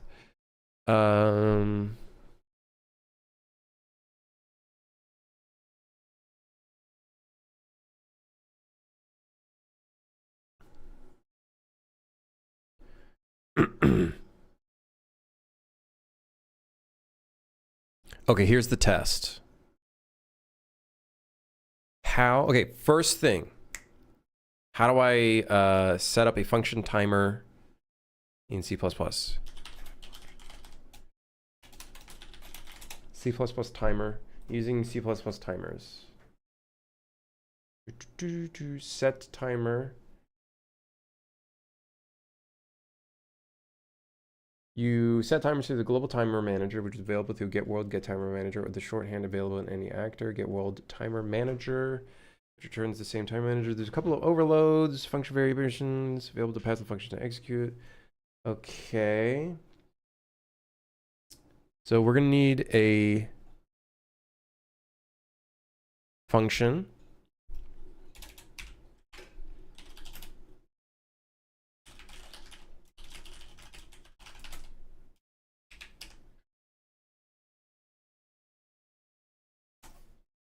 To randomize the interior settings.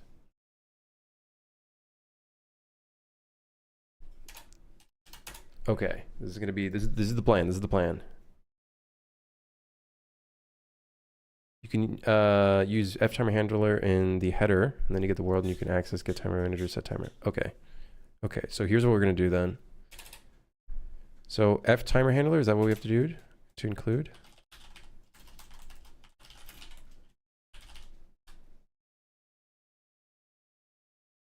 Wait, hold on. Let's just do this. Oh, you're saying the handle. I'm just going to use, is there a function version or do you have to use a handle?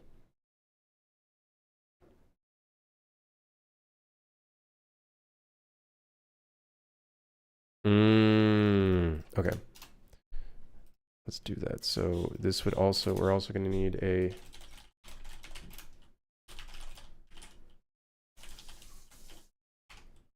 okay. Programming makes you feel alive. Explodes. What?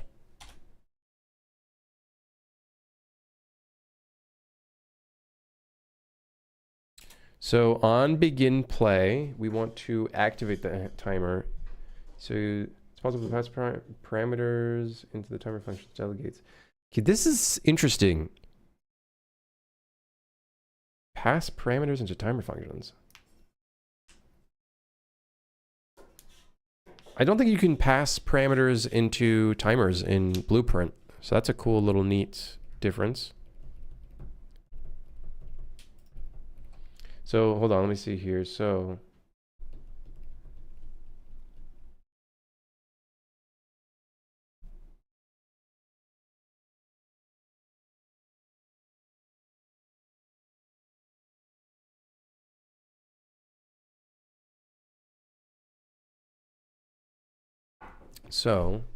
get world, or in this time, get timer, get world timer manager, set timer. It's going to do 2 seconds. And then this is going to be randomize interior settings. Does this have to be a delegate and you can't set it up as a function?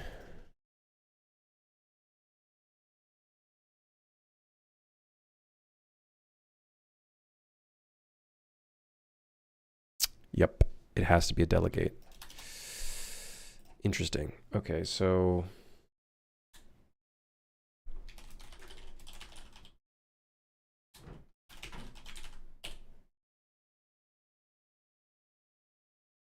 I'm like copying this because I've never made any of these kind of things before.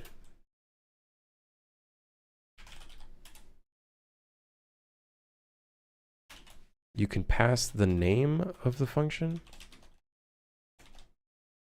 Wait, no, this is... Well, I suppose that works. And then in here we pass the delegate.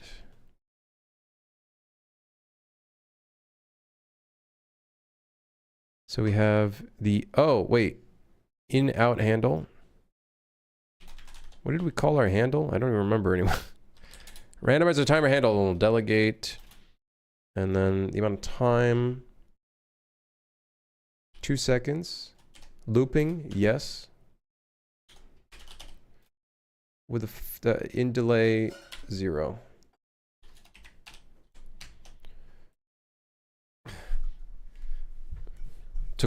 Sucked all the energy out of me to do that one.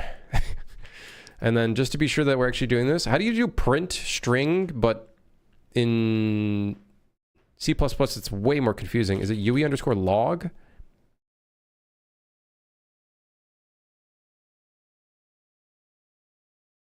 What is the way to do traditional blueprint print string that strings it on, that prints on the screen?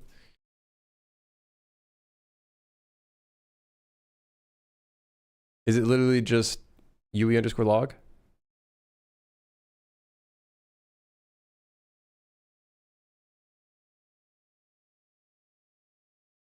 You can also do this, timer handler, this, and actor function name. Oh, would that be the way to dodge having to create our own delegate? Because that'd be pretty cool. How the hell do we like, what the hell is... There has to be a, like, really simple log just for me to show something on the screen. I swear I made a function one time, I think, to do this.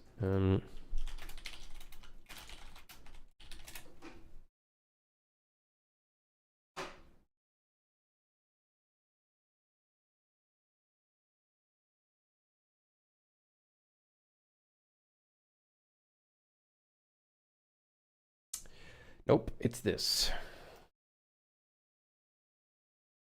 It's fucking crazy.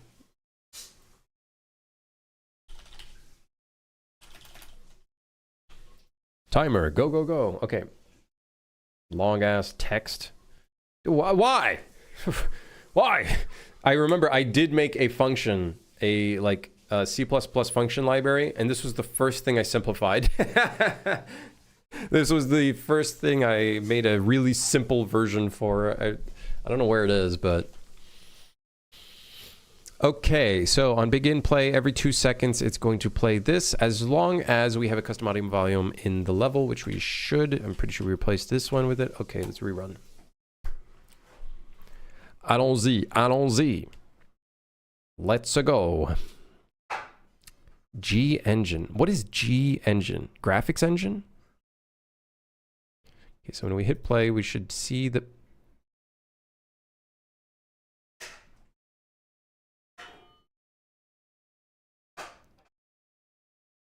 Failed to find function, randomize interior settings, and custom audio volume.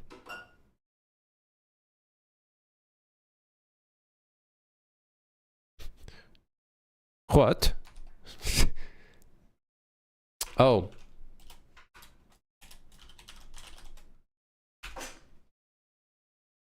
That's probably why. It's because it's not a U function.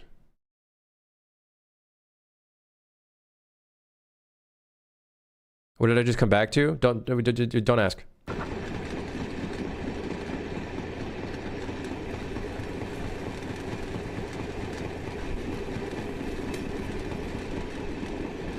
Now, don't ask why it's printing twice. It's probably because on the randomization train over there, there's probably one of these in there. Okay, so the fact that that's working, good. So now what we can do is we want to take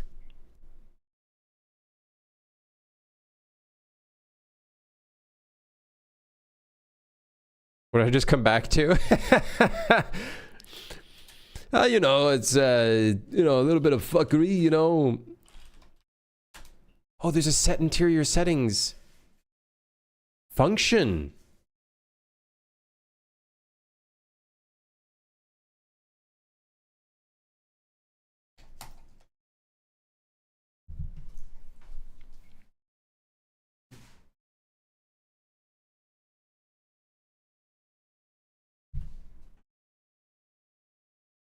It's blueprint callable.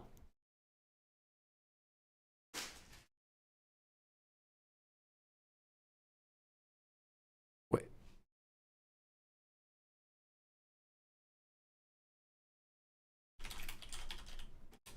Wait, why is it? Okay, let me get this straight. Let me get this straight, okay?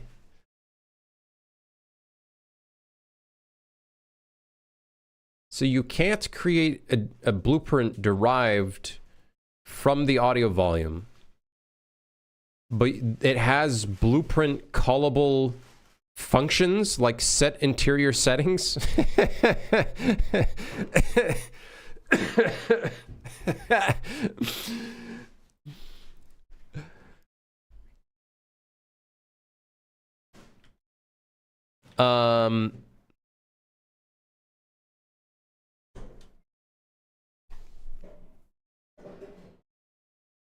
Maybe I can create a component for this rather than creating an entire blueprint for this.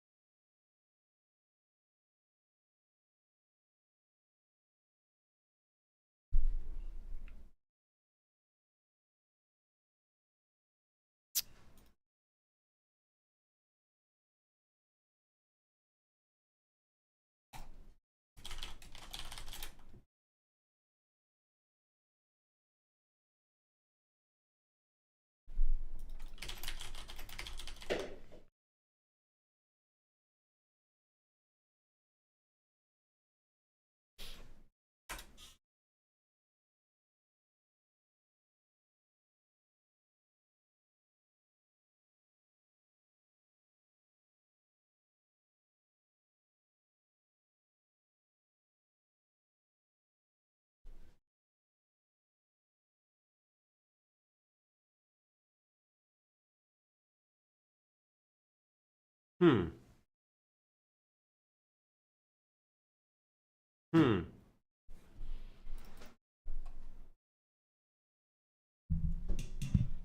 There was another thing exposed to check if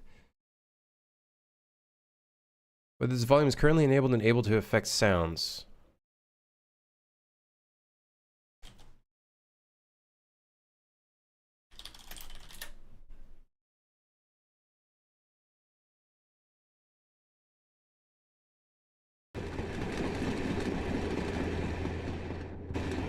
No, that's not what we want.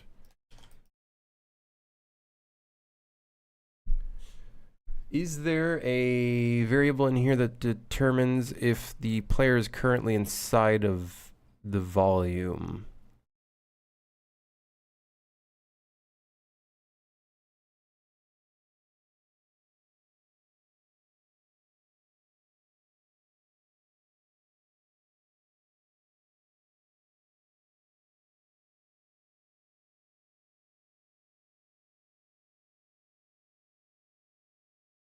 Okay, because if I can get that.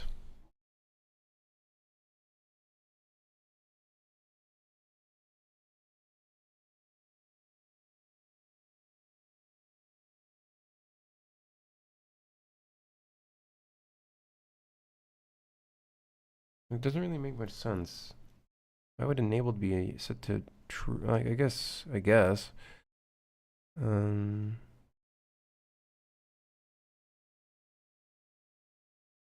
I need to see if the player is currently inside the volume. Blueprint type audio volume location state. Audio location state. But there's no reference to Edit anywhere blueprint, read write. Listener location state in the F volume. Wait. Audio volume submix send settings. Audio volume submix send settings. That's a different thing. That wouldn't be a part of the...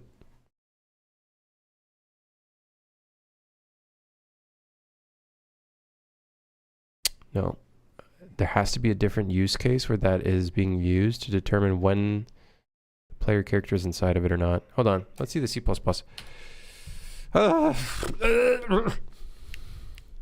Golden? How long have we been streaming for? 4 hours and a half? I'm dying. I'm dying. Where is the section that shows that we have done a...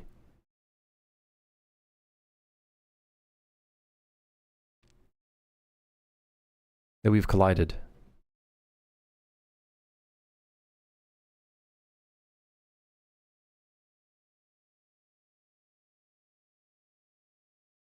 Is it add proxy?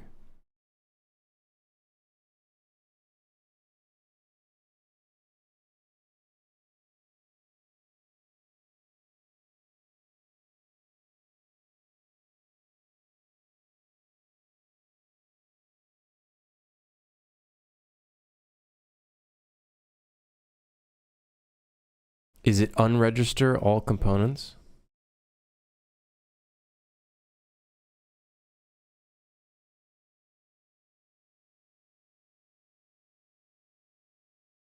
Oh my god.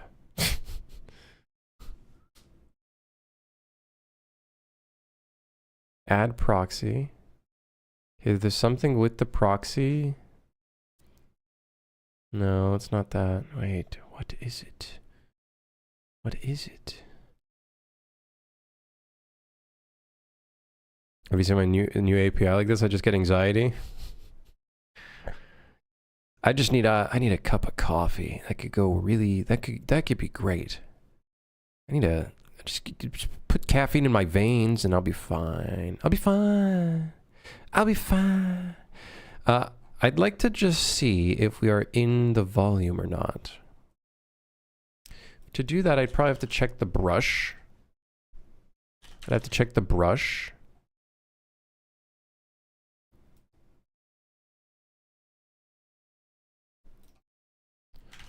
Is there any assigned, like, on component overlap?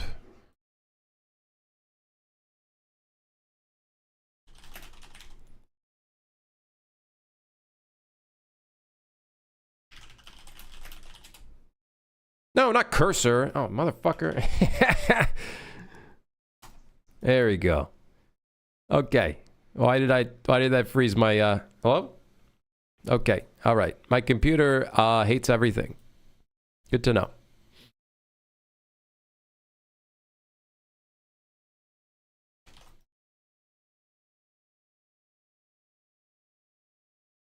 If I can call these, then we're in the clear. We can just use, I think we might be able to just use the, a component. Let's see, moment of truth. What was that? I just saw something weird. Did you guys see that? I don't know, I saw something weird.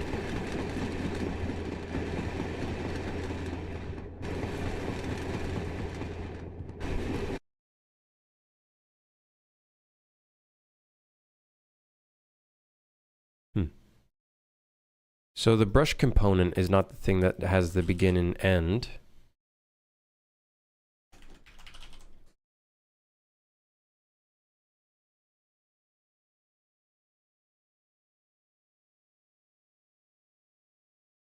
What if we try on actor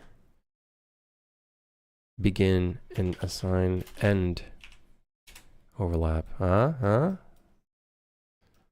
Okay, just hook this up. It could be dirty code. We just need to see if this actually works.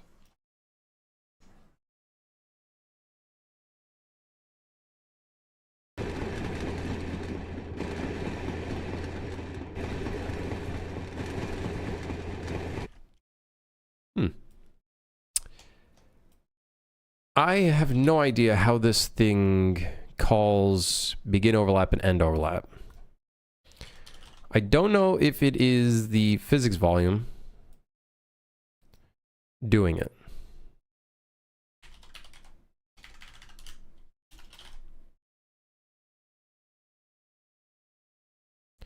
Well, I guess we're doing this again.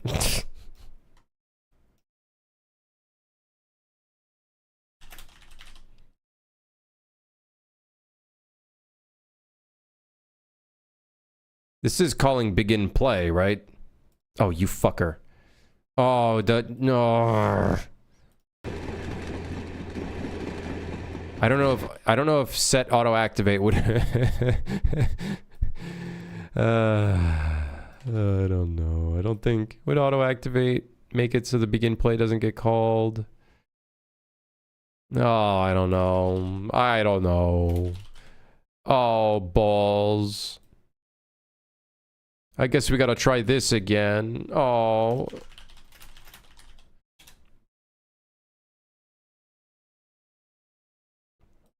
Today's a horrible day. Get up, socket. How's it going? In and then out and then in.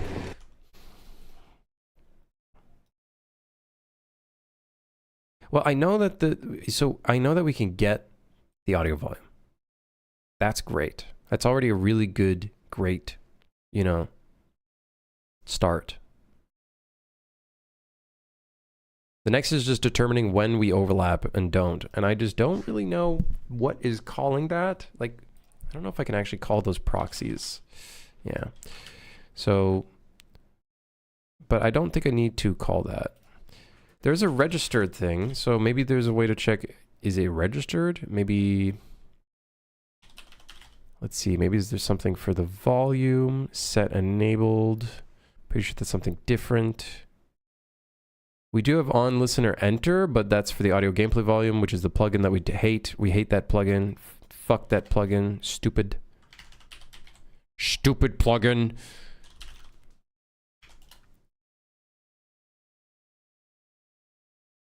Why does it just set itself to unnamed? Huh?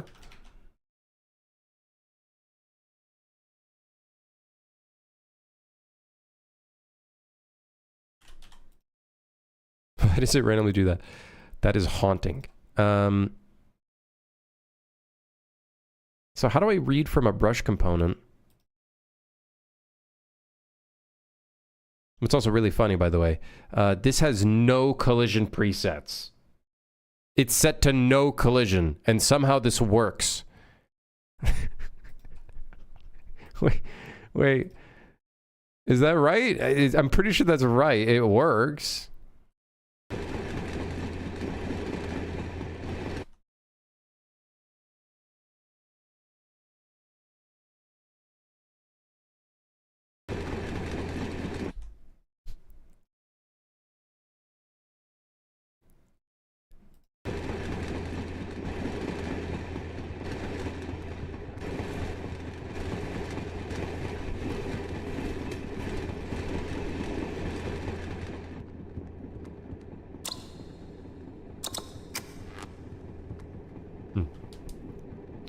We're gonna game for a game jam. Most of my friends are tired of me asking for playtesting. So is it? Are you taking a break or something if you can? I don't really do any playtesting, like viewer playtesting and stuff. Unfortunately, sorry. I'm sorry.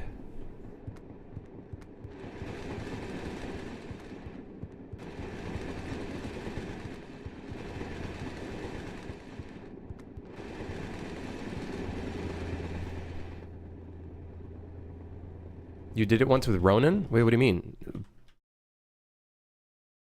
No, I don't really play people's games on stream. Like, it's not something I really do. Mainly for security reasons. Mainly for security reasons.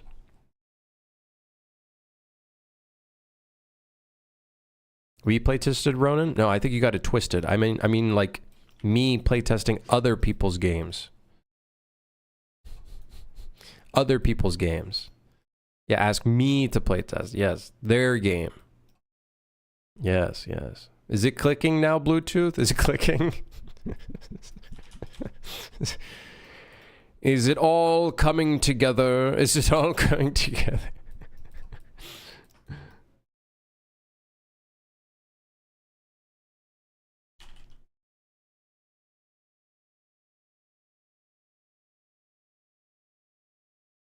Dude, I don't know what's going on. My computer's slow.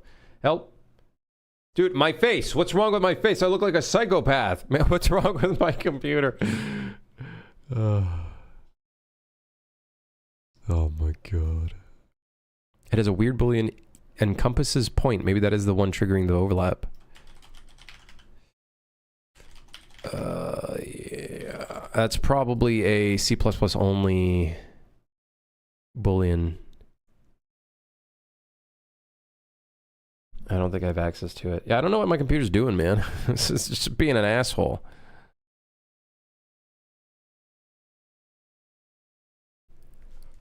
And I think the delay somehow increased. I nearly closed OBS. That would have been funny. Hilarious. So I don't think because we now know how this works, I actually don't think we need this anymore. But I will keep the custom volume because there is a moment in time where we might have to expose stuff and I might require my own version of the audio volume to be used. So now that I can use Blueprint,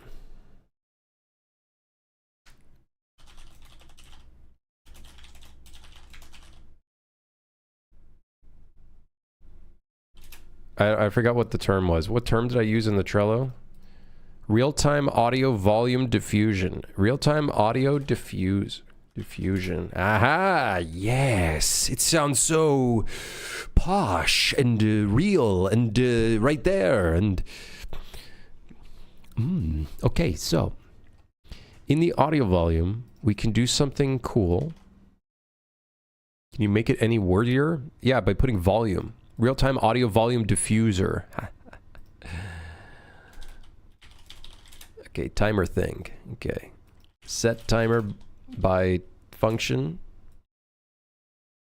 Timer thing. I was watching a friend build a PC for a family member and the motherboard is faulty. Oh no. Dude, that shit just sucks. Faulty parts are just ass. This is not a good time. So my question is, can I actually take the interior settings?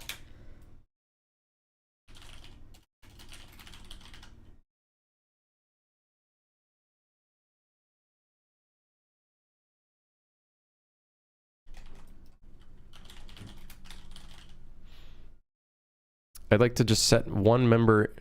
No, please, please. You got to tell me I should be able to.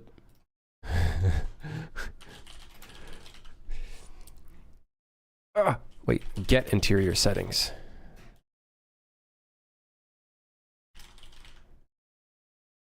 Oh, don't fuck with me.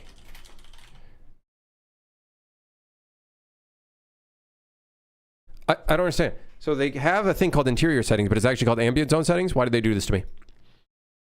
Oh my, I was about to just get, I was about to go crazy. Okay, so interior volume, what I want to do is I want to randomize the float in range from 0 to 1. Now, the reasoning why I'm doing this is so I can test if we can actually... The ambient zone settings is a read-only property. It cannot be modified directly. That's fine. I'm not modifying it directly. I'm just...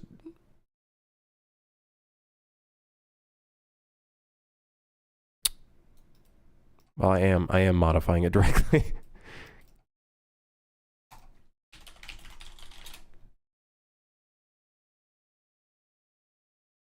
There. Are you happy now, Unreal? Asshole. Okay, now we can test. So, if this test works, every 2 seconds, the interior... Hold on, we don't want to do interior volume. Am I stupid? The exterior volume will get randomized, and we'll hear, like, it get louder or quieter in random spurts. Okay, watch this.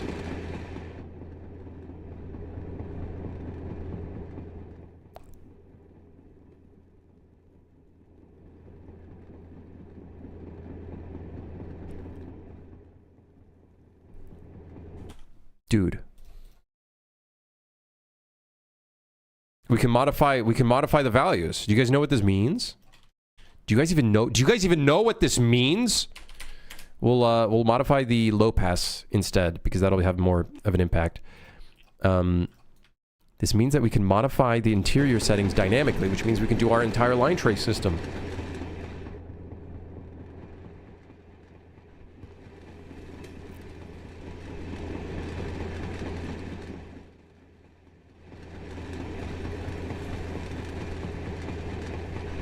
You know what's also really interesting? I think it's taking into account blend values. It's like not instantly happening. Which is pretty good for us, because otherwise that would probably cause clicking and weird issues.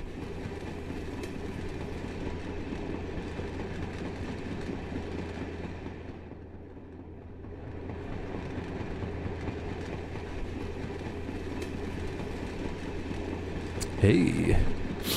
Hey.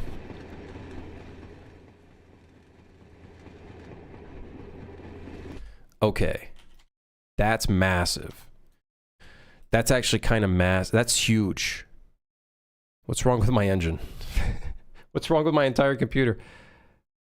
I think I gotta restart my computer. Either that or Windows fucked something. Great.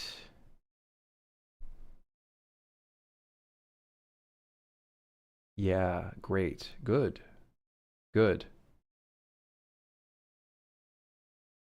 My OBS is also apparently eating 100% of my GPU. So that's good.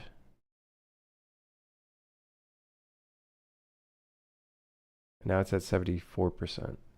I don't know if that's what it is. Okay. Maybe it's my JetBrains doing something weird. I don't know. Okay, so that means we don't have to do anything in C++. I can probably delete the custom audio volume thing. And then instead, just set it to something else. So we're going to take this audio volume and I'm going to replace it with the engine's audio volume. Just the default audio volume.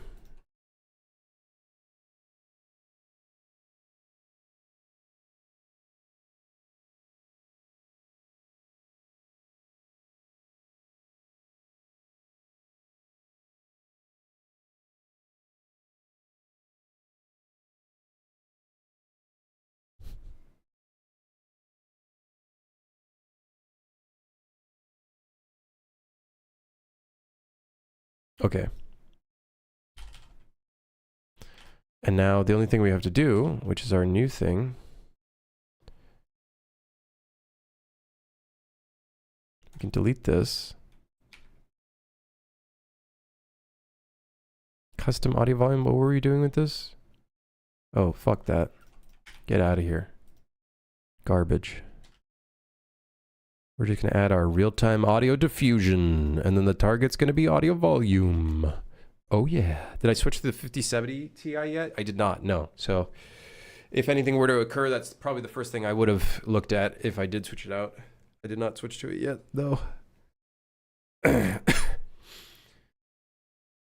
still have rice. I gotta heat it up, though. It's kind of cold now.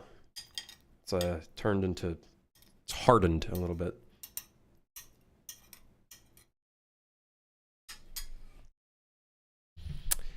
Okay, so we have the real-time audio diffusion thingy on it now. This means that now we can do some really cool shit. We could do some really cool stuff here. Yeah. Like a bunch of line tracing. A bunch of line tracing. A shit ton.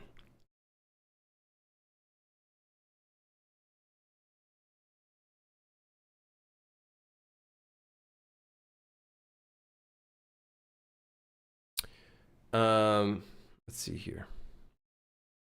So we probably want to check where is the player in the space, in the volume. If they're on the edges, then we could do a line trace to check if there's an opening.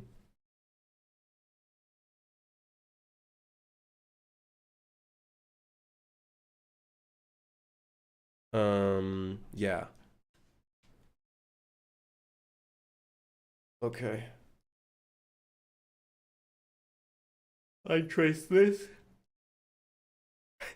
Line trace that. Have you ever line traced some BP underscore grass?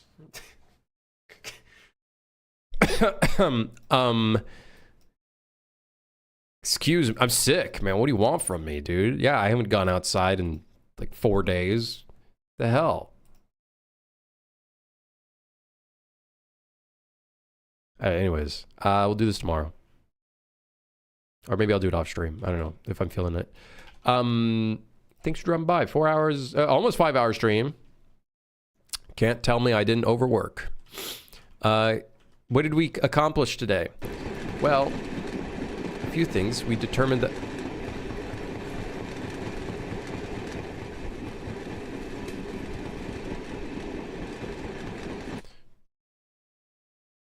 We determined that my settings didn't save. Oh, right, because we reset it. Oh, motherfucker. Okay, let me see if I remember this by head. Exterior volume 0.4, 500. Timers 1 second, and that's it. We determined that the gameplay audio volume plugin is ass. Either that or I'm using it incorrectly. But I'm going to just say it's ass. And I didn't say grass. I meant ass. We added some glass. Why is everything ending with ass? Some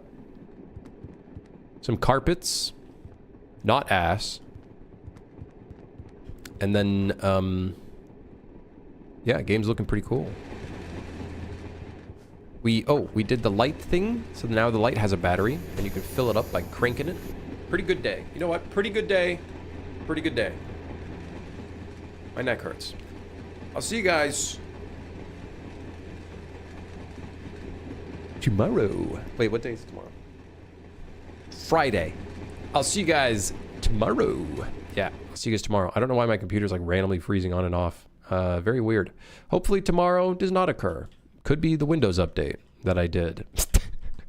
Really shouldn't have let that one go through. Or maybe I just need to update OBS. Perhaps. Maybe it's time. Maybe it's time to break my entire setup. Maybe it's time. But yes, I'll be back tomorrow. Thanks for dropping by. Thanks for lurking, chat, and sticking around. Thank you for joining in on the first stream of 2026. Yeah, and I'll see you guys in the second stream of 2026. Yeah. Have a great day. Take care of yourself, and goodbye.